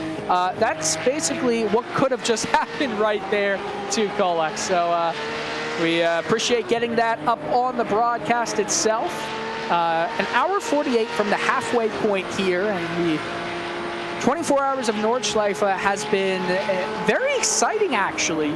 You always think that it's going to be a 24-hour race, so how are the cars going to be fighting with each other for that long? But when you have a healthy amount of cars like we currently do in the 24-hour race here at Nordschleife, it's at least to some great fighting. If you're not having at least one battle throughout the field, that's an anomaly. But we've got some great battles going on, and obviously our personal favorite for the moment is the battle in the TCR. And just for everyone curious, we have a new competitor for P4, as the P3, the podium driver of Stint Ledger, is starting to pull away and make Full Send Racing very happy. But Jason Cooper, Craig Williams, and Dominic Oliver are all together for P4, separated within 2 seconds of each other, as they are currently on the GP-Strecke part of the 24-hour layout.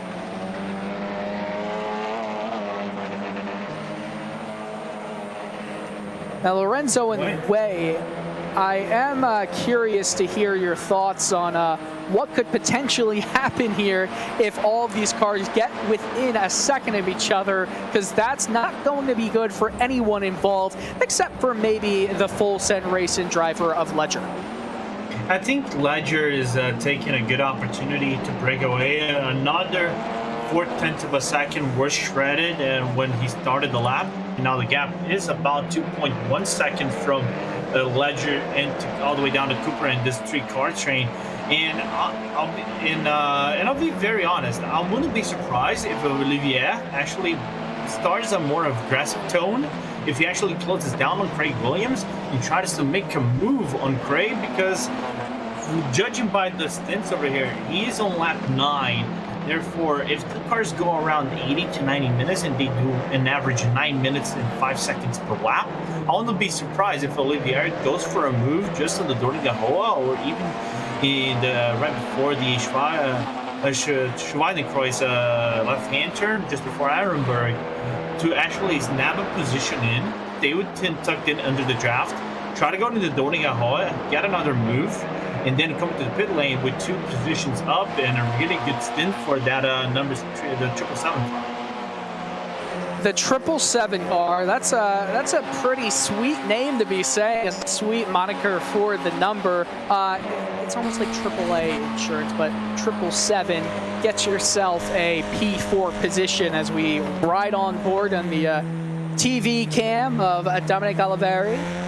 What a great view we've got right there, courtesy of our RaceSpot production team here. It's been so fun in the first 12 or 11 hours of this 24-hour race. I mean, come on, we've had so many great guys in the commentary booth. We had the Radio Le Mans group in here. We also had a Nordschleife Esports. Dick, or is it Dirk Ordif? I forget exactly who what his name was, Lorenzo, but VLN champion in what, 96, 97, and 94? Dirk Vona? Is that the one you're referring to? Dirk Adorf? Dirk, oh yeah, he is. One in 1994, 1996, and Tobias Brockman, if he was here, he probably would correct me on the spot about that. But yeah, BMW driver. He drove when I was looking it up in the M235 Cup. He's highly experienced. I think he has definitely more laps than me around the Nürburgring. I mean, would assume that any driver right here has more laps than you. I'll be honest, but Dirk Adorf, I would bet money that he could maybe beat you in a race. I'm not sure if I could, but I'm sure he could, and the odds would not be in your favor, Lorenzo. But I digress. TCR action is just unbelievable right now, and you know, props to all of these guys for racing cleanly in the nighttime. We're officially in, I think, silly hour right now, but in the nighttime we are having such good contest between these three drivers right now for P4, Lorenzo. Yeah, these P4 drivers, they are in within the chain. Taking a quick look over here, yeah, the gap is growing once again from Ledger all the way down to Cooper. It is now 3 seconds as they go by once again into a fast area. I'm just trying to take a look over here because now it is full pitch black. For those who are aware of Nürburgring, this is where the track can get really tricky. We don't see the turns properly, so I'm not going to say the turn cornering very well, but I think they're going to Cooper right now. So it's going to be interesting how these three cars behave themselves, and Olivier still has everything to go forward to make moves into the Doringa Hoa. He's just setting up this car. If I am myself, set up the car and go for moves. I am following the action on my own screen from right behind all three cars, and it kind of looks like, I'm not sure if my eyes are deceiving me as around the carousel bend. Are my eyes deceiving me, or is Steen Ledger losing a bit of speed and letting everyone catch up to that podium position? No matter what, the Vanderval Sim Racing Blue Team and Sim RC, they're very far out in the distance. They don't really have that much to worry about here, as that gap is now under 3 seconds, 2.8 and 9 between a podium spot and the rest of the three drivers currently fighting over P4. Man, this is quite exciting, Lorenzo. Some of this action we don't normally see go on for this long. What's going to have to happen? Because, you know, none of these drivers are just going to stay through the entire stint running right behind each other. While, yes, it might be better in terms of staying safe for the rest of this broadcast, or excuse me, not just this broadcast, but of this race. But it will be a lot better for their cars as well. They won't have to get any extra repair time. Nonetheless, when you see an opportunity in front of you, if you're a racer, you're gonna be wanting to take control of it, and if you're not wanting to get in front, then I don't see why you're in the 24 hours of Nordschleife. Yeah, but the thing is, with the TCR cars, I think out of the bunches of whatever, I'm already used to seeing the TCR cars because of the 24-hour series. So for those who've seen 24-hour series, 6 hours races and 12-hour races, it is natural for these cars to be glued to one another for 11 hours or even 5 hours, and then on the final hour they actually go they let the gloves out and they bellowed it out on the track as they just went to the Klein carousel, going to Galgenkopf. They're going to go down to the Döringerhohe. Now you really want to see if actually Olivier is going to set up himself for a move. They're going to drive the draft of Audi right behind him, who just overtook him. So we want to keep an eye on the Heusifeld Geodesic car. Yes, Dominic Oliveri has a big run right here on Craig Williams. What will he do? Looking for the block, still trying to stay with him, to stay within the draft, going to pull out to the right. You're going to see it. Oh, what a beautiful shot from our chopper coming onto the right. It's going to be difficult, though, to stick with it. It looks like Williams is just going to give it up. And what great racing and respectful racing from all of these guys. But is he going to try to go for another move in these quick, fast corners before you reach this very slow right-hand portion before you make the left back onto the Nürburgring circuit? What a great bit of racing in the TCR circuit. We do have, though, a car going off into the pits, and it looks like it's going to be Oliveri, so he's going into the pits, and he's gonna, I'm not sure if he's gonna get a driver switch here or if he's still on one set of tires, maybe double stinting it. What do you expect to see here, Lorenzo?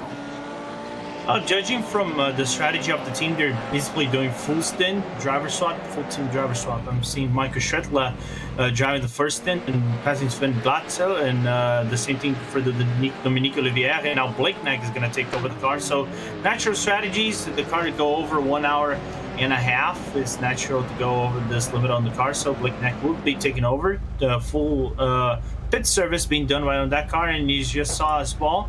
There was another car in the pits. That was the 911 Cup, if I recall correctly. That was the I was going to say the Chief Engineering, but that was the Guino, but he's still in the pits. You know, that shot we just had with seeing the virtual driver's face, their eyes in the mirror, it makes me wonder. We all know the heart-pounding adrenaline that goes when you're sitting on the grid in a Formula One race and you see the red lights turn out to green and away they go. And that is such a heart-pounding moment. When you're in a race like this and you're going through a driver change and you're a driver like Blake Knack and you're just waiting and waiting and then you're finally released, what is that feeling like?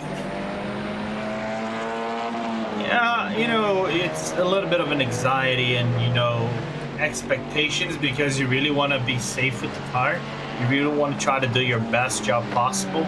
It is just like me when I get the car, whatever it's a HPD, driving the HPD or driving the GT3 car or any car whatsoever, you have a little bit of nervousness. It is actually brought up by the drivers themselves. They feel more nervous on the sim than actually in real life. They get more anxious to drive a car in the sim because it is, I would say it is not different things they usually do, because some of them are F1 drivers, they are already, some of them are GT3, they are used maybe with long stints in endurance races.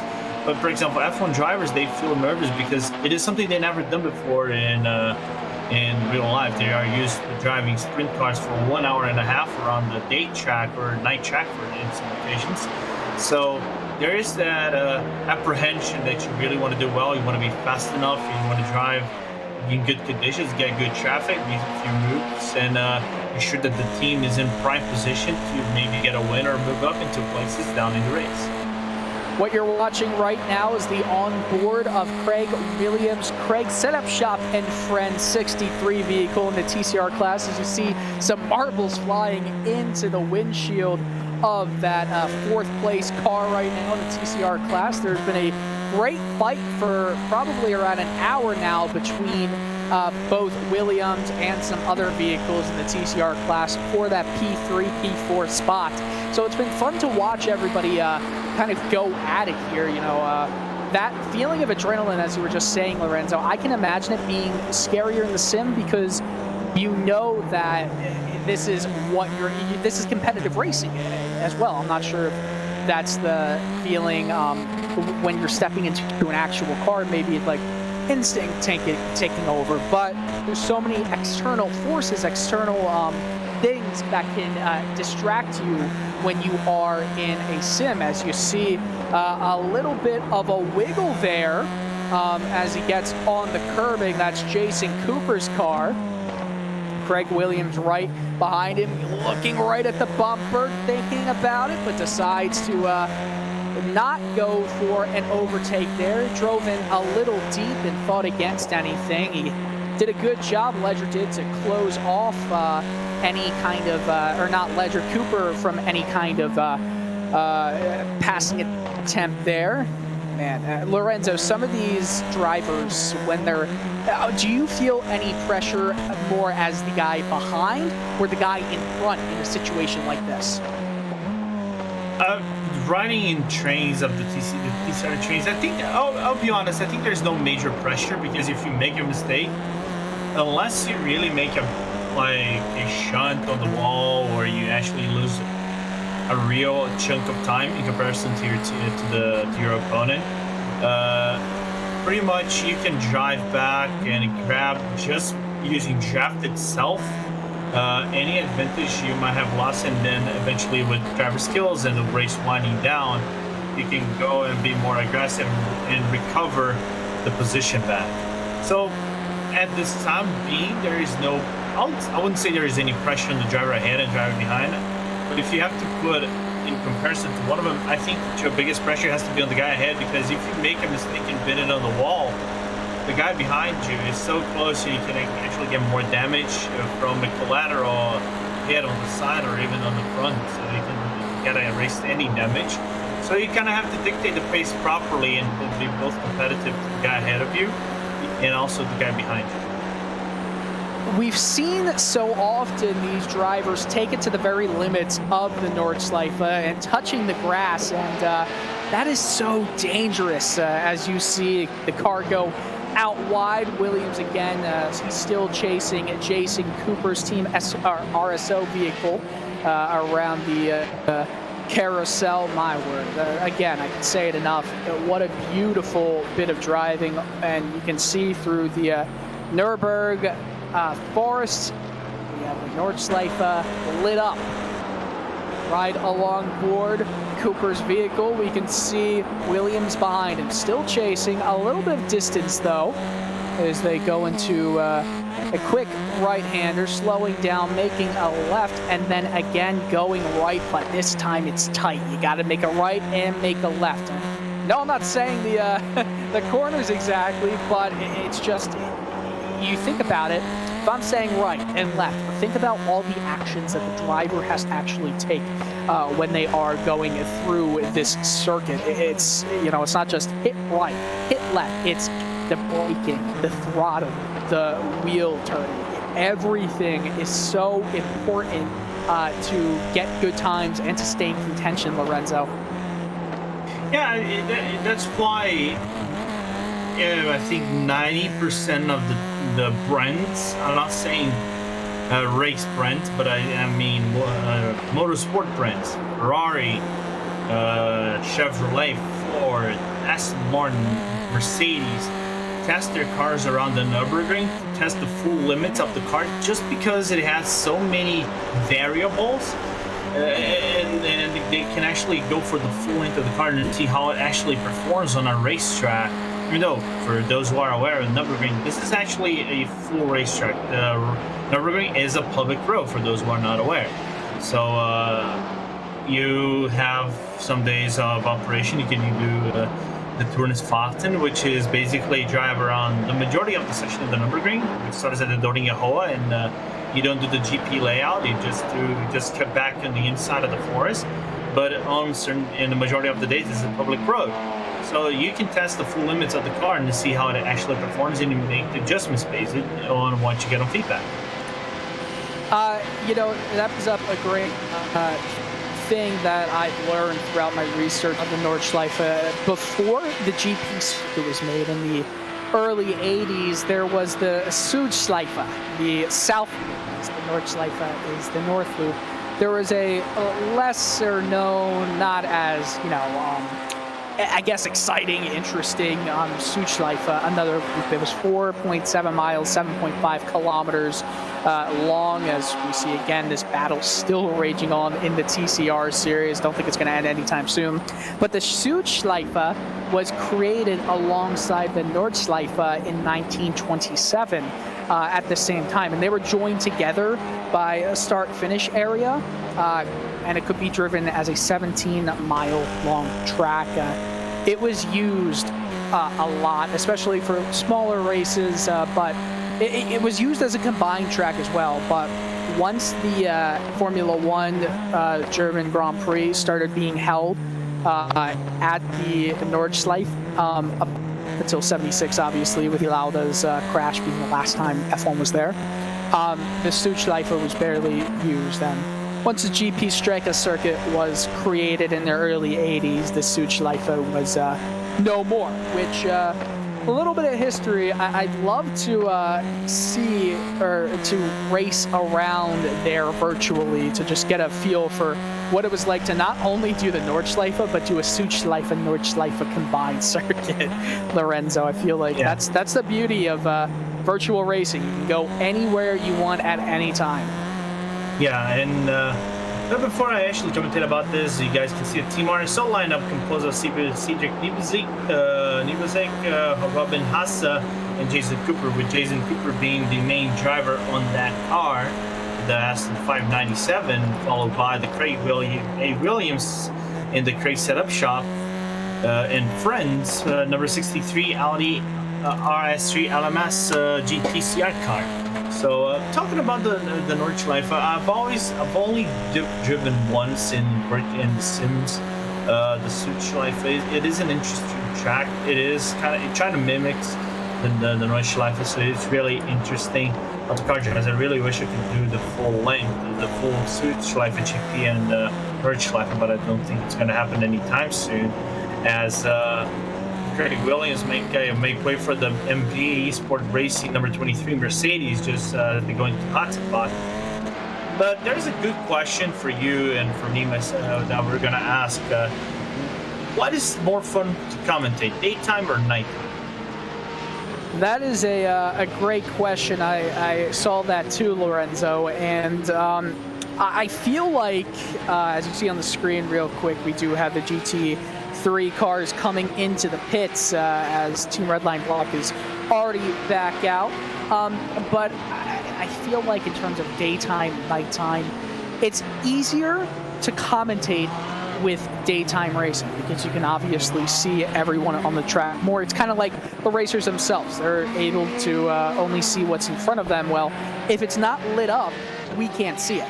I love the spectacle of nighttime racing. It's definitely easier to do daytime racing, but give me a good night race and I will enjoy it more than a daytime race. But it's got to be a good one, you know, and maybe a more of a share to daytime so it can make the night more interesting, Lorenzo. Yeah, it's going to be really interesting. I like to prefer nighttime in the majority of the events because it is more simple for me here in South America, but still, it's going to be interesting. For those who are unaware, you guys seen Jonas Ballmeyer coming out of the pits, and he was with the doing the full swap as he actually double sinted the tires. Therefore, he's going to have fresh rubber now on his out lap, and then furthermore on his second stint. You guys still see the battle between RSO and Craig setup shop, which has been going, I think, for the whole eternity, which is, again, nature of the TCR cars, and it has been brought up that the Craig has the upper hand on the Doriga-Hoa, of course, because of the draft, but he doesn't want to pass. He's saving, trying to save as much fuel as he can, and save, of course, a little bit of tires. Yeah, saving fuel, saving tires, it makes perfect sense. It is interesting, though, how, as a driver, I feel like I would be very aggressive in terms of trying to pass them on this. I know we're not even at the midway point, but if you're behind someone for so long, yeah, it can be fun to play a little bit with your food, but at one point you gotta eat some of it. You know what I mean, Lorenzo? Yeah. So So I think Dylan's microphone is acting out again. Is it acting out? But just to say that what a great job here by this TCR group of drivers to actively be with each other the entire time, beat for beat. They're competing well. You see on the screen right here, however, not a TCR group of drivers. The number 2 machine, or the 89 machine, currently in first place. BS Competition, or in second actually, as it shows on the car. BS Competition is currently being driven by Alexander Voss, and starting the grid in 5th, currently in 2nd, and it's a 3-man team there. If split equally, all of them would have 8 hours to drive. Obviously, it'll be a little different once we get to the actual numbers, Lorenzo. Yeah, so BS Competition doing a really great job. I think their strategies have been, in the second part of the race, pitch perfect. You know, they managed to keep red line black honest. You know, they at one point the gaps were nearly a minute between both teams when they were doing pit stops, because they were in different cycles.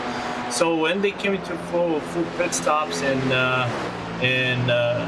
basically a convergence of strategies in this latter half of the first half of the race, you can start to see that the advantage, in my opinion, goes to BS Competition. It was as who's impressing me the most.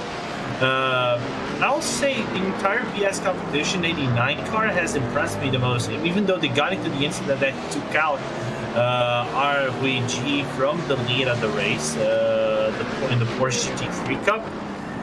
It's still, regardless, a very impressive drive out of the BMWs at 4 GT3 car. I think that's a great choice for you, Lorenzo. I don't think I've seen anyone that has greatly impressed me that I haven't thought would be impressive. I just feel like in terms of consistency, I know they're not having as fast lap times, but it's the curious case of MB Esport Racing for me. I know that's way out of left field, but they're still in the lead lap, the last car on the lead lap. They're sticking around in 7th, a gain of 4 spots, and the only Merc in the field, the only Mercedes AMG GT3 car. So good on them for performing at the way they're going. And remember, it's, as they say, the Nordschleife and this endurance racing is not about how well you finish sometimes. It's just about survival. And they're doing a good job here, as are a lot of other teams. It's a shame we haven't seen more battles specifically between VRS, Coanda, Sim Sports, MSI, Esport Blue, and the other BS Competition car, number 7 vehicle. But the top 3, the podium finishers, if it stood right now, they've been within 30 seconds of each other for the majority of the last.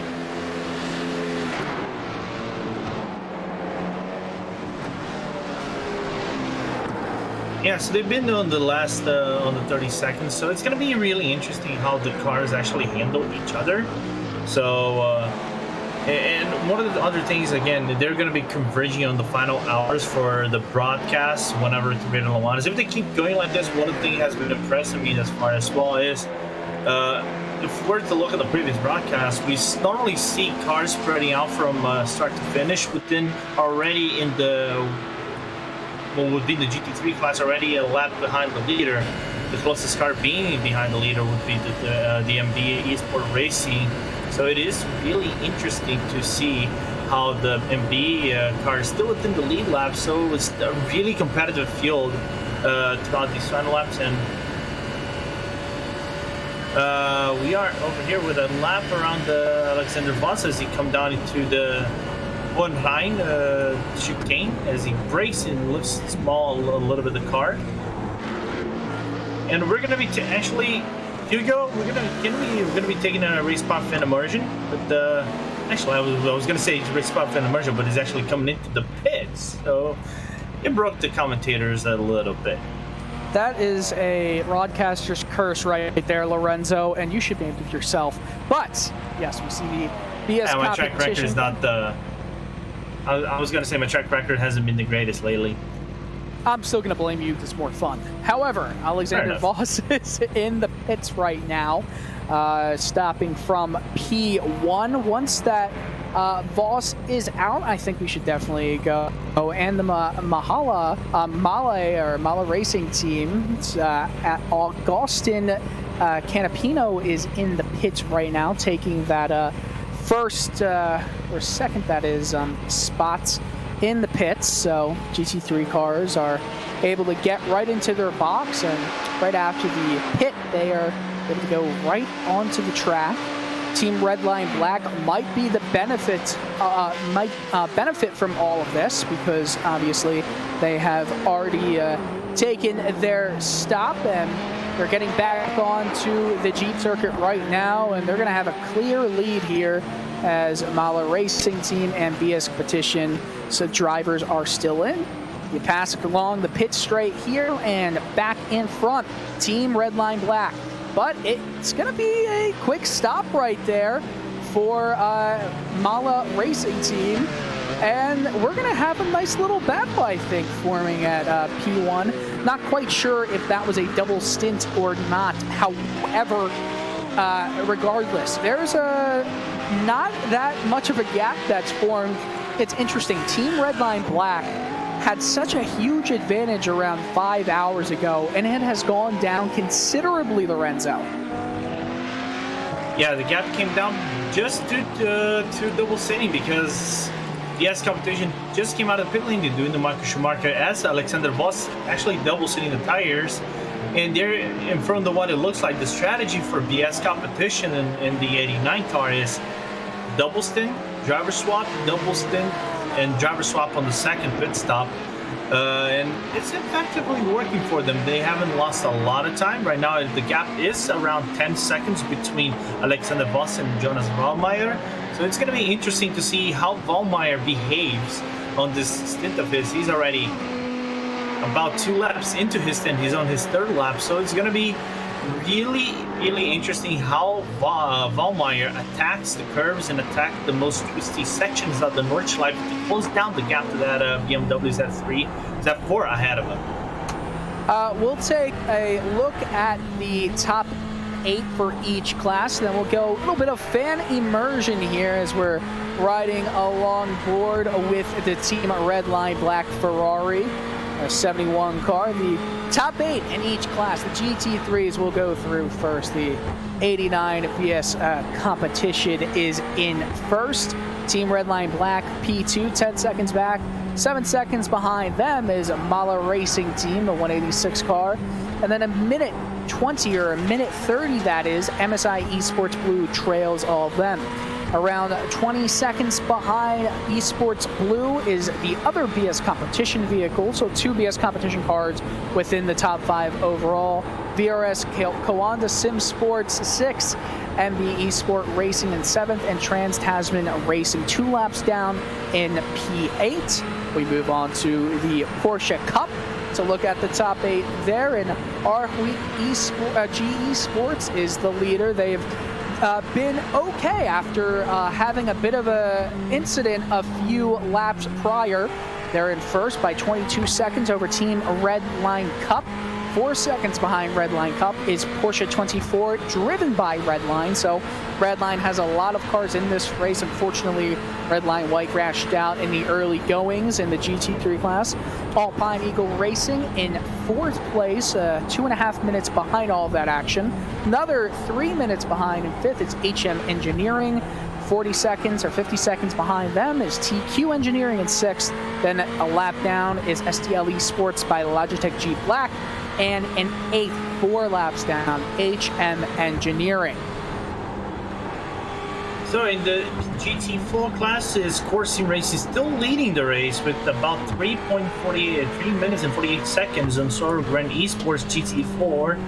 Team Hoisiveld, the 301, is in 3rd, followed by Team RSO, nearly 2 minutes behind them with the 397 car. ASD Yellow is in 5th, followed by DRS Wave Italy on the number 10 car. Burst Esports Rio Toro is in 7th, and running on the top 8 of the GT4 is the OTR Esport E2G. And then finally on the TCR class, well, it's still SimRC leading the class with more than 1 minute, 1 minute and 40 seconds on the full Send Racing, the number 85 car. The Team RSO is in third, followed closely by the Craig Setup Shop Friends, and Beneval Sim Racing Blue is in fifth. Team Hoiseveld Geodesic Racing is in sixth. Loudon Sport Ross FD Racing Team is in seventh, and rounding out the top 8 in our class here is Pure Sim Racing, Dylan. We love that. Thanks, Lorenzo, for going through those two classes. We're going to go with a bit of fan immersion here on the Team Redline Cup. Or not Team Redline Cup, but the Redline Black car right now that is currently in P2. Jonas Vollmeyer is in that Ferrari. And go to Canapino. He's in the Mala car, Dylan. Alright, so we're gonna make a quick switch. We're gonna go into the Mahler Racing team for a RaceSpot TV fan immersion with the Argentinian driver of Agustin Canapino. This is the iRacing Esports Network. 24 hours of Nürburgring powered by VCO.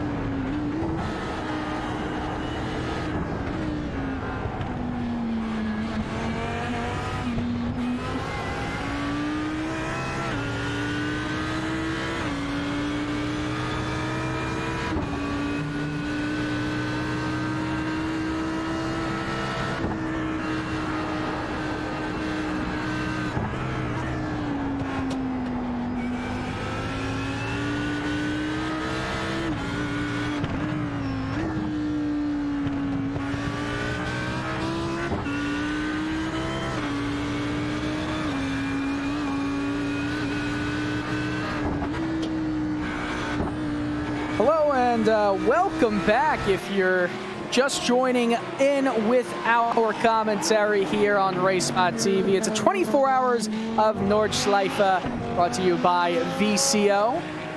What a beautiful event so far, and we're not even to the halfway point here. An hour and 7 before we have finally got into that majestic point where we start to count down the number of hours instead of counting up to that midway point. We hope you enjoyed that fan immersion experience we gave you with Augustine Canapino. I'm Dylan Coyle, joined alongside Lorenzo Bonder. And Lorenzo, you have a feeling that there is going to be a battle for the overall lead in just a few laps. What makes you feel like Team Redline Black is going to get to the bumper of BS Competition 89? I'll say this thing was a fraud. Vollmeyer pitted full pit stop, so he's gonna have the better grip towards the mid. The second half of the stint, which is gonna have an upper hand compared to Alexander Voss. So wouldn't it be surprising if the driver from the number 71 Red Line Black car, the Ferrari 488 GT3, closes down the gap, be more aggressive with his lines and braking, and Voss has to be more conservative on how he handles the car, and thus opens up the door for Vollmeyer to come closer, because the gap is already down to 6.9 and is closing down bit by bit. So it is opening up the gap to Vollmeyer to close it and then seal the deal whenever he finds an opportunity to do so. He has to go through some traffic, which he handled pretty well. Good job by both he and the lower class vehicle, but Jonas Vollmeyer, he is catching up very quickly. He is riding at the limit, Lorenzo, and you see that shot just from a right to a left, and he's moving with a ton of pace. Can he catch up by the end of this lap? It's unlikely, 7 laps to catch up is really complicated unless someone makes a big mistake in the side of Alexander Voss. I don't see Vollmeyer closing down in this lap those 7 seconds.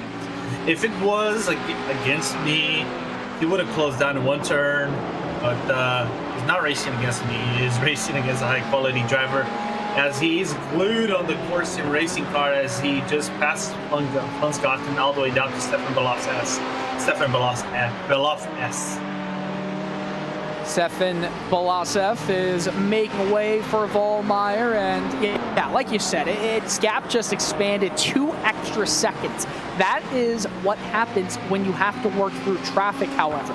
If you are stuck behind some traffic for, I don't know, 3-4 corners, that cuts out a considerable chunk of time in the gap. And right now it's Alexander Voss with BS Competition 89 in front of the 71 machine of Team Redline Black's Jonas Vollmeyer. BS Competition, a 3-man crew, Heinrich Voss and Philip Eng. It's a beautiful shot here, everything lit up around the Nordschleife and coming over the hill. The headlights, kind of scary, would you say, if you're just a spectator watching and all of a sudden you see this huge illuminated beast coming right at you and then flying by as quickly as it took for you to recognize that there was even a car there. It's the fresh tires. This is really a test of what fresh tires look like compared to that double stinted tire, wouldn't you say, Lorenzo? Absolutely, because when you get fresher tires, you are more confident in pushing out the car. If he lost the 2 seconds, it was about 7 seconds when he had that block on traffic, went to 9. He already shredded 1 second in a few turns in the blink of an eye. So Vollmeyer going with full confidence on that Ferrari 488, going hard every single lap. And again, I still retain my 2 lap. He's going to close down on that BMW Z4. Only a handful of cars are on the Nordschleife, as all of them are beginning to exit the Nurburgring, as you see Vollmeyer caught up of the off-road materials, the off-road. It's called gravel and grass. But you see a lot of these cars are being pushed to the limit, and Vollmeyer is probably pushing his car to the limit more than anyone. I'm curious to hear or to understand what is in his mindset, because he is using every bit of curbing that he could possibly use and going to the very edge of the track, getting all of his left-hand tires up into the green, right past the red and white curbing. And at the end of this Nürburgring GP circuit run, he's gonna again start to creep ever so slightly closer to Voss in first. I feel like, you know, it's almost inevitable that this Team Redline Black car is going to catch up to Voss in P1, and Jonas Vollmeyer is really looking like he's hot lapping out there. Yeah, again, they were the only team who done the lap under 8 minutes, which for a qualifying lap, people, 8 minutes on a 25-kilometer track, it's amazing. It's something that not many drivers are able to do, not even the real-life drivers can actually do a lap like this. So it is a testament to the quality of the drivers we see on the track. Gap is now 6.8 seconds as he just passes the Hudson box session, is setting up for the bridge and then full spots. So I'll give credit where it's due to BS competition. The strategy of double seating the tires is working well so far. 3 laps in, you know, they still have more. Sorry, 4 laps in, they still have 3 more laps to go. So all in all, really good job on the BS competition 89 team to still make Redline keep honest, like I mentioned, and push every single lap and keep the competition open. But what do you think about once the light starts to come up and the dark eyes start to dissipate? Do you think double stinting will still work, Lorenzo? For the morning hours, yes. I think, to be very honest, I think double stinting is off the table whenever we get about the final maybe 4, 6, maybe 7 hours of this race, where the track gets into the 20 degrees Celsius temperature, maybe 23, 24, and the track gets hotter and hotter eventually. So you're gonna have to go for full service pit stops every stint that you do, unless someone actually goes for a very splash and dash like pit stop at the end of the race and just go for a 1 stint and a half. But you know, we're not going to be able to see that, unfortunately. Me and you, Dylan, we're going to have to be tuned in for the final 6 hours whenever the Radio Le Mans team or the Radio Show Limited actually takes over for the final 6 hours. The Team Redline Black vehicle of Jonas Vollmeyer has cut off 2 seconds to the lead that Voss has. It's now under 6 seconds, and this, remember, a half a lap ago was an 8-second gap. It's now down to under 6 seconds. Vollmeyer is going to catch up to Voss. How hard will Voss travel to stay in front of Vollmeyer? I'm not quite sure that, you know, we might have seen this in P3, P4, P5 battles for the TCR class. I don't know if Voss is going to be okay with just simply surrendering first overall. I don't think he's gonna play fair. I think he's gonna play it fair. Try to go for maybe one defense here and there, but I think deep down inside he knows that Vollmeyer is coming. He's hungry. He wants to make the move. And eventually, again, it's nighttime. You must capitalize your wins and losses. And a driver like Alexander Voss, who's a very brainy like individual. He drives a lot with his brains. He's aggressive, but he knows what he's doing. It's aware of, you know, this is something that I cannot beat. I have to take this loss over here and just stay within contact. Vollmeyer has recorded some unbelievable times. His last lap was a half sec quicker than Alexander Voss, an 808.065 versus Voss's 808.461. And another thing, as Vollmeyer is seeing some TCR traffic in front of him that he's going to have to deal with carefully. He does a good job there. Another thing is that Vollmeyer, he's been on these fresh tires for 4 laps, so he is starting to wear down the life of them. Still going very strongly, however. A 3-lap run, though, for Alexander Voss since going into the pits. But remember, the tires are pretty old. It's probably 3 times, if not 3.5 times more worn down than Vollmeyer vehicle. Lorenzo, how much, who would it hurt more? Once these two drivers do meet somewhere, if Voss is able to hold off Vollmeyer for even half a lap, how much of a chunk of wear does that put on Vollmeyer's vehicle, his tires? Does it get to a point where... oh, wait. We have a GT3 Cup car off just as I saw the Voss going down into the Class Competition. I got to take a look who it is. But dangerous moment for Alexander Voss. He could have got involved into an incident. Well, as you put a look there, you said it was a Porsche Cup or a GT3 car. What did you say, Lorenzo? It was a GT3 Cup car just after Flosgarten. Just trying to take a quick look to see who it is involved. All right, well, while you try to find that out, we're still going to with the Team Redline Black Vehicle and BS competition. That gap back to 6.5 seconds. Again, there was some traffic there for Vollmeyer, so that's what's starting to hurt again. And Lorenzo, TQ Engineering is the team that had an issue. Can you take us through what happened?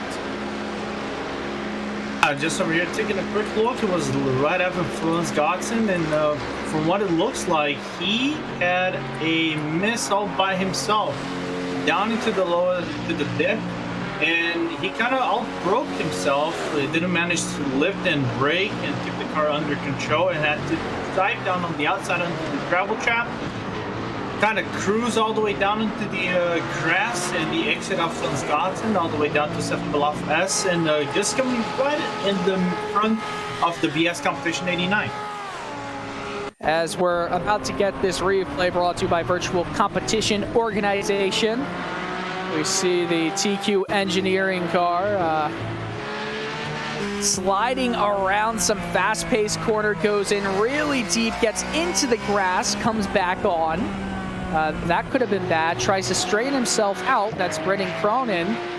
Still not where he completely goes through the grass, but it looks like he tags his right rear tire, takes the grass, he hits the wall, and that appears to be right in front of the leading cars. As you said, Lorenzo, that could have been very bad. Yeah, I'm just looking over here of the replay that Hugo brought us. Apparently it already had damage prior to going to production. I'm just gonna take a look at that because the way the steering wheel was actually twitching, it was already to the side. Yeah, I think that I saw this car twitching, as you just said. I think with the steering column might be broken, as that replay was brought to you by VCO. And there's got to be some issue with the car now. That is not normal steering. The twitching wasn't helping, and trying to take that turn at a slightly higher speed than he probably should have been taking it did not turn out well. Just more damage, and that's a long repair that's going to have to happen for the Q Engineering machine, and that's a shame to see, because they're having a decent race back around P6 or 5 in the lower series, I guess you could say, the lower divisions. But I think what you've got to look at here is it's something that shows up, Lorenzo. The top classes almost have to avoid some bullets at times, because something's going to be lurking around each bend, each blind corner that they are not going to be aware of, and Lady Luck has got to be on your side. Yeah, it's very complicated, especially within these night sections. You pretty much said everything. Yeah, you gotta have skill. You know, we joke around like 50% luck, 20% skill, and all these lyrics we like to pull up the references. But I think for this track specifically, Nürburgring, and maybe Le Mans at some point, we say it is maybe 60% skill or 70% skill, 30% luck, and if you actually get that 30% engaged every single time, you're gonna have a good run no matter what. Yeah, you could have 99% of the race going so well, but then just one small incident later and it's all over for your day, and it's never fun to have that happen, Lorenzo. I thankfully have never had to face that feeling of spitting out in an online big major competitive event. Thanks to everyone who's tuning in to iRacing Esports Network's 24 hours of Nordschleife, which is powered by VCO.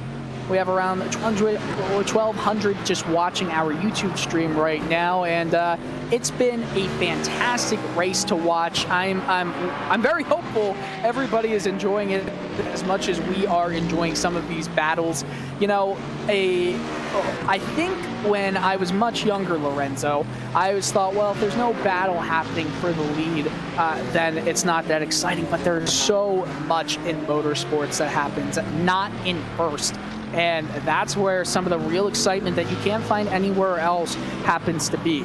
Another thing to keep an eye out for, that MB Esport Racing 23 machine is close to getting lapped, I think. Yeah, very close, BS competition.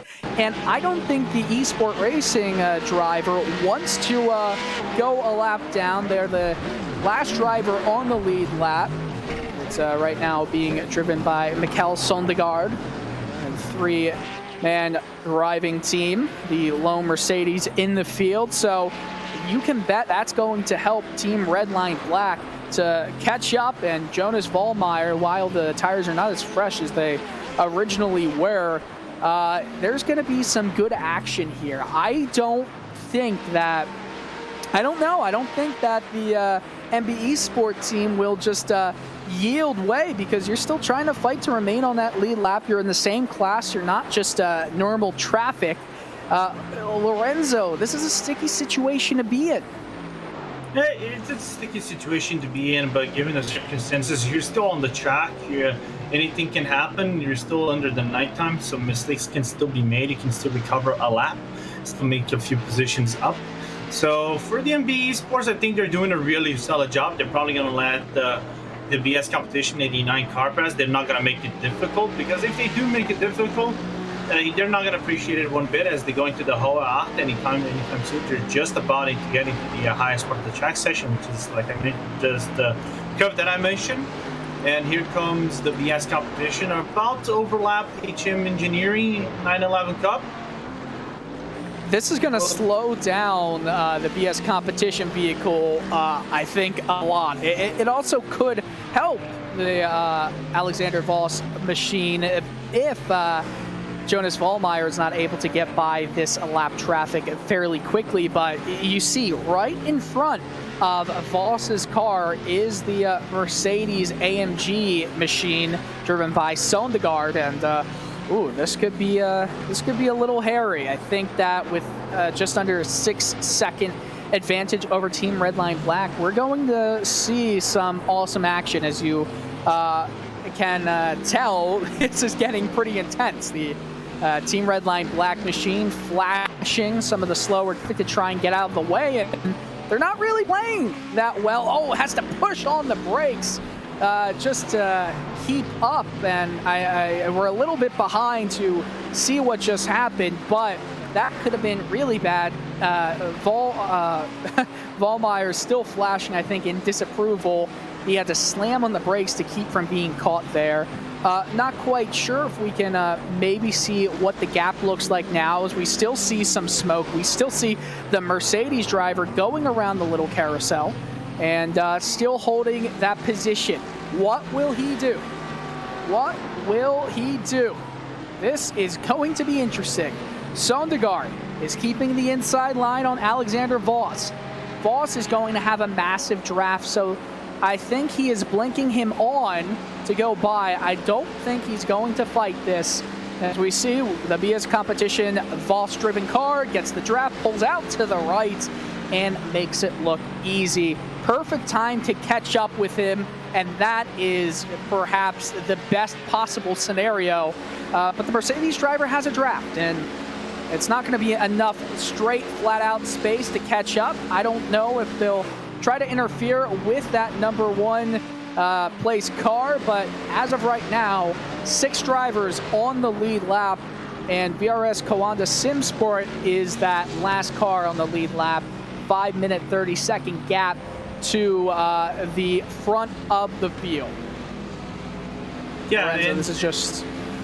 Yeah, please continue. I was just going to commentate that I think under normal racing circumstances, because the 77 of Trans Tasman's racing car got involved into an incident, so they lost a few laps back due to repairs in the pits. I think under normal racing circumstances, this might be the first racing overlap that we've seen on the same class cars. So you can see 12 hours in, all cars that were in the GT3 class, high quality GT3 strength of field. If you guys are not aware, strength of field is just based on the iRating, which is the how good are you as a driver within the iRacing simulator service. So it is a very high SOF. When we registered was about 8.7 thousand or 8,700 iRating. So it is probably one of the highest iRating I ever seen for a one class. But still, we have the testament of seeing all drivers within the majority of the GT3 class within the lead lap. And Jonas Vollmeyer, even though it is 2.5 seconds, I only see Vollmeyer actually being within the draft range if the BS competition, if Voss actually gets into a GT4 TCR and block into, well, let's just say Hotzenbach, for example, as he goes into the GT Chicane, and this might help Vollmeyer a little bit. Yes, and look at that. It's under 2.5 seconds now for Jonas Vollmeyer. Under 2 seconds now. This traffic is playing right into the prancing horse driver's hands. My word. Look at that. There is so much lap traffic to have to contend with, and Vollmeyer has been flashing drivers from very far back. Remember, there's still the MB Esport Racing 23 machine that has to be worried with Team Redline's approach to him. Team Redline will be saying, hey, get out of the way, you're going to be a lapped car. I wouldn't be surprised if the AMG machine says, no, I want to stay on the lead lap, so I'm going to compete with the car in front of me. You mean the guy that's in the lead? Yes, that's how the conversation would go. 1.866 seconds. Voss has been doing an admirable job on double stint tires, however, to stay in front of Vollmeyer, who is on not really any more fresh tires. He's on the single stint tires. It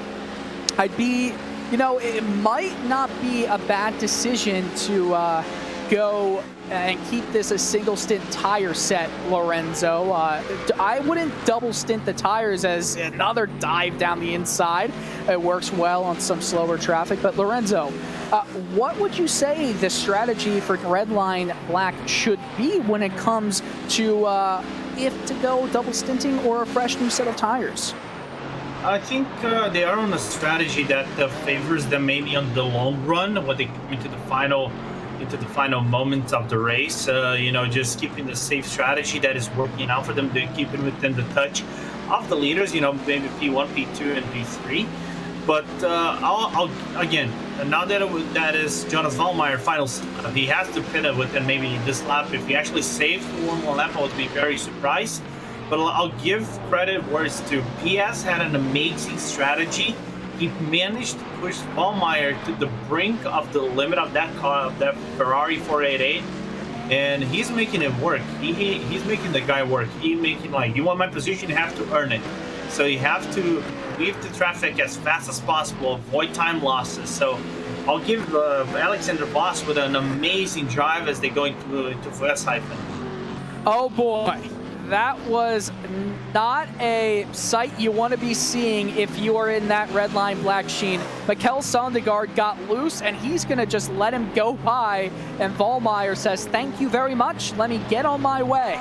Because Sondergaard touched the grass and almost spun out right in front of Vollmeyer. Could have ruined his day. Remember, this is a lot about luck, just as much as it is about skill. And now there is no one in between Vollmeyer and Voss. This is going to be fun.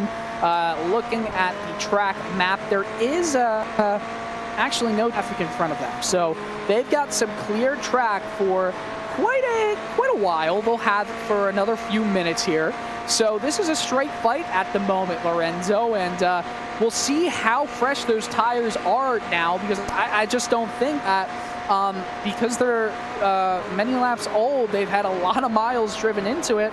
I just don't see the tires being a huge deal now. Yes, obviously, one's double stinted, one is not. The difference is that that Ferrari is driving at the limit right now.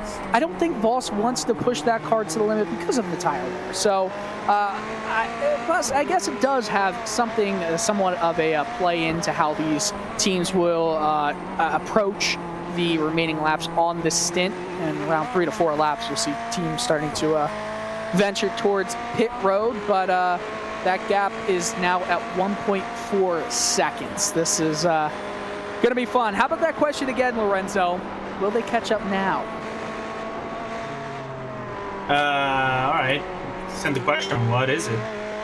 Will they catch up on this lap? All right. Sorry, I blacked out for.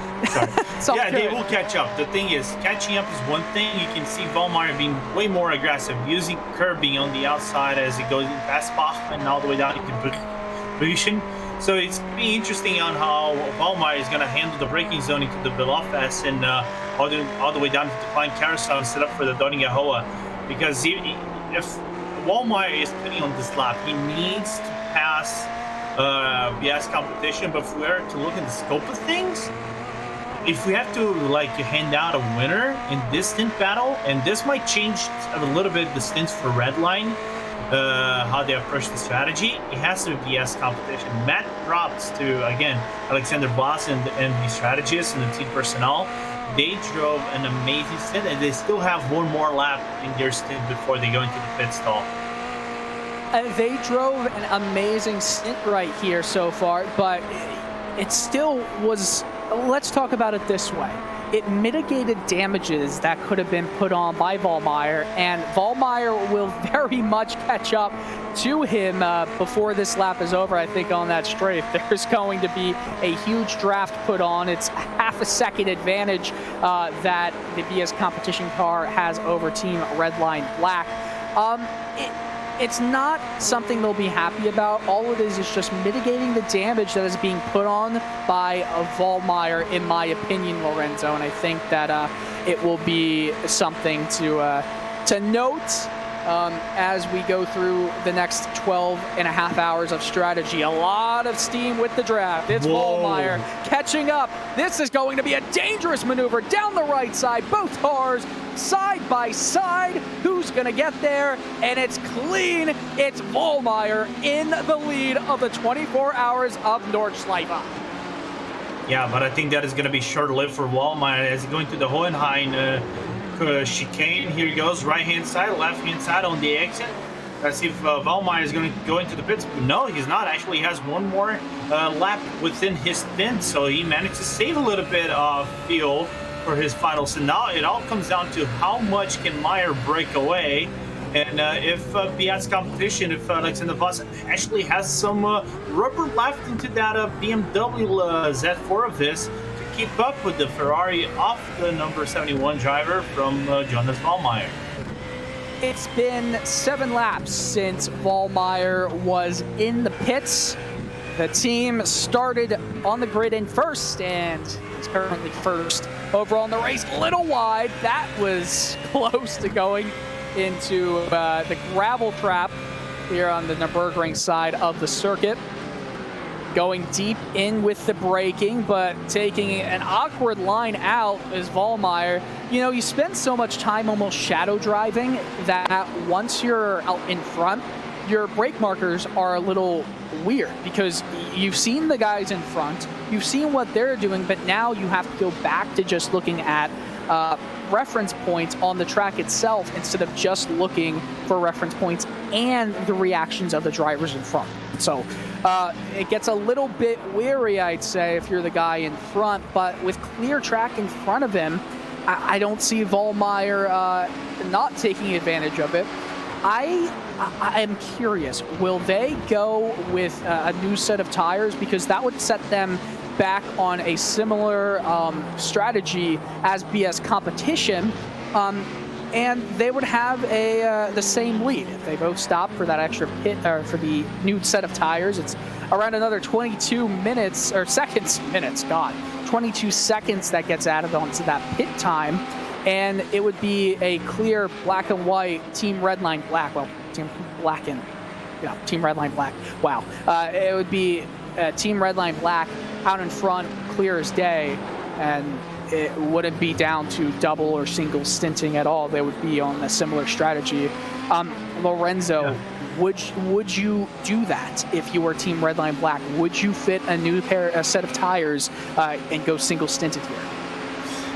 That's the million-dollar question right now. If I'm Vollmeyer, if I actually break away in about, I would say maybe 2 to 3 seconds, I would say I probably would say in the back of my mind, maybe I should go for a double stint. I can still play it safe, let the other driver take over, and let him do the job of doing everything that I just done, clear out every single lap, do the overtake, retake the lead, nice and clean. But it's gonna be interesting when they come down the pit lane into this lap. I think the race has been made wide open by this strategy alone by BS Competition. If I'm the strategist for Team Redline Black, certainly am not. I would really want to see an exact copy of this performance go out again. I want to see Vollmeyer go out with a fresh set of tires again and put on a clinic just like he was doing as he caught up to Alexander Voss. But that's also speaking from the beginningness of some excitement in laps, because I'll tell you one thing, that vehicle, man, Team Redline Black, Vollmeyer has done a fantastic job over the course of the stint, probably the best stint that any one driver has had in the race. What a battle, though, we had in this GT3 class fight. We're close to, obviously we're 35 minutes away from that midway point here, and obviously this is a timed race, not a lapped race, but the leader, Vollmeyer, is on his 83rd lap. So it's funny. Imagine saying 83 laps. Imagine one of these guys is like, his wife wants to watch a movie, but he says, no, I want to spend another, can I spend 83 more laps? Sure, okay. Thinking it's like Martinsville or Bristol. No, it's the Nordschleife. It's the Nordschleife. That's what probably is happening, Lorenzo. That's a great analogy. Well, because a lap around Martinsville is what, 20 seconds? 20-something seconds? So it would be Bristol is the quickest. No, it would be a quick drive-by, and 84 laps around the Nordschleife is nearly 12 hours as we're approaching the end of our broadcasting stint over here at Dylan. It's been an interesting race, hasn't it?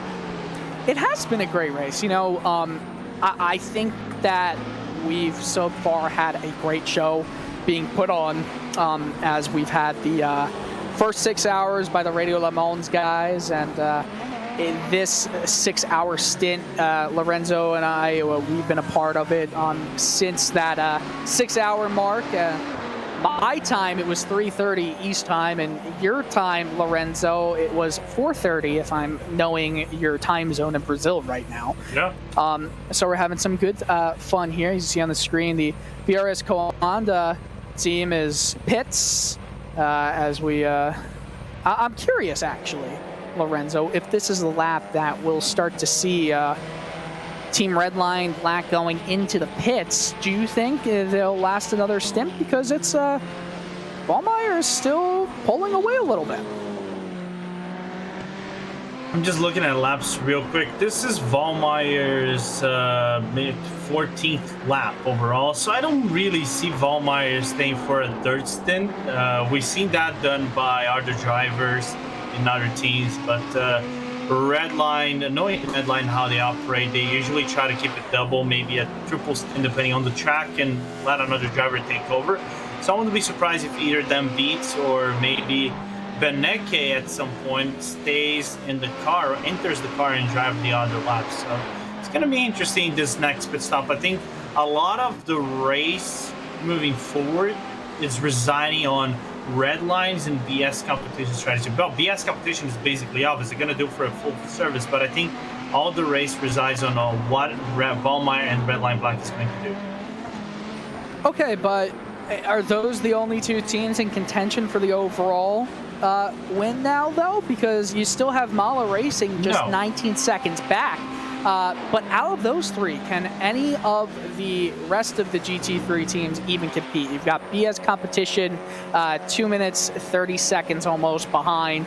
Behind them, you got the MSI Esports Blue Team, 3 minutes behind, and 5.5 minutes behind is VRS Coanda SimSport, but they just went into the pits. So what can any other team besides the top three compete for the win now? If you want to have like an outside shot, I'll probably put... Just want to see if I'm actually trying. I probably would put the MSI Esports Blue, because I've seen strategies from MSI, especially in the Porsche. They fiddle around with short fueling and maybe long fueling.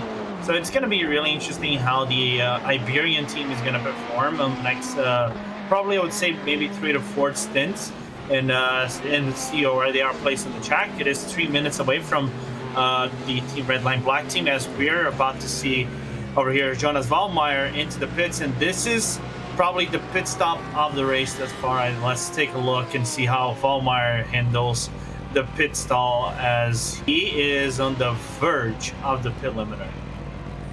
You have to wonder what the strategy will be. Will Vollmeyer stay in for another? That would be ridiculous. Will they go double stinting with the tires here? We'll see if he is jacked up in the Ferrari. That stop is. I'm really curious. No here. driver swap, so Vollmeyer third stint. So Vollmeyer is staying in again, and I wonder, are they jacking the car up? Because obviously we'll see within a few seconds time, or they're just gonna have him pull off. He was starting to slow down once he did get past the BS competition car. He's still just planted right on the ground, as he's been in the pit lane for 1 minute and 4 seconds, and they're double stinting. They are double stinting. A strategy call that I wouldn't even say it's bold or it's safe. It's just one that you just gotta wait and see. Hindsight is important with these strategy calls. You gotta know, Lorenzo. And this one, I don't really know what the best decision was, but I do know one thing. Vollmeyer is going to wheel this car around the circuit. Yeah, Vollmeyer is going to wheel the car. And from my perspective, I think it is... my point of view, of course, is my opinion. I can diverge with everybody else, even the people in this broadcast booth. It is a safe yet programmed strategy call from Redline. I think they know what they're doing. I think they are confident within their strategies moving forward, as we are in the sim about 3:13 a.m. So sunrise is about to appear in about 2 hours and 12 minutes, roughly. So it's going to be interesting how Redline goes for the morning stint, and if it continues with this double stint, and then whenever it gets out of the track, go for the single stint approach. You know, all the drivers here, with the exception of a few small incidents, they've been racing really well. And I know that when Connery was here, we were talking a bit about the silly hours, the hours of the night that it's just ridiculous to still be even awake. I haven't seen that many incidents, that many, you know, shows of poor driving, and I think that might be because a lot of the teams are not from, you know, one specific area of the world. Some of them are, but in this case, I feel like there's a lot of great racing throughout the entirety of the 4 classes, Lorenzo. Yeah, it's interesting as we are seeing over here Agustin Canapino. It's still in second place, but he's within the same strategy of the S competition. It's going to be, this is one of the key points we're going to be talking about in a little bit. David Haynes, Juno Conchipati, and at some point I know Tyler Maxson is over here with us, going to be producing the third quarter of the iRacing Nürburgring 24 hours. They're going to be wondering the same conversation as we are to try to break down if the BS and Molly strategies are going to be David Haynes are going to be effective moving forward into the morning time. As it's going to be interesting. I really am curious to see as we're approaching the end of our stint. 27 minutes to go. 27 minutes to go. Is that all we have left, Lorenzo? Unbelievable. That's it's been a great time up in the booth. We've been watching some awesome action raging throughout. You know, I'm curious to see how some of the battles are shaping up throughout the rest of the field. Taking a look at our timetables to see if there's any close battles raging through on the field, and there's a gap between our good friend Williams and Blake Neck for that P4 spot in the TCR series, and other than that, that's the closest interval between 2 cars right now. We've had a lot of cars go off the track and out of the race. Again, I'm going to be counting while speaking, so give me some patience. Around 18 cars have are showing up as stopped and out of the car. So if that number is correct, we've got around 36 cars still on track and 36 cars still fighting for some glory here in the 24 hours of Nordschleife presented by VCO. Top 7 spots, all dominated by GT3 drivers. 8th overall goes to the Porsche Cup class, the Porsche 24, driven by Redline car of Alexander Thieb. And just looking through the timetable to see if there's any anomalies throughout. Obviously, you have the Trans-Tasman Racing Audi R8 LMS of Emily Jones with being 3 laps down off the GT3 lead, currently in 8th place. Curious to look through the field and see what drivers have, had some high hopes high up on the grid, but ended up not going, for some successful runs here. And not all of them, obviously, have had a great time here at this beautiful circuit. Yeah, they're having a great time in this beautiful circuit, and I'm actually going to throw it down to you about circuits before we actually focus on more stuff and the racing itself. If you have to pick a track in the United States to race a 24-hour race that isn't Daytona or Sebring, which track would you pick? That is an awesome question, and immediately I thought Road America. I love Road America. Fair enough. I respect the choice. I saw David Haynes over here on the broadcast booth saying VIR. I'll say that David. I know David Haynes is a VIR lover from a long period, so I'm not surprised with that call. Oh, well, that's VIR I don't think is wide enough at certain points to provide some traffic, but I guess neither is Nordschleife, so that could be fun. Honestly, Road America is great. Circuit of the Americas is awesome as well. I could see it hosting, 24-hour race. It's already hosted some long endurance races. The thing about the Circuit of the Americas is it has a similar vibe to Daytona in terms of it feels like a party atmosphere once you're there under the lights. So that would be a nice place. I think the only problem with Road America is that there is, while it is pure racing, it does not necessarily have all the infrastructure to make it feel like a party. And I feel like if you're in America to get all of the endurance enthusiasts over to watch some races, you need to make it feel like a party. That's what Daytona does so well. And I feel like Road America would definitely have to take that route, as we see Alexander Voss is going down pit road hard on the limiter and brakes right before that line to go in for his pit stop. Lorenzo, one of the hardest skills to master in sim racing, and it's a lot easier on the Nürburgring, is just everyone needs to know Augustine Canapino is going in as well. We have a lot of friends who want to hear about his actions, but one of the hardest things to do is get on the brakes at a perfect timing and not get a speeding penalty when going into pits. Some pits are harder than others. I mean, I can think of something like Spa. That's not a fun pit lane to enter into.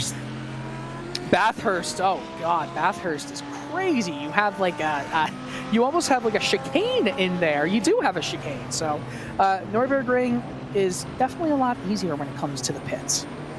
You'd say it is easy, but the problem is you come from the Hohenheim chicane, and the problem from the Hohenheim chicane is you guys see Jonas Wallmeyer just retaking the lead out of Alex Arana, who's just going into the Mahler racing car, and Alexander Voss is going to stay for one more stint in the BMW Z4 BS Competition 89. So it is, there are some hard tracks, and I think Nürburgring, the Nordschleife, it doesn't look hard, but it is hard because you come from Hohenheim, you need to get Hohenheim right, and depending on traffic, getting to the pit lane, it is a tricky part. So you have to be mindful about that as Voss gets out of the pits, and eventually Arana is going to come out of the pits as well. Actually, branching off of that conversation, what are some of the hardest pit lane entries and exits that you can think of? I would say first and foremost, all right, Bathurst aside, I know Laguna Seca is a hard one. The exit is a very hard one because you're just coming out of turn number 2. It is kind of a blinder left-hander, and you're kind of matched up with the car speed. Silverstone at some point, because you're just also coming out into a mid-high speed corner and you don't have a lot of room to move. So the entry is not overly complicated. The complication can be over the entry in terms of braking. You can overshot it a little bit. So it's gonna be there are a few tracks I can remember. If the boys also is going to be taking over for us in about 20 minutes, want to help out and give a few indications, we're going to be definitely appreciative of this. Yes, please. Anybody who is paying or asking, Interlagos, what a great choice right there from the chat. Anyone who has any comments they want to make about what is some of the hardest pit lane entry and exit points throughout all of motorsports, please let us know. Some other ones, I don't like any of them which makes you turn a sharp right or left. Abu Dhabi's pit exit, not a fun one to deal with. Jerez entry, that sharp left-hander, is not fun to deal with. I like Nürburgring. It's pretty much straight, but nonetheless, we're riding along with Mahler Racing Team's Alex Arana as the sim time reaches 3:23 a.m. My word, we're past that point where you start wondering what the race is going to look like at the halfway point, and to the point where you can say this is what it looks like at the halfway point. What has been some of the biggest takeaways from the first 12 hours, Lorenzo, for you? I think has been a very clean race thus far. You know, we've had, you could say we had 54 cars running and starting the race. We have about 36. So, in my opinion, a very low number. Normally, it is a very more attrition-based track, so you would see more teams outside. And basically most of the GT3 cars are within the lead lap, except for maybe 2 who are still running. The top 3 strategies are really interesting because BS Competition and Mala Racing Team are all similar, and I just saw Alex Arana just overtaking the Team RSO GT4 just on the outside of Schweinenkreuz, which is not the most fun part of the track. You really want to overtake someone because the car is loose and does want to roll, especially with the cold tires. This is a fast left-hander before Ironburg. But the top 3 strategies are very compelling and very, I'm not going to say mysterious, but very mind-boggling at some point, because you have to think if it is who's having the right strategy. We don't know, because based upon just the gap itself, we can tell the whole story. It doesn't tell the whole story how the car's handling. The only thing I can actually say who might have the upper hand right now at this point of the race might be BS Competition, the number 89, not Team Redline Black. But then again, we're approaching the midway point. There's still 12 hours to go in the Nürburgring. The morning is still to come. Daylight is yet to come. So enjoy the ride, and then when we come to the final 6 hours, the Radio Show Limited will be taking us for the final 6 hours, and soon will be our boys over here, Juno Kankipati, and also Tyler Maxon doing the producing, and wrap it up is going to be our lovely friend David Haynes. Oh, lovely that is. I've never actually talked with David until his chat responses to us, and already I have a good feeling that he is. I would jive with him. Lorenzo, I'm not sure if I jive with you as much as I'd like to. You know, Fair enough. we have that history. We have that history. We have a background. Yeah, you're tight in my book. You're I don't know where I'm going with this, Lorenzo. Yeah, let's continue with the race. It's 3:26 a.m. in the game and the sim, and I feel like it's 3:30 in the morning where I am. But yeah, so some interesting strategies you were just talking about, and remember, even though Team Redline does have that 30-second lead that big lead, it's only because that they are double stinting with these tires, and also BS Competition, they stopped for tires. So how it's going to shape up, it does look like, you know, if the gap keeps going down as it should, you know, fresh tires always means a quicker car. It should look at what? Like BS Competition back in the lead by a few seconds, if that. It's going to be tight going through the next round of pit stops. It's going to be real tight to come to the next round of pit stop, because the gaps are going to be so close. I mean, so close that they're going to be basically driving real close to one another, and they're going to be trading paints no matter, certainly around the track. And I want to make a quick point about SimRC on the TCR, because I'm impressed. We've seen the GT3 cars going at it every single time. We've seen guys going up and down in the Porsche GT3 Cup class, but I think the one who has been stable, aside the GT4 and Corson Racing, is doing a phenomenal job. Let me take that away. Both SimRC and Core are doing an astounding job in their lead of the classes. And for SimRC, they're on a roll lately. We've seen them on the 6 hours of Race Clutch win their class, the 24-hour series, and also SCO winning their classes respectively. So SimRC is on a roll lately. It's really cool to see them being adaptive to so many cars and still be good at it. Yeah, SimRC, they have in a commanding lead right now, and there's been, I haven't seen any qualms, any jips in their performance. They've really done well throughout the entire race. Yeah. No complaints, I think you could say, from anyone watching that class. I think you can also say similar things about the GT4 leaders in Core Sim Racing. They've been great too. They're really starting to dominate these, not starting, they've been dominating on both the GT4 and touring car classes. A little bit, obviously, of a different story once we get into the Porsche Cup. Even though the Porsche Cup might be still a decent, you know, space out, we're still finding some good. There's still some good battles to be seen, yes, Dylan. So, as we are seeing over here, between Venable Sim Racing Blue and Craig Setup Shop, Alex Simonich and Craig Williams going at it. We saw Venable at the start of the race. They were leading the TCR class, but unfortunately got involved into incidents.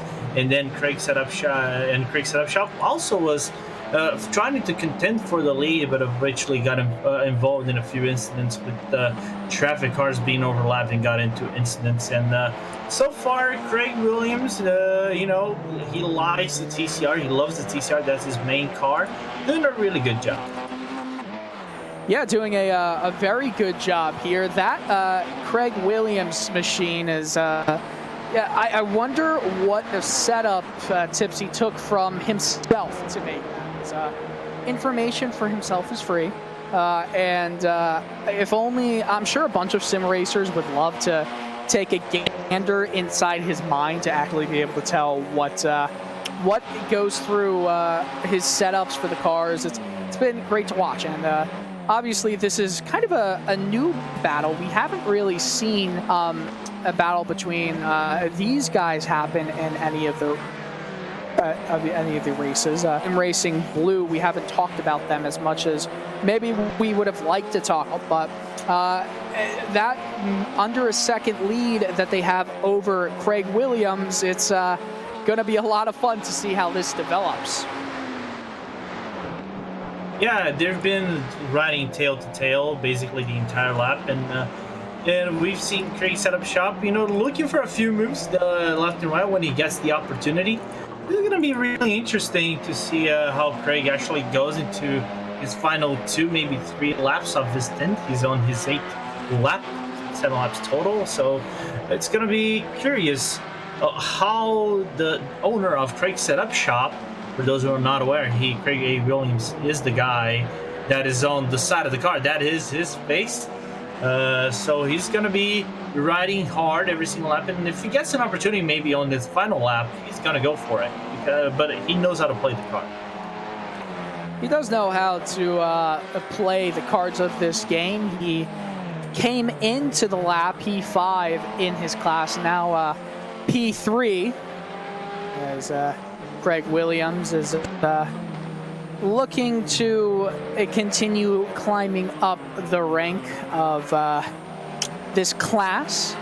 Still looking at the rest of the field and where everybody else went, and it does look like some of the other guys in the class have either stopped to go into the pits. I'm not quite sure if you could see that, Lorenzo, but Full Send Racing and Team Hessingveld is kind of off the pace. I wonder if that's because they just went to the pits, but can't quite see that now. But nonetheless, Craig Williams still trying to fight to get into some better position for himself. As you see, Alex Simonich is still leading as you get to that 11-kilometer mark. I love seeing that around this track. It gives you a sense of appreciation for how fast these guys are really traveling. And it's not even just a straight run. It's a curvy and hilly run, and you see their cars almost getting airborne, and there's a few spots where they definitely get airborne. And God, the sparks that fly from there, Lorenzo, that's why night racing is special. You can actually see when they go airborne and come back down and bottom out. Hey, and this is one of the cool features that in broadcasts I haven't seen. I think the only time I've seen was in Le Mans. The cars bottoming out and hitting the panel, the bottom panel, and creating the sparkles. So it's cool to see this thing going on, being shown on broadcast. It adds more value to the broadcast, but unfortunately now I think Craig Williams just did a small mistake under braking on the carousel, losing ground to the Venable team. Yeah, and Burst Esport Riotoro is trying to get in front of Williams. Got a little too close and tight there. The GT4 class. Oh, and he goes into the grass. Williams not playing nice there. Flashing at him is Pedersen. And Jesper Pedersen is not happy with Williams. Williams not giving any slack, gets right on the back. I wonder if they touch there. And my word, this is not a battle that you want to see. Williams goes a little wide, cuts off any chance for Pedersen to get by him. And man, oh man, this is not something that Pedersen wants to see. Already a frustrating day with the Riotoro team. And Williams cuts it off, goes to the outside though, gets really close, and they touch. They touch. Oh man, Pedersen got on the curbing, got by him. Williams, what was he doing there? I really don't understand why he wanted to pick a fight there with the GT4 car. It's interesting because this is actually a fight for a position. You guys are wondering, even though it's different classes, unfortunately Burst, the Esports Riotoro, had a problem earlier in the race, and he finally got into the back end of Craig Williams' car, and he's not going to make it easy. I know Craig's trying to play predictable, but I think Jesper Pedersen was a little... I don't want to say he might have been more impatient than usual, because for the overlapping and overtaking the GT4 cars to a TCR, it's more tricky. They have similar power, but the thing is that the front traction on the TCRs makes it less power than the rear traction of the Porsche, so it gets more long, it gets a bigger launch and aerodynamic acceleration. So it was complicated, but Burst Esports got it out at the end of the day. Little bumps and runs, but you got it eventually. Well, regardless, you gotta wonder if that's what Connery was talking about with silly hours, that there's just no need to be getting into a battle at this stage of the 24 hours against a car that is going to pass you. The TCRs cannot keep up with GT4s over a long distance, and a long distance is one lap. So Williams was picking a fight that actually ended up hurting both drivers. Williams has fallen far behind the guy in front, but actually Williams is going to pass the team Heskenveld car, because the team Heskenveld car is in pit lane. Here we go, Heskenveld into the pit lane, but it isn't surprising they were on a different strategy as Blake Knack goes into the car, and there will be a driver swap within that car. Dominic Olivier is going to take over the car. It is natural. They always go single stint and driver swap on that Heskenveld Geodesic racing car. So let's see how Olivier is probably going to handle this final bulk of the morning section of the track. The morning is coming very quickly. We've got just a few minutes left on our stint on the broadcast, Lorenzo, and I don't know about you, but there was a lot of action throughout these past 6 hours that I wasn't expecting. Some moves that were just too aggressive and bad situations. You always expect every driver to kind of have their head on them, but obviously, you know, it's not always the way it actually goes. You know, Lorenzo, I mean, we don't always keep our head on straight, but you expect the drivers to do that. Yeah, we don't expect drivers to do that. It's complicated, you know. We've all been there at some point, you know, where things can get tricky. The most possible thing you have to do is just stay patient. Everything just goes out eventually, work it out. It happened to me. It will happen to every single driver eventually when you go into these endurance races. It's not a surprise.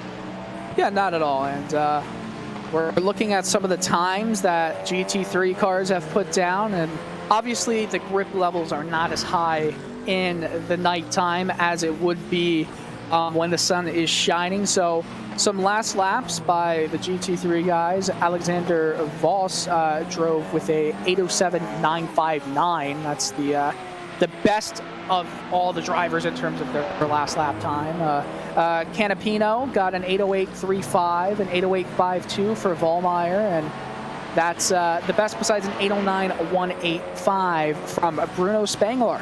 So Spengler, we haven't seen some of the professional drivers come in a while, so it's nice to see Spengler getting in with this stint as the midway mark is coming, and that's actually coming very soon, Lorenzo. The midway point of a 24-hour race, it's kind of the top of a hill. We know, obviously, that the 300-meter elevation change that happens at the Nordschleife is, think of us at the very top of this hill. We're about to start going down it. And usually when you go down a hill, you have less control. And I do think that more drivers are going to lose control and get more aggressive as we are going through the remainder of this race. Yeah, I think drivers will start to be more aggressive. Maybe not in this next 6 hours. I expect things to heat up. Not if immediately into the 6 hours. I think it's going to be more conservative. They're still going to try to wait for the sunrise to come. And I think when sunrise comes and drivers start to see the sunlight lining over the track, they start going to be more confident in taking turns. They're not going to rely on headlights anymore, so they can start pushing more of the cars, and then eventually aggressiveness will come. And at this point, I think gloves are out for the majority of the field. If you have someone battling for position, I think you won't take it easy anymore. You're just going to go every single lap for a position up or even a class 1. I mean, if you're going every single lap for a position, well, then that's going to be even more fun for our next team taking over. I'm sure that it's going to be a lot of fun for everybody to not only start the race, but end the race as well, the final 6 hours, with the Radio Le Mans crew coming to, again, join our RaceSpot team. VCO has done a great job with getting our promotions for this event here on RaceSpot TV. It's been a great time. Well, Lorenzo, I've had a great time the last 6 hours, but unfortunately, our stint is about to wrap up here, 2 minutes from the midway point of the 24 hours of Nordschleife.